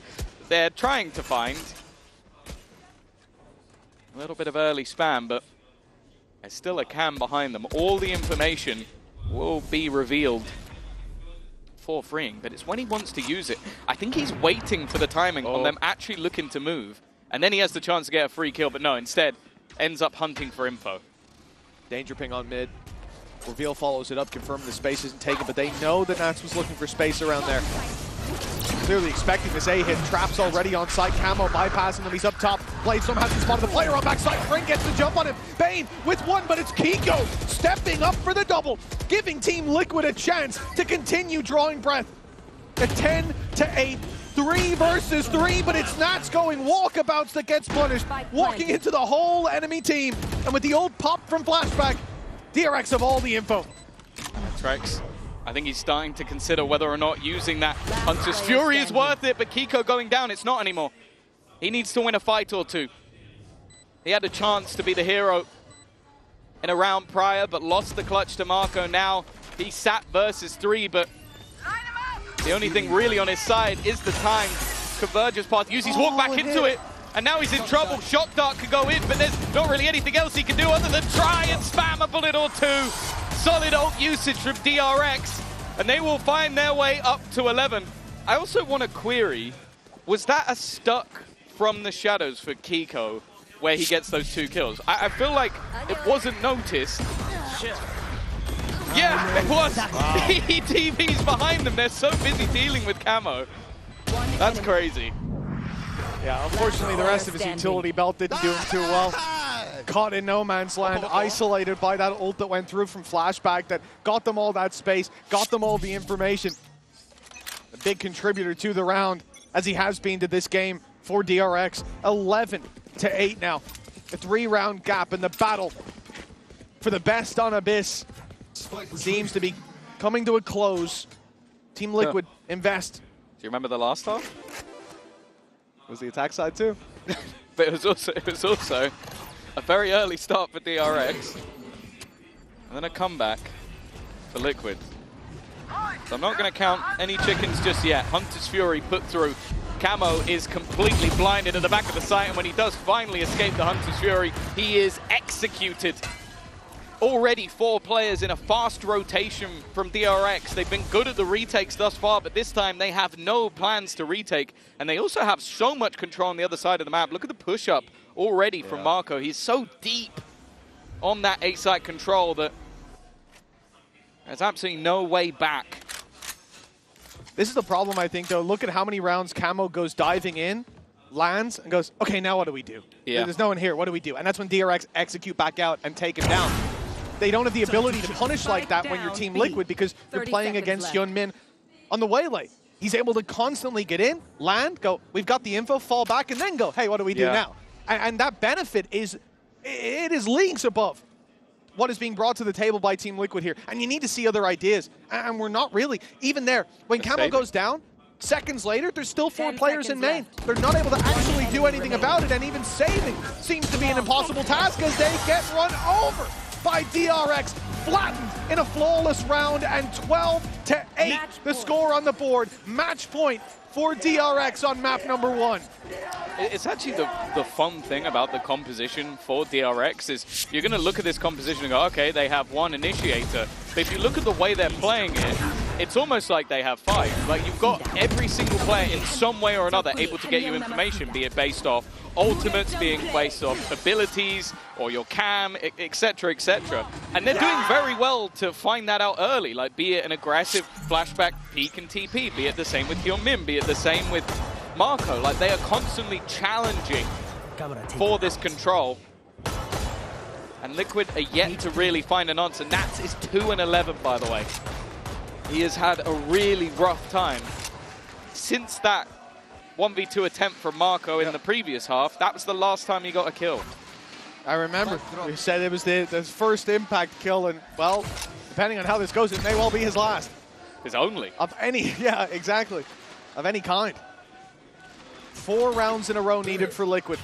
And on this attack side, it has not been kind. This isn't like the first series of the day. It's a completely different flavor. Dive in. Camo does well to find 1, but an immediate punish comes through. DRX, they are holding strong across the map. It doesn't matter which battleground they have to fight. Full control for the defensive side, and with 40 seconds left, the final threads fraying from the loom on Abyss. Again, they look like they're running into a brick wall. 1 player will take the charge, and this time, that 1 player fighting alone has actually managed to even up the score. Kiko's done well, but there are still 2 players waiting on the other side. Kiko has TP'd into his own smoke, just trying to garner a little bit of extra space. Hyunmin is well aware of it, though. And the other 2 players still trapped in main. They want to try and swing this together, and they will, but Marco's still here. 12 seconds left. They know where the remaining players are, but sticking this spot is going to be difficult. Kiko had to body block it down. Nats is all that remains, and he remains no more. DRX are going to be there and back on the international stage with a first map victory. Well, Yao Itsin said, assistant coach at Team Liquid, he said he wanted to see DRX early on here in Champs. He wanted to prove who is the best Abyss team. Well, we have an answer now. DRX with a phenomenal result in map number 1. Up next is Bind, Liquid's pick after the break.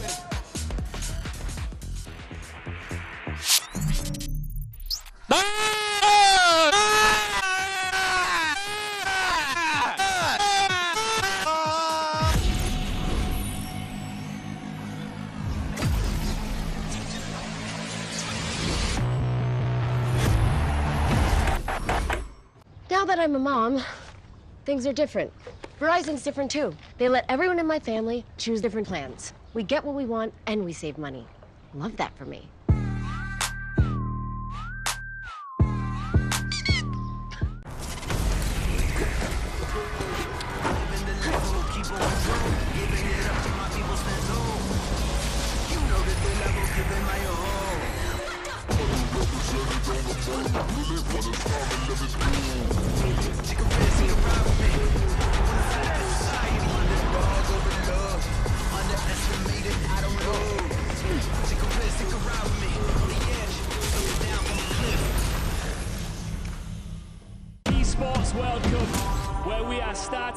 with Valorant. If you want to win, you have to win against the best. So looking for revenge.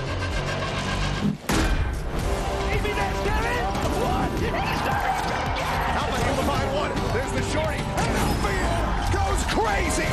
They've all battled through the pressure and expectation. Heretics have come back all the way. Finally, we won. Finally.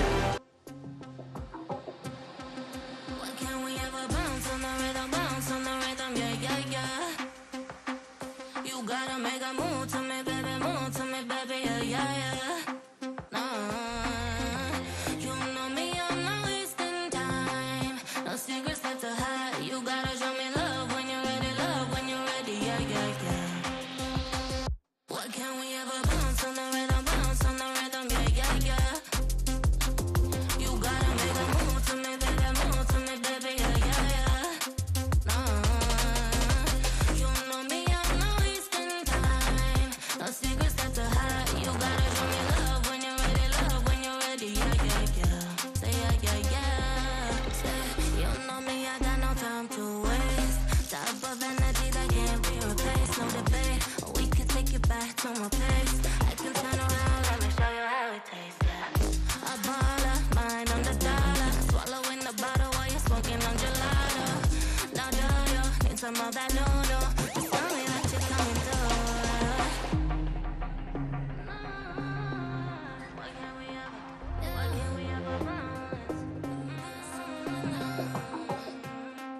What can we ever bounce on the rhythm, yeah, yeah, yeah. You gotta make a move to me, baby, yeah, yeah, yeah. You know me, I'm not wasting time. No secrets left to hide. You gotta show me love when you're ready, yeah, yeah, yeah. What can we ever bounce on the rhythm, yeah, yeah, yeah. You gotta make a move to me, baby, yeah, yeah, yeah. You know me, I'm not wasting time. No secrets left to hide. You gotta show me love when you're ready, yeah, yeah, yeah.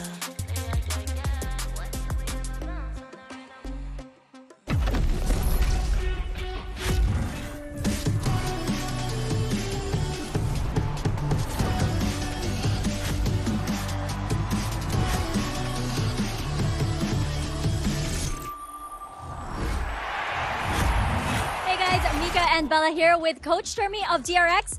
We saw Flashback and Hyunmin on that double duelist. So just curious if you can tell us about the composition change, especially with recent adjustments to the roster. And can we expect more double duelists from DRX? 이제 어비스에서 투타격대 조합을 기용하셨는데 이 조합을 선택하신 이유도 궁금하고 이번 챔스 로스터에 대한 이야기를 많이 궁금해 하시더라고요. 그 이야기도 조금 더 해주실 수 있는지 투타격대 DRX 더 많이 기대해도 될까요? 이번 챔스를 준비하면서 투타격대를 기원한다고 말씀을 드렸었고 현민 선수와 플래시백 선수가 굉장히 잘 쏘고 좀 파괴력 있는 모습을 보여주기 때문에 앞으로도 좀 많이 보여드릴 수 있을 것 같고 그리고 로스터 관련해서는 주전 선수는 베인 선수가 맞고 원래 에스트레아 선수와 같이 파리에 오기로 했었는데 건강상의 문제로 못 온 거라서 네, 팬분들은 좀 오해를 안 해주셨으면 좋겠고. I mean, we have hinted that we were going to use the two double duelist comp before, and you know, Hyunmin and Flashback are doing great on it. So, and they're very aggressive and fierce with it. So I think we made the right call. And originally, Bane is our main roster, and Estrella as well. He was supposed to join us, but due to health reasons, he wasn't able to make it. And I hope that the fans don't, you know, get the wrong understanding. Thank you so much for that answer. 감사합니다. And good luck. Shout out to Coach Termi for the insight there. From one coach to another, we're joined by Coach Faded from Team Vitality. Welcome. I appreciate you guys having me here. Nice to have you here. Definitely quite an experience in this arena, so. What did you make of the games today? Have you had time to watch? I mean, I didn't get really to watch the first game, but or the first matchup. But even this Abyss in itself, I think it was a really good game. I think the game plans, you could kind of see what was going on, and DRX definitely had the upper hand in it. So, you know, definitely exciting to watch. Are you getting a little bit of FOMO? I definitely am. I think it kind of goes back to when we played DRX in Bangkok, and you know, it kind of had a little bit of a flashback there. Wow. He fits right in. Crazy word. Yeah. But no, I mean, you know, on that note, like flashback was played insane this map. You know, I honestly thought Hyungmin was going to be one of the biggest factors, but the way that flashback kind of took control of this map was really good. So. Yeah, it was indeed. We're going to talk about that in just a moment. But for now, let's take a look at the Verizon high-speed moment. And of course, end of this one, it goes to DRX with this round 6. Yeah. DRX ran a lot of these B main execs. This one using the Waylay ult to actually end up getting in there. But I know, Fidge, you want to talk a little bit about how they were beating out Team Liquid, who were going for these B retakes a lot. Yeah, I think in the beginning, you saw that Liquid was kind of trying to set up for this retake pattern. Before the timeout, it seemed like they were kind of disconnected. Once they kind of got on the same page, you could see that they were playing more aggressive in the A main and fast rotations, so that they were actually in place in time to play the retake value really well. But I think DRX did a really good job of trying to manipulate the map, and they usually ended up on the B side. And you know, honestly, the DRX's attack was not as strong as I thought it was going to be, but it was still pretty effective. Yeah, they run into some roadblocks when Team Liquid stopped playing, you know, more passive retake and just started running all of the aggro looks through B main, through mid, and whatnot. But I think the combination of those early rounds going very well for DRX, and then of course on the defense, getting so many rounds was just wild. We're not used to seeing that after the match one, are we? But we kind of set this up as whichever team wins on Abyss will definitively take the crown as the best Abyss team in this entire tournament. Faded, would you agree? Were these the two best teams you were expecting, or is there a third sneaky challenger? I think they are probably the top contenders for Abyss. I'm a little biased. I think like G2 is generally good on a lot of maps, especially when they have time to prepare. But in terms of coming into this, I think they are probably the strongest, you know, the Abyss matchups. So I'm throwing MIBR in there. Okay, that's a bold choice, yes, to be sure. I do think I want to highlight Flashback a little bit, because I think when DRX were so good on this map back in the past, that was with Flashback in a completely different role. He was playing the Cypher for the team. Now he comes in second duelist here on the Yoru and was absolutely dominating round after round. He was, and Liquid had problems dealing with him. But let's see if Lohan has the fix and hear what he had to say ahead of map 2. Nika here once again, and we've got Lohan of Team Liquid. Oh, I like this. Now, I'm very curious because we knew we were going to get this Abyss showdown. When it was you two teams, we knew we were going to get this showdown. And I'm really curious how you were able to prep on this map, especially against DRX. You guys are the top 2 teams in the world on this map, especially knowing that we haven't seen it in some time. How does that kind of prep continue over into Bind, which hopefully you guys will come back on? Yeah, for Abyss specifically, we don't have as much time to remember how to play the map. Unfortunately, they played the comp that we never practiced against. I think on defense, we managed to actually show some of the adjustments that were needed. And on attack, honestly, I think we just rushed a bit of the decisions. First game on stage, so I understand that it was a bit shaky. I'm pretty sure, I'm quite confident that the next map we're going to be doing better, honestly, and I think we're prepared. All right, eagle to see it, and then good luck. Well, they don't have a choice. They have never lost on Abyss before. They suffer that loss. But Bind, Faded, I think you're very equipped to tell us. It's so iconic. Liquid's Bind is so iconic in EMEA. And why do you think that is? What can the global fans expect from their Bind? I think their protocols, especially on the defense, is very, very solid. You know, I think most, most regions, the attack is usually the stronger side. But I think the way that they're controlling the defensive aspects, they have, flash reclears. They have a lot of different good protocols, TP usages, these kind of things that make the map a lot more difficult for the attackers to actually play around. We definitely scrimmed them a lot, and we played against them, and we've seen it too as well. They're very, very solid and confident on that map. So. And they've always said that Trex calls on the defense on Bind. Yeah.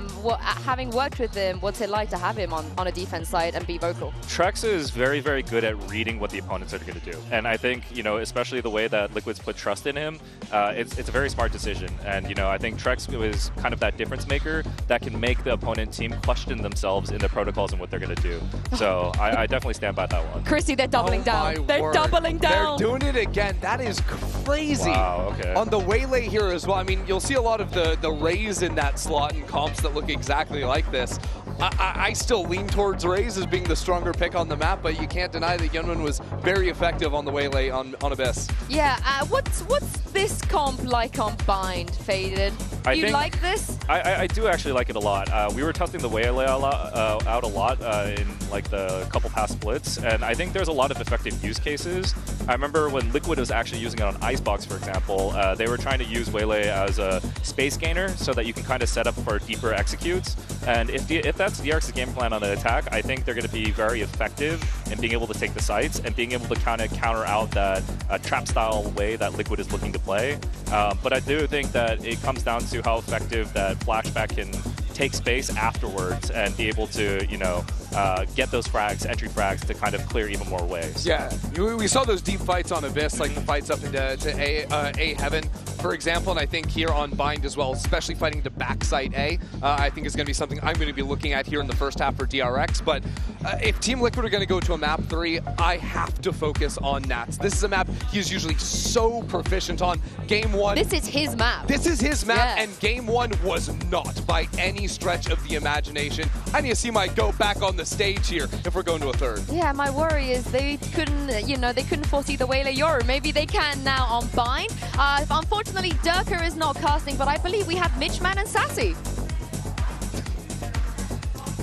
Almost there, Yinsu, almost. We'll get him on one day. For now, though, Tom, this is the same as the previous map. Two very different ideas in terms of what comps are being brought to bear. But what we saw in map number 1, it seemed like DRX had cracked the code to Abyss, certainly to playing against Team Liquid. And now, do you think it's going to be the same on this map? I think that Liquid are going to be a lot more comfortable. I think you could tell that they really didn't have their protocols in place when it came to Abyss. Yeah. At the same time, DRX had clearly done prep into even their old composition of where certain trips were being placed. They will have done a lot of prep. They have, at least in the last few months, 5 matches of Bind to watch of Team Liquid. So definite opportunities. This is the man I'm looking at, though. Because I don't think I've ever seen Nats have 2 maps that bad, ever. And this is his map. This is the one. The recovery for Team Liquid. Yeonmin back to his old tricks. Flashback there alongside him, and Yeonmin with his 3rd kill of the round. His 2nd. DRX in a 5 versus 2. This has gone downhill very quickly. There's your stats powered by AWS. 24.6% of the time, Team Liquid are getting the spike defuse, and in a 2v5, I imagine that stat's even worse. This is going to be tough to try and break back into. It's mostly going to come down to mistakes, and I want to give credit in the last map as well to DRX. They weren't really making silly errors. They were looking like a well-oiled machine, and well, it is a flawless pistol round to kick things off. I believe that's 3 for 3 as well in terms of the pistols so far this game. One of the things to look at as well on this B and A site when we get back in game, I challenge you, look at the map and think about the differences between this and Abyss. On Abyss, it's a lot of open space. It's a lot of long laneways approaching a site. When you dive in, getting back out is so valuable. Here, Yeonmin has the ability to actually dive into corners, into crevices, and fight his way back out alongside his teammates. That's what we see here in the pistol, and I think that's what we're going to see in some of the future rounds as well, especially if it's combined with some flashes from the Yoru of Flashback.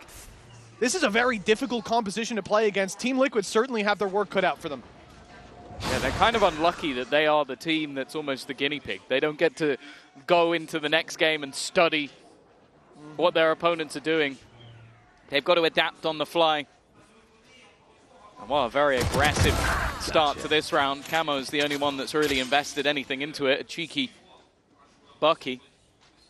A very, very passive hold from the side of DRX. You can kind of understand why, but this time it's a little bit different to the last buy we saw in their bonus. They were going heavy on those SMGs, and sure, they've got one, but a couple of pistols mean that they can afford casualties, but also in the next round, they'll be able to afford some extra rifles as well.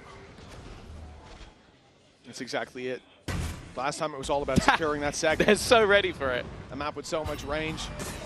Now they can afford to have those weaknesses, if you want to even call them that. Certainly not in this fight. There's the Bucky. Finding one, difficult to use when you're having to reclaim space, but it'll at least get off to a good start. Problem is, I don't think there's much to be upgraded there. Spike planted. Kiko might be able to grab something. Bane is not aware of him by the looks of things and comes to clear it and loses his life. Camo with another. This is now getting very dangerous. What's left is still Hyunmin. He has been huge, and Mako really heated up towards the end of the last map. It's Hyunmin to find one, to fall back now, create the space, force uncomfortable fights. It's a classic and a Bucky. All you gotta do is make sure you're far away, but Nats taking now Mako, puts the pressure on Hyunmin. Defuse underway, Bucky guarding short, and it's Camo third! An immediate response from Team Liquid in round number 2.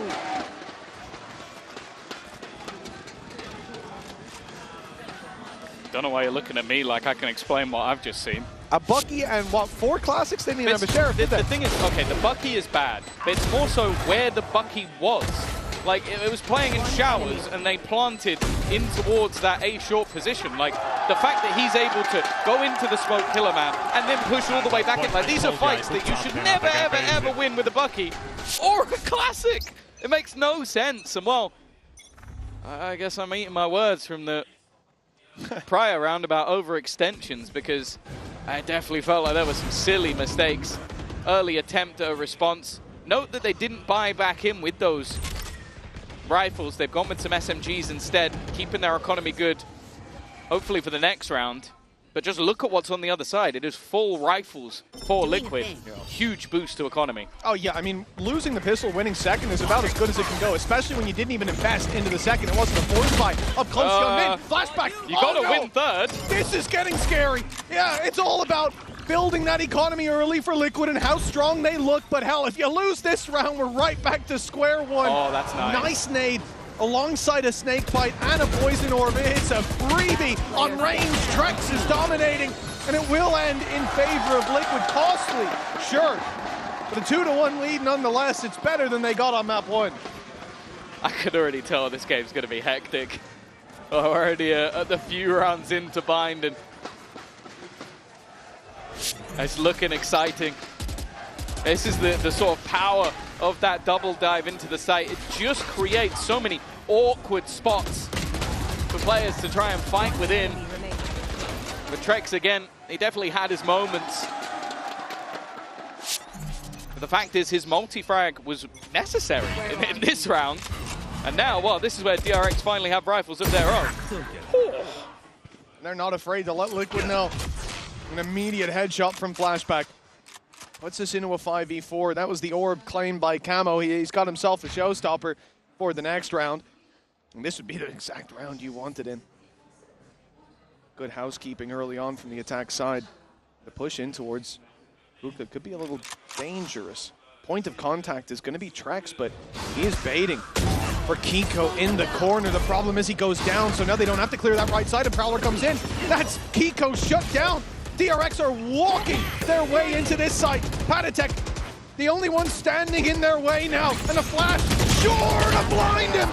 He dodges it just about and at least claims one more. But it looks like an impossible position for Nats, who's coming off the back of a pretty rough start in the previous. And this is where DRX have been tough to beat. Falling back, holding together. And while making his way through that smoke was never going to happen. An immediate response from DRX, and after a costly round, it's going to put Liquid on the back burner here.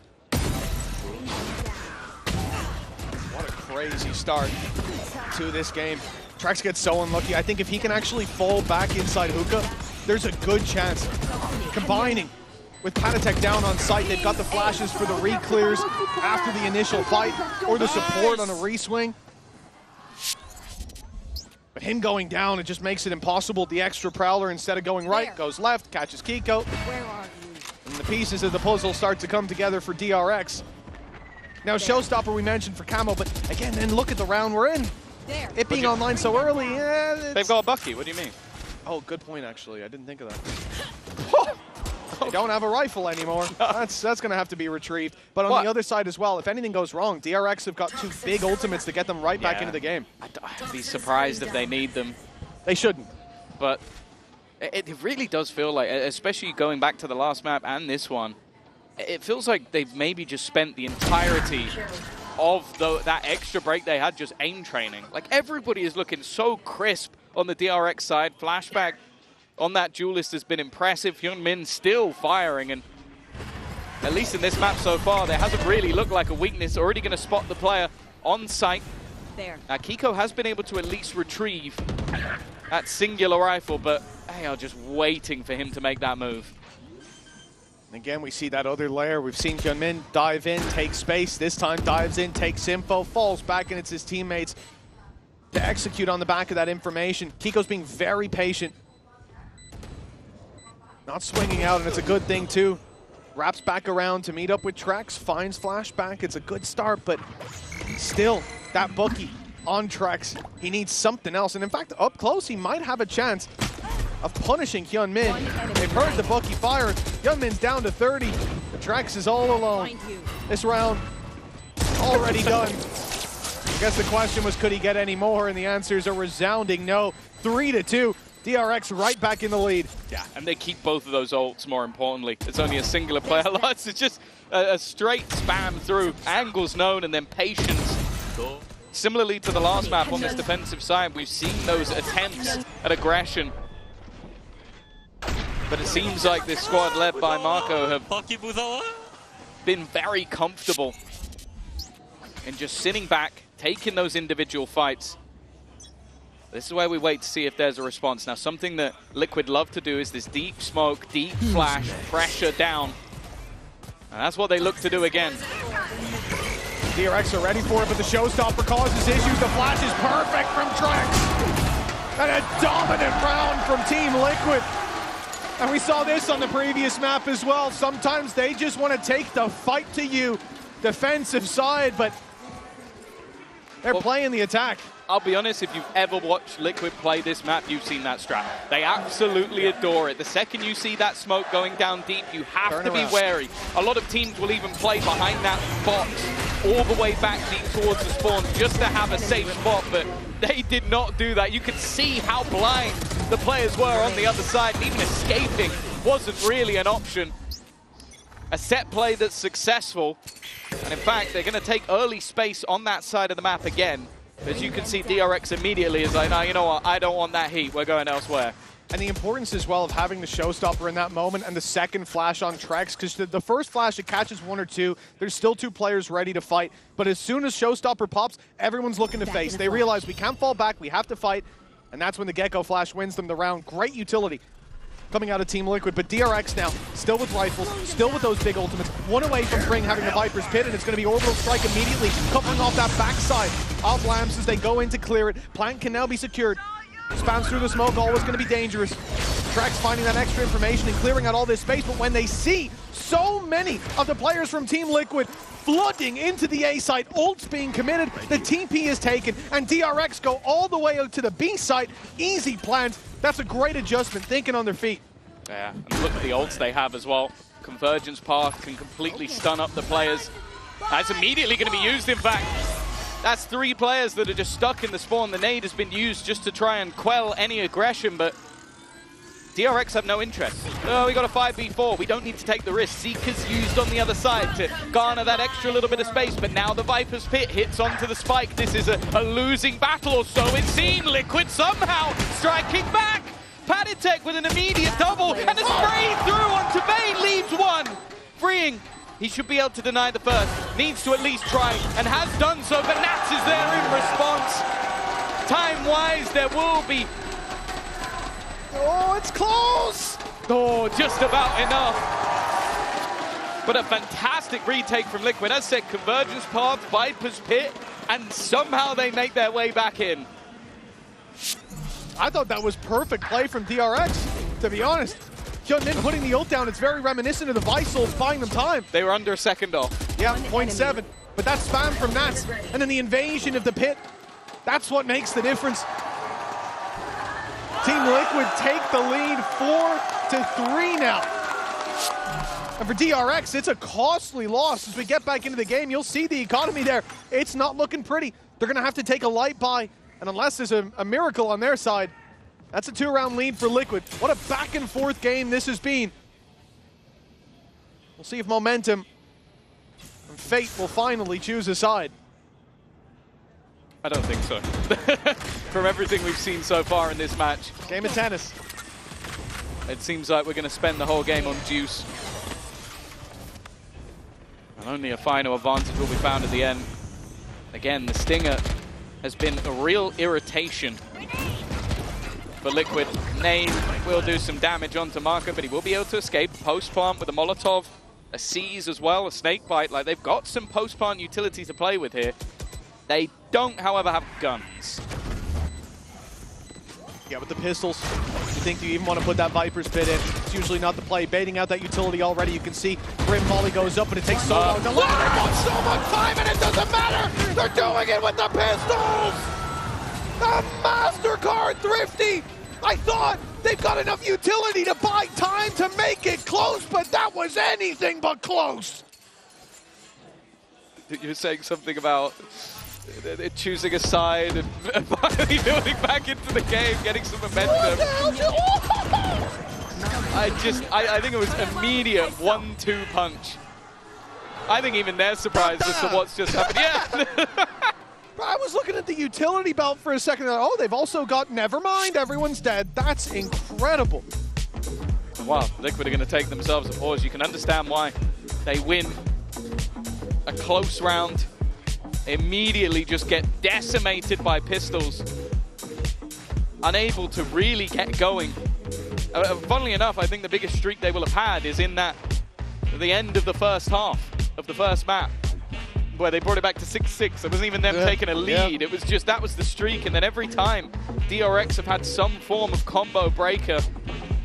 As we said, it looked like the build up to that round was all about post plants. How are they going to have a sweaty setup? No, they just headshot everybody. It's as I said, I think they've just been practicing their aim for the last month. That's what it looks like. I think you might have hit the nail on the head there, Tom. That, give me the deathmatch routine. That's all I'm going to say. Drop it.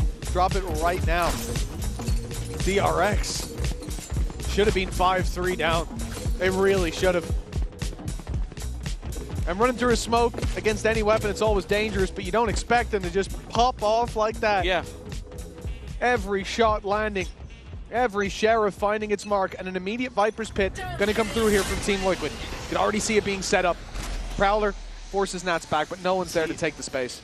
This does make me a little bit nervous. I'm looking at Nightfall, Hyunmin's ability to basically get over the pit.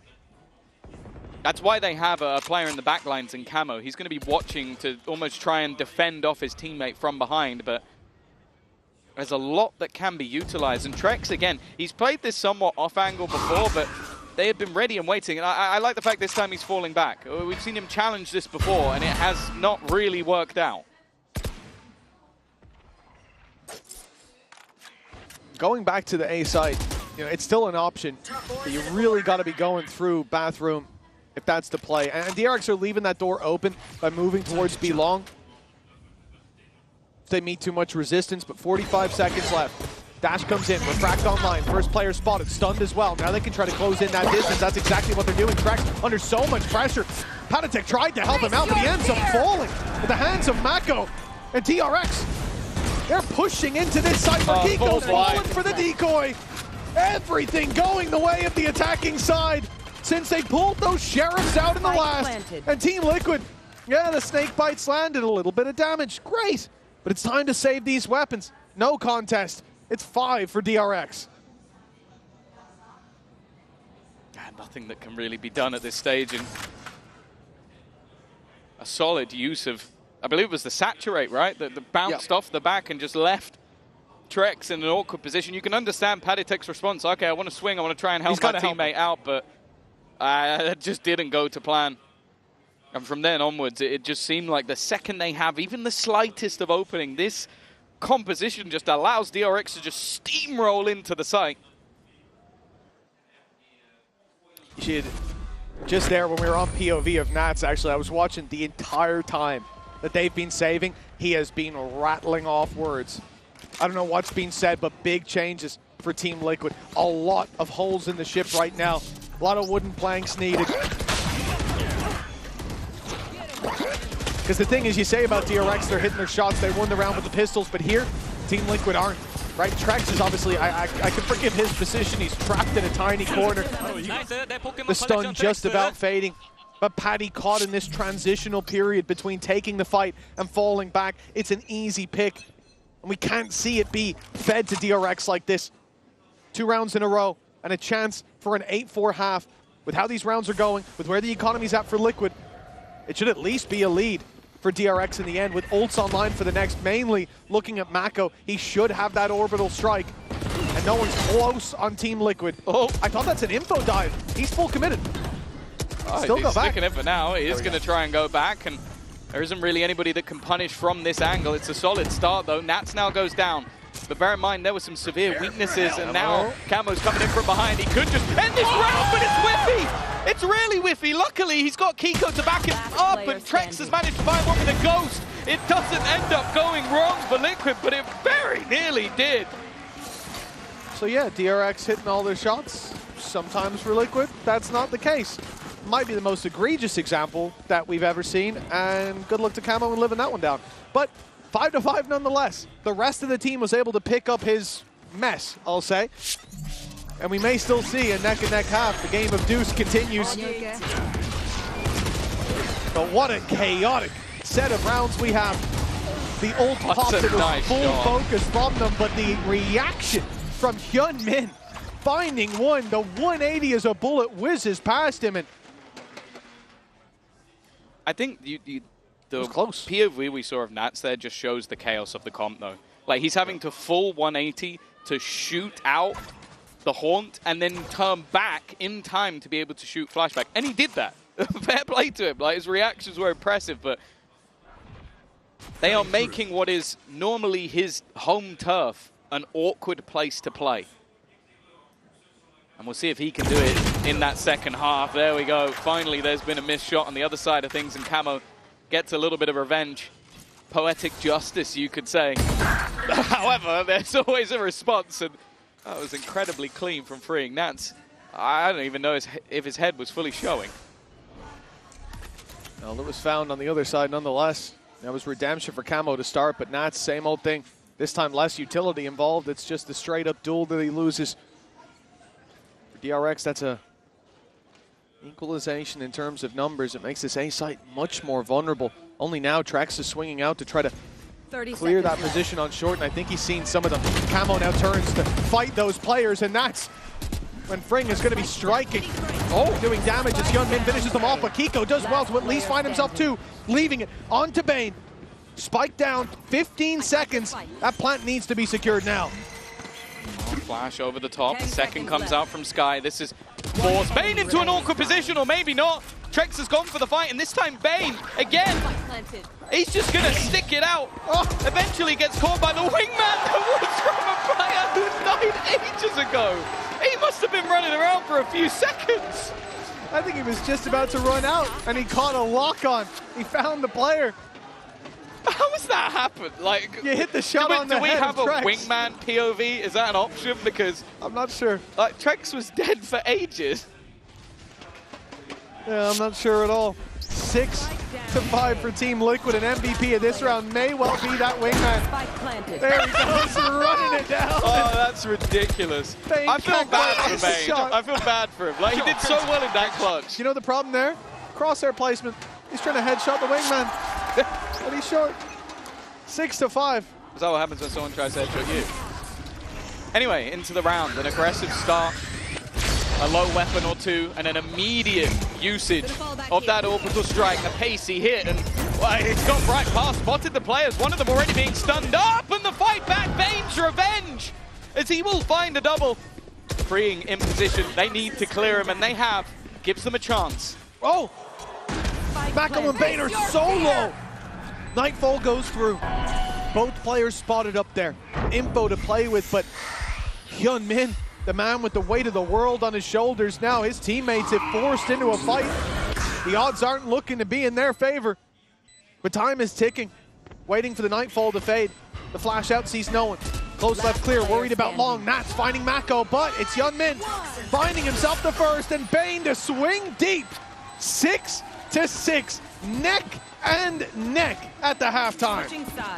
A really impressive response once again, and an incredible half of Valorant, 6-6 as we stick it out. And honestly, the way that this game is going, it is looking like it's going to be potentially, Mitch, one of the all-time greats.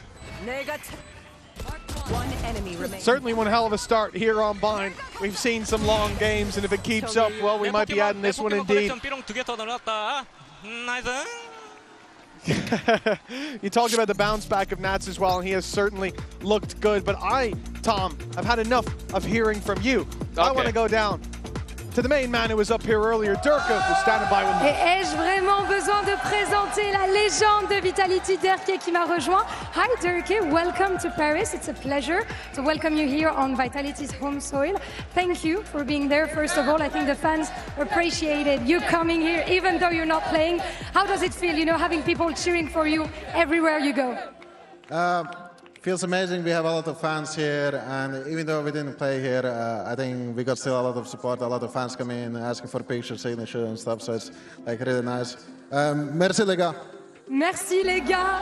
And I think everyone is happy to hear this. Donc qu'est-ce que ça fait finalement d'avoir des fans qui viennent te voir, qui viennent te soutenir ici, même quand tu ne joues pas, et bah forcément leur soutien me va droit au cœur. Ça fait très plaisir. On espéra aussi faire mieux. Merci les gars, comme il le dit si bien. Second question about this match. I was wondering, are we rooting, you know, EMEA, or is there any player in DRX that you want to see winning?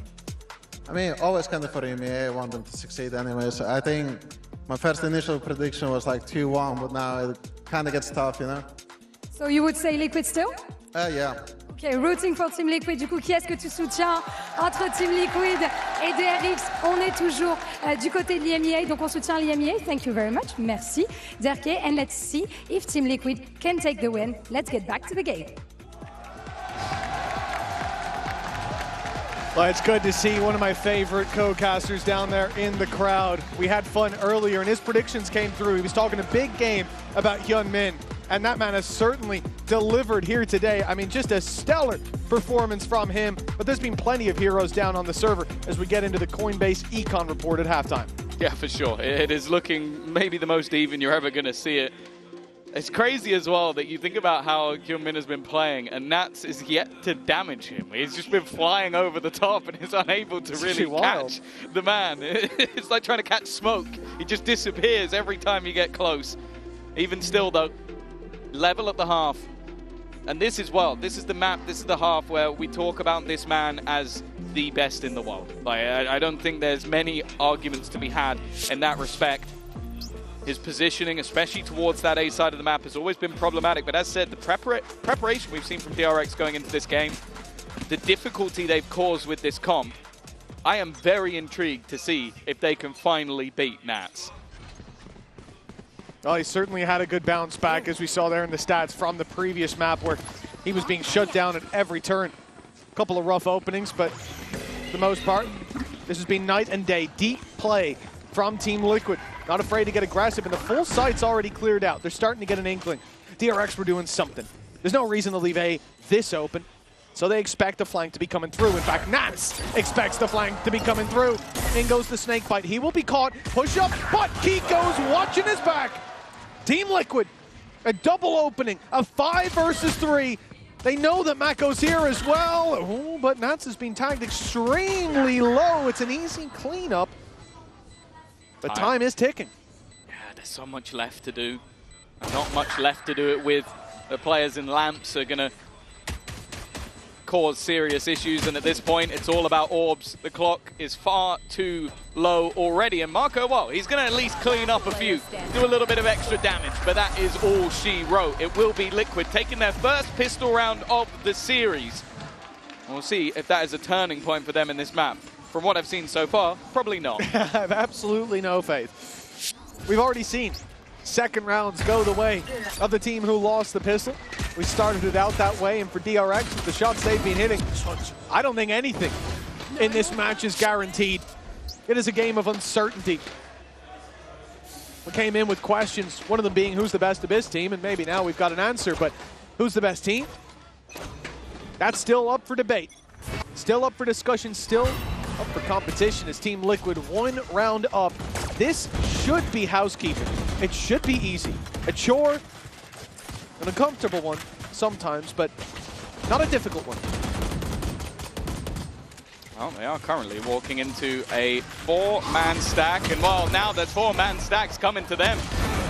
The defense trying to put the pressure on, but Kiko, he is not crumbling. Clean as you like. He's been one of the best in EMEA all season. And the crowd calling for an ace. I will say he is about as far away from freeing as humanly possible. He would have to have the greatest teammates on the planet.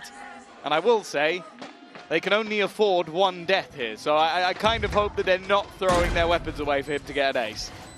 Well, actually, Camo might not have a choice. He's out here on long. He's 7 HP. A single shot from freeing will take him down, and that's exactly what happens. Damage on to Kiko as well. Lined up with Patatek. The chance for the ace is there, but we've seen it before. Patatek stealing the ace. It's poor form, Tom. I don't think he could see the guy, but you know, I guess. Never have shot. Yeah, unfortunate. Oh wow. Gotcha.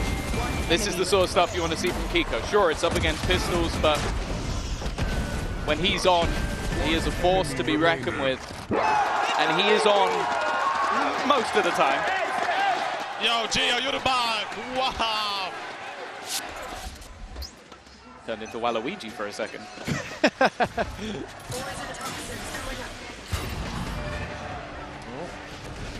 I like this Poison Orb. That's really nice from Team Liquid, using them to avoid the haunt that goes down early. Now Bane thinks that that angle should be clear at least for a little bit longer, and he goes out to Jet. Camo's there to greet him. Most of the squad of Team Liquid is there waiting for that peak. All the while they drag these rotates from DRX towards the B side, a mass exodus of A, and they can just go walking back. The space hasn't been taken, though. There are players outside A, but no one has filled it in. But also look at freeing.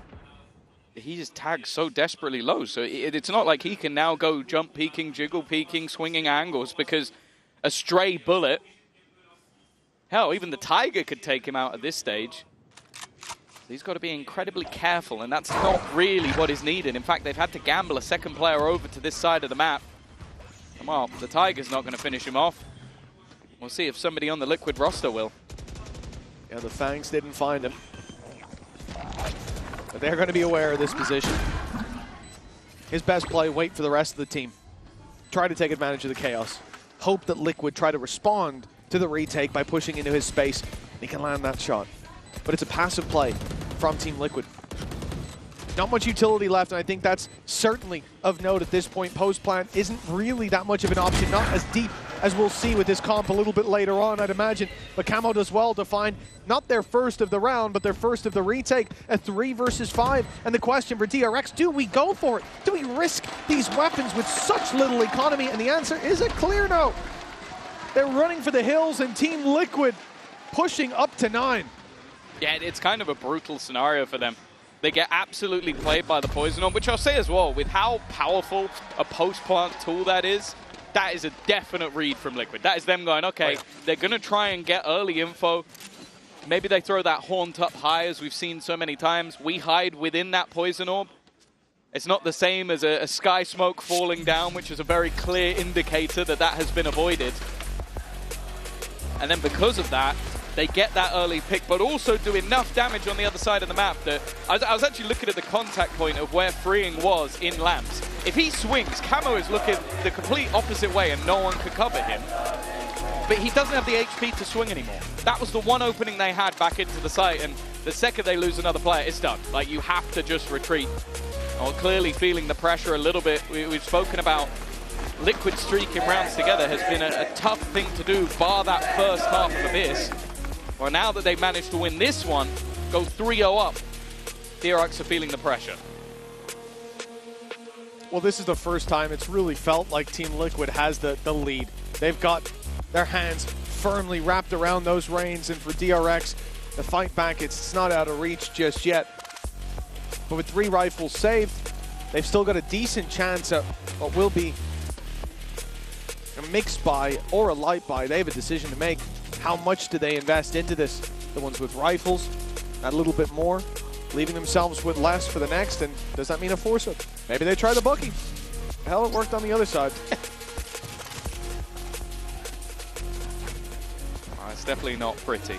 That's the other problem, is you save all these guns and you feel the need to reinvest into your utility. It can kind of create this offset of never really having a particularly decent buy if you don't manage to make this work. So it's definitely put them in an odd position. The other thing as well is it's not like, oh yeah, we've got this ult that can pad the gap. This ult, there's nothing. The closest is going to be Marco having that orbital strike if he can get either 3 kills or claim 2 orbs. And for the defense, claiming those orbs is definitely not easy.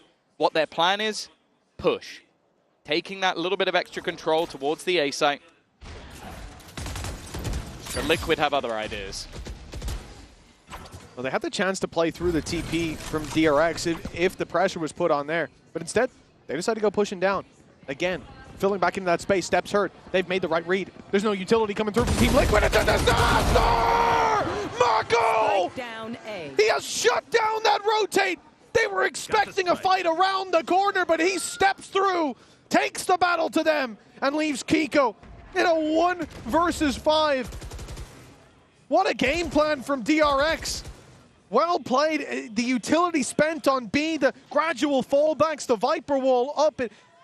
It made it look like Liquid hadn't a chance if they went there. So they have to go the other way, and that's all part of the plan for DRX. But you can see as well that I feel like Liquid's expectation was that was going to be a crunch. I think they put the poison orb on the TP, like basically just so that if anybody tried to get through, Nats could cover them. They were expecting aggression, just not in the right place. And once he goes down, well, the rest of the team immediately pivot, and they are just not prepared for the aggression of Marco, putting the team on his back once again, a vintage display of individual brilliance. And more some frustration, because as I said, that was still the economy of DRX on the brink. Now they managed to win with what was a couple of pistols still there. With some upgrades as well. Bane coming in late for the Sheriff kill. He'll make it out. Flashback sticks around for 1, and he gets his reward. Camo playing ahead, maybe expecting that the TP had already been taken. Either way, it's a mistake. Nats with an op, lurking up in the wall. You do not see this every day, I'll tell you that. Yeah, he does love an outlaw. But I guess his expectation is that, okay, they've got this double duelist, there's going to be players looking for the fight. He was correct. He just wasn't in the right place. Now just sat back. Going to try and claim some additional space. He managed to walk his way. This is the classic. He's walked all the way up. That operator's still watching, though. And that's taken out Kiko. He's managed to see a man on the other side, but DRX are not looking to fight this. Not looking to give that additional little battle over to Nats. In fact, he's going to go walking through, taking so much damage as he does, but his goal is not to fight these players, it's to get into the backlines. But look how prepared DRX are for this. They now have players watching from either side. Orbital strike going to completely deny the plan. Trek's taken down as well. He'll go down with the ship, with his wingman, and the op on flashback catches Nats. All that posturing, and it leaves them with nothing. And for Patatek, yeah, he is way out of position. Trying to play a super late lurk, but when the whole team crumbles like that, all you can do is save. Yeah, he needs to as well. Like, you start looking at the finances of Liquid holding onto this gun could make a pretty significant difference. But that's a solid round from DRX. I think bringing the flashback operator in, like him just having that element of maneuverability, able to put himself into positions to find those openers, escape, and find the opener again. But then also just the A-site hold was so patient. They didn't give anything to Nats. Like, he's busy trying to hunt down players, find this team some value. And for the whole round, he's basically just a non-factor, even though he had so much space. 1 round between them. I felt like Liquid were at least going to push up to that double-digit mark, and from there, the world's their oyster. Just a few rounds ago when DRX had those 3 rifles and 2 pistols to play with, 3 players digging deep in terms of their economy to make that happen, and look at the reward they found. 1 round between them. Orbital strike online, and you know what? It's going to be used, sent in onto Bane, but it's only a trade, and they've lost Camo, the man who would have taken that orb and been 1 away from the showstopper. Instead, he still 1 away, but it's going to have to be saved for the next round. And with credits where they're at, that's not ideal. It's a successful ult combo. At least they don't go a man down, but it's a heavy investment. We now sit there looking at a patient DRX. You've got the operator locking down the other side, and Hyunmin again is going to go looking for information, but he's managed to take quite a bit of control. They've stuck themselves in towards Hookah, but have left themselves stuck in the mud. Even still, they hold the line! An absolute shutdown of the Liquid push. They might get caught by the flashes, but it means absolutely nothing. I actually don't know who broke the Gecko Flash that came through. I think it might have been Fring, but that was so important. 30 seconds Those players were going to be dead to rights if that connected up close in outside of Hookah. And at that point, the round falls, it crumbles. And DRX see Liquid push up to 10, but instead a huge punish. And again, it's going to be one player on that attack side left to save this weapon. But it's worrying. 10 seconds left. This is where you want perhaps a pause to come through. At 9-6, DRX did it, and they managed to course correct immediately. Now they're neck and neck again for Team Liquid. A team that comes in as, I think in most people's minds, certainly, look, EMEA #1, Pacific #4. They are the favorites. They are the ones with the pressure on their shoulders. And for DRX, heating up like this so early on, already having a map to the good, and now on the map where Liquid think, well, we're comfortable. We can take the fight to them. It's not the case. Well, not convincingly. Giving the context of how DRX even qualified it, it was the match of Talon facing off against RRQ. Talon with 2-0 in the lead. They close out one of the last 3 maps, and DRX aren't even here. Well, we're talking about Talon playing in this game, or actually, Talon would have gone in as a #2 seed and put someone else down, so it would have been a completely different story. DRX make a last-minute roster change as well, bringing Bane back in. And well, what a change that seems to have been. Flashback able to go over to the duelist, and Bane, that's the second round in a row we've seen him just spam through, and this time, well, there's no orbital strike to try and balance that one out. Yeah, exactly.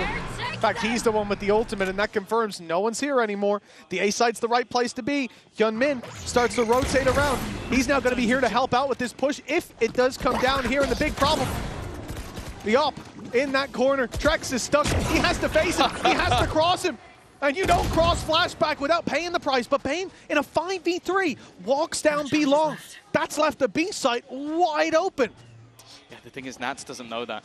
It doesn't know how much of a commitment there was, so they still have to be patient, but eventually will get themselves in onto the site. Flashback, having that dimensional drift available, will be able to get themselves into post, but the plant not given over to Camo means he doesn't have that ultimate online yet. They're trying to put the pressure on. He needs a kill, and he'll find it. There we go. Now that's the showstopper.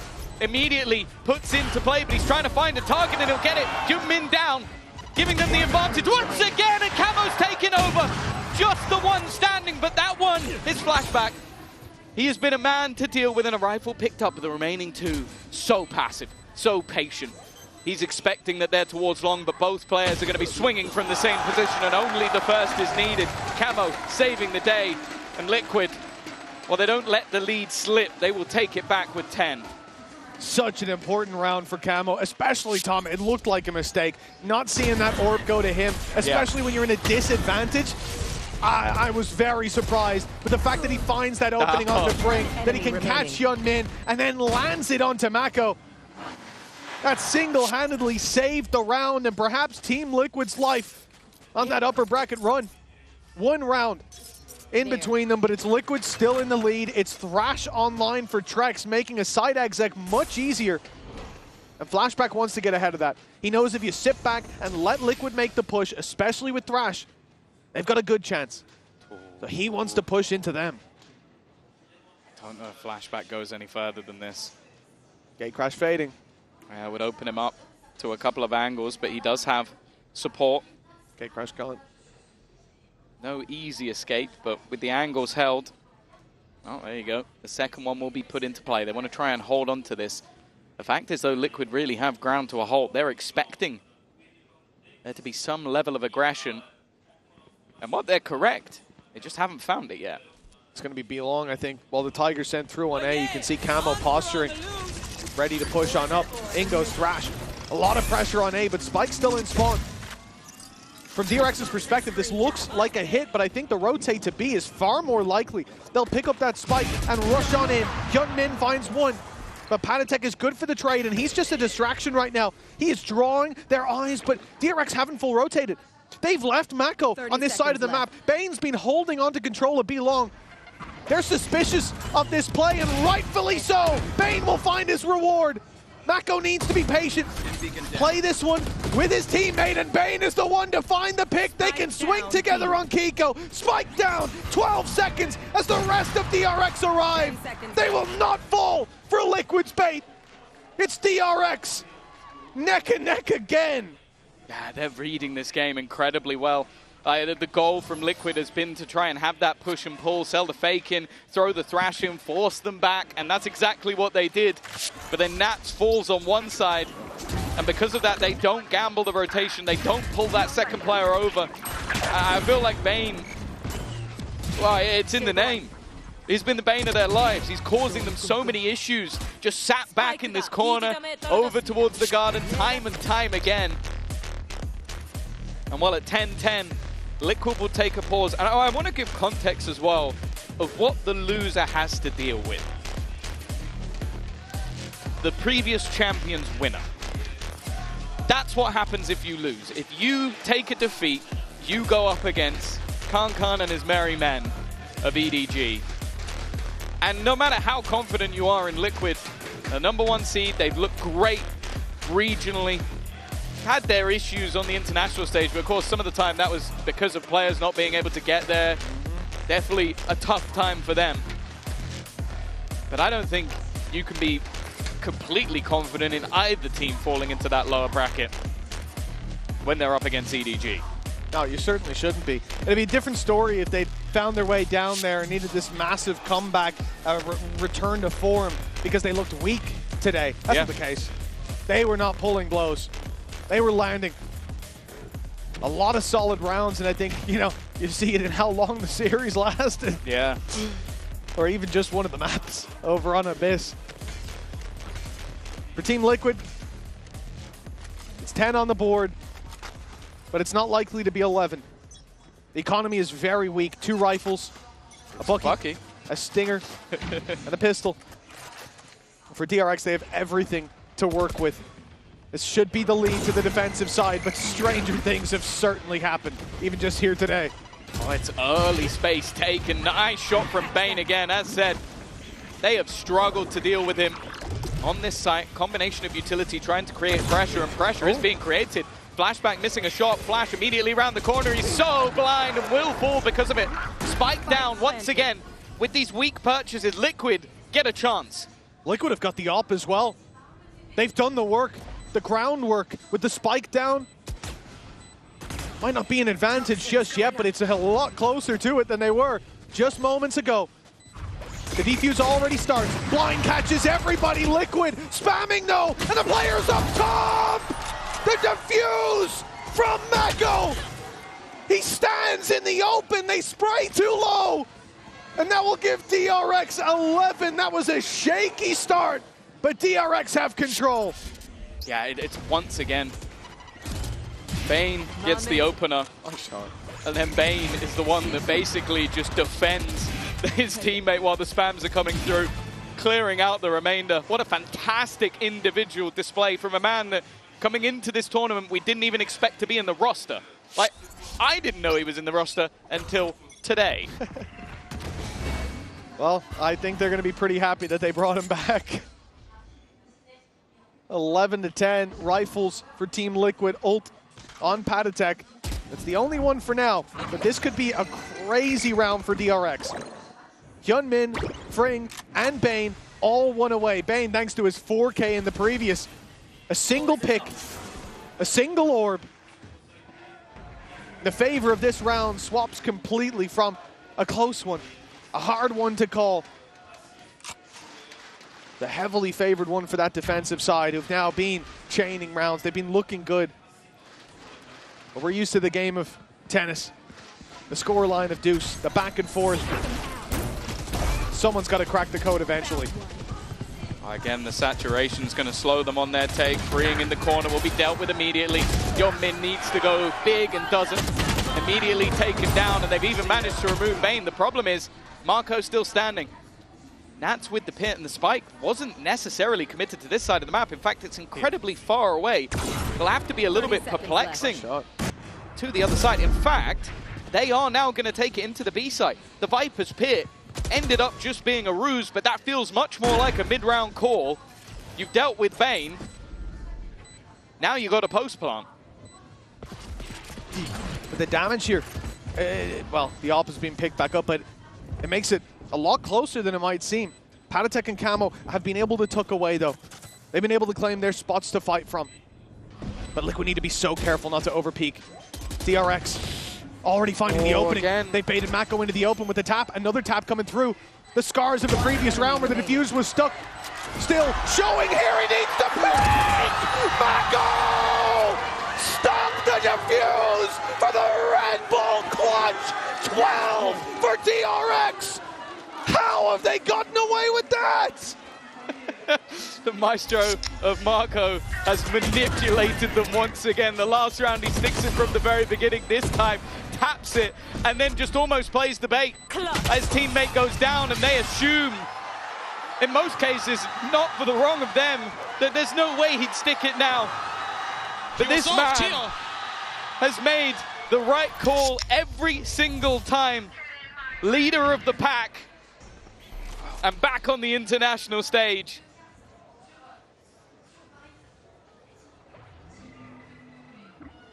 The goal it took to stick that now leaves Liquid 2 behind.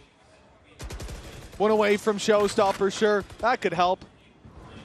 The flashback's got a victim in mind. It's the Showstopper himself, stuck in the corner, and Op watching his crossback. He's stunned too. The flash goes in, they know there's 2 players here. Blood in the water. The DRX are hunting it down. Hyunmin catches Camo. That was one of the main things the Team Liquid could rely on. The Showstopper, if found, could change the course of this round. At least give them a leg up, and instead, they are falling. Down B. 1 by 1 till it's a 5v3, a 5v2. DRX on the cusp of taking this series. A series everybody would have favored to Team Liquid at 2-0, the likely result. And look at them now. 30 seconds Called the masters of the group stage for a reason. The 5th, 6th spot has always had their name on it, and that means they need to make it out of the groups, but they're looking to do it in style. Kiko is all that stands in their way, and of course it's Flashback to deal the final blow. A late change for this roster, and a change that seems to have brought them right back to the tip top of the tier 1. EMEA's #1 has fallen at the hands of DRX. A team that may not even have been here. They're a rival out of their control, but they are making the most of their appearance at VALORANT Champions in Paris. And it's the top team of EMEA who pays the price. An unreal performance, and I think top to bottom of this series, everybody showed up on DRX. Everyone had their moment. Hyunmin was phenomenal in map #1, and he certainly was here as well. But Bane, the guy coming back into the roster, he really stole the show here. That 4K, while Mako defused the first time, saved the game. The second Mako defuse, that was a little bit more under his control. It's genuinely mental that they managed to pull that one off. A very impressive display from DRX, the #4 seed, fairly low expectations from many, I think including their own region, but they have clearly taken that extra time, they have put the work in, and now they go to play NRG, and that lower bracket matchup is going to be Liquid for EDG, but who is out of Champions, the #1 last year, and the #1 from EMEA. That's going to be a bloodbath. An absolute belter guaranteed for DRX, as you said, looking to the future. They will face NRG, and one thing's for sure, DRX are here to shoot for #1, and they've already hit their shot against Team Liquid. Watch out for this squad. And I think one of the most impressive parts of that game was Hyunmin. We love to see his Waylay, and I love to see him in the Verizon post-match interview. Et les Whipstitty sont ravis de cette victoire de Team Heretic, c'est sûr. Et je vais pouvoir avoir une interview avec Hyunmin. Hyunmin, who's signing a keyboard right now. Can I bother you for a second after this beautiful victory against Team Liquid? First of all, congratulations. And we've seen Bain, your former teammate, coming back to step in for Paris. So we saw you having fun on stage. I was wondering, what's your favorite thing about playing with him? I guess the energy when we play with him is very fun. Yeah. Okay, you're good friends with Hyunmin, right? With Bain, I mean. Yes, yes. And we could see that on the server, definitely. Donc on a vu que Bain avait rejoint l'équipe pour les Champions Paris. Donc qu'est-ce que on adore, en tout cas du côté d'Hyunmin, de jouer avec lui? Bah, tout simplement son énergie, il amène des good vibes. On l'a vu se lever aussi pendant les rounds. Donc voilà, on est très très potes. And second question I was gonna ask you, you qualified for Champs as the seed 4. We know that the road hasn't been easy, you know, to reach Champs Paris, but here you are. So what is the thing you are the most proud of today of the team? I guess our team is playing with no regrets. Okay. So I guess we're just all having fun playing. So I think that's the most important part. I agree with you, that's very important indeed. Et donc, on sait que la route n'a pas été facile pour DRX. On est qualifié en seed 4. La course au playoff a été compliquée, mais ils sont là. Donc, de quoi est-ce qu'il est le plus fier aujourd'hui? Et bah, tout simplement, le mental de l'équipe. On joue sans regret, on s'amuse sur scène. Et c'est clair que ça se voit. And last but not least, we had crème brûlée, the French dessert the other day. So I wanted to know, is crème brûlée buff real? And do you want to have more French desserts? Yes, I think it was a buff. Yes, I will have to have more. Then I'm very proud and happy to have been able to help you. On a mangé de la crème brûlée avec Hyunmin il y a quelques jours, donc je lui demandais si c'était un petit peu un bœuf de manger des desserts français, et lui il dit que oui, évidemment, et qu'il voudra en avoir un petit peu plus. Thank you very much, Hyunmin. 감사합니다, and congratulations for this massive victory. And that's all for us on stage for today. We're gonna head back to our analyst desk before some banger matches tomorrow. Thank you very much. See you tomorrow. What a crazy day we've had, but DRX 2-0 against Team Liquid with Bain on the roster as well. Are we believing in the DRX narrative of always getting out of groups? We have to believe. I don't know, but at this point, I believe in their opening match prowess. Have never lost an opening match on the global stage. 9-0 after today in the face of the roster change. And I mean, like, yeah, go on, keep proving the haters wrong. I'm all for it. Yeah, it just seems like they had plot armor in the end of the second half. Full sticking defuses twice in a row from Mako. Eco rounds going their way. Like, come on. The confidence out of Mako to be like, your fight, I'm just going to stick and hope for the best. Yeah. What we will say is, on the other side of this, probably some of the most uncharacteristic shenanigans out of Nats, right? Yeah, I mean, well, map 1 was tough for him on an individual level, and I think, well, he leveled up that play in map 2. There's this critical round right at the end where we were trying to figure out what happened here. It's a 3-on-2 for Team Liquid, and he just steps into the teleporter by accident. I have never seen him do that on in any time ever. Yeah, and then because Mako gets the 1 kill on site, starts defusing, the other player in Hookah is on 5 HP, doesn't want to swing, so Mako just sticks the whole thing, and Nats is still 5-10 seconds away. Out of all the players that I've seen play internationally, I would have never expected Nats to be the one to make a mistake of that caliber. And obviously, mistakes happen. You see it, and you can see it on his face there. That's just wild for that to be how that map ends out. I mean, I don't want to be a hindsight Andy, but with a player like Nats on your team, if he hadn't done that TP, there was unlosable. Unlosable. His positioning, the advantages they had in that. Is this something to be worried about going forward? Because they will face EDG next, and they will be elimination. I mean, I am worried in the sense that, like, Nats was the best player in that grand final, and then we see that today, but in the sense of, like, we know he can come back, we know what he is capable of, like, this has to be a fluke. If it's not, like, my mind would literally explode. Because what happened to my GOAT? Right. I hesitate to say that his performance today was not an anomaly. I think, no, I mean, again, 5 years of being a household name in this sport. Again, I hesitate to think that something like that could happen again. And with that said, tremendous respect to DRX and the way that they played. Bain was hitting some ridiculous shots. You think about that double satchel out of Hookah in the last round or second to last round of the game. I love the way they played the map. They understood that Liquid wanted to go exec really heavy, so they started to deny space across the map, take some of these aggro lines, and then once they realized that Liquid could not exact wherever they wanted to go. They had to rotate away. And DRX are standing there with waiting arms. I love the way they played the map. It was incredible. This is the shot I'm talking about. Yep. Oh, yeah, that's silly. Gross. Out of pain. It's even worse considering he was getting owned in those first engagement over and over again in the first, like, 4 rounds of the second half. Yeah, he was struggling early on, but locked in when he needed to. Literally from 9 to 6, when TL went up in that second half, DRX lost a singular round, that is it.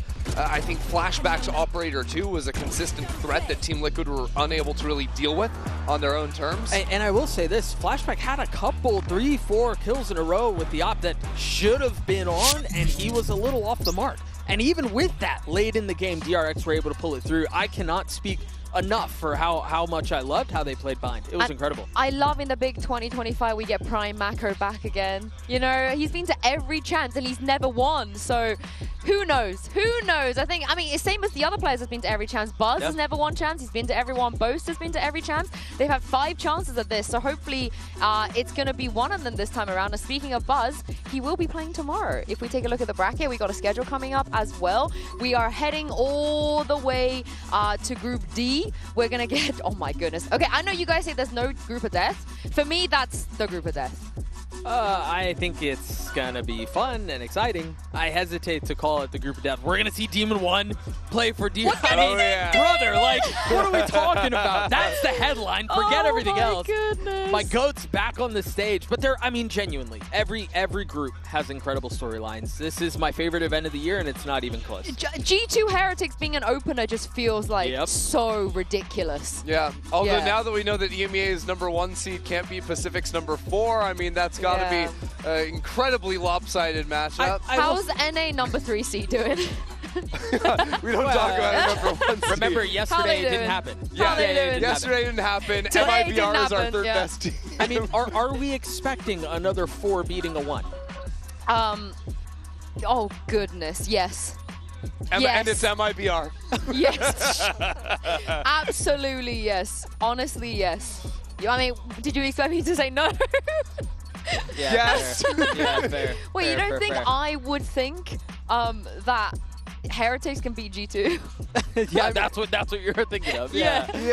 Are you going to predict that tomorrow? Can we hold you to your word? Yeah, I'm a fraud today. I actually wanted to predict DRX, and I was really torturing myself over it. Yeah, okay. But I didn't want to betray my region, right, so I'm a fraud. Sure. Yeah. Say it now. Yeah. That makes it. She did also say it before. She did, to be fair, but it was the first thing I said when I got to work today. It was like 11 a.m. and I'm like, I predicted Liquid over DRX. What am I gonna do? Yeah, you were going through it then. I can only imagine now that they've lost, you're going through it too. Thanks, guys. So for now, I'm going to go cry myself to sleep. I hope you guys at home have a like 8 o'clock. Dude, EDG and Liquid both lost. Let me. You know what? That's fair. That's fair. Let me have. It feels like grief. This feels like grief. Here, hold Dan. Thank you. I'm gonna go and take care of myself. You guys also thank you for sticking here with me today, and thank you to you guys at home for watching and supporting. Make sure you come back tomorrow for more banging Valorant action, starting with, my goodness, G2 versus Heretics. So have a lovely evening, and we'll see you then.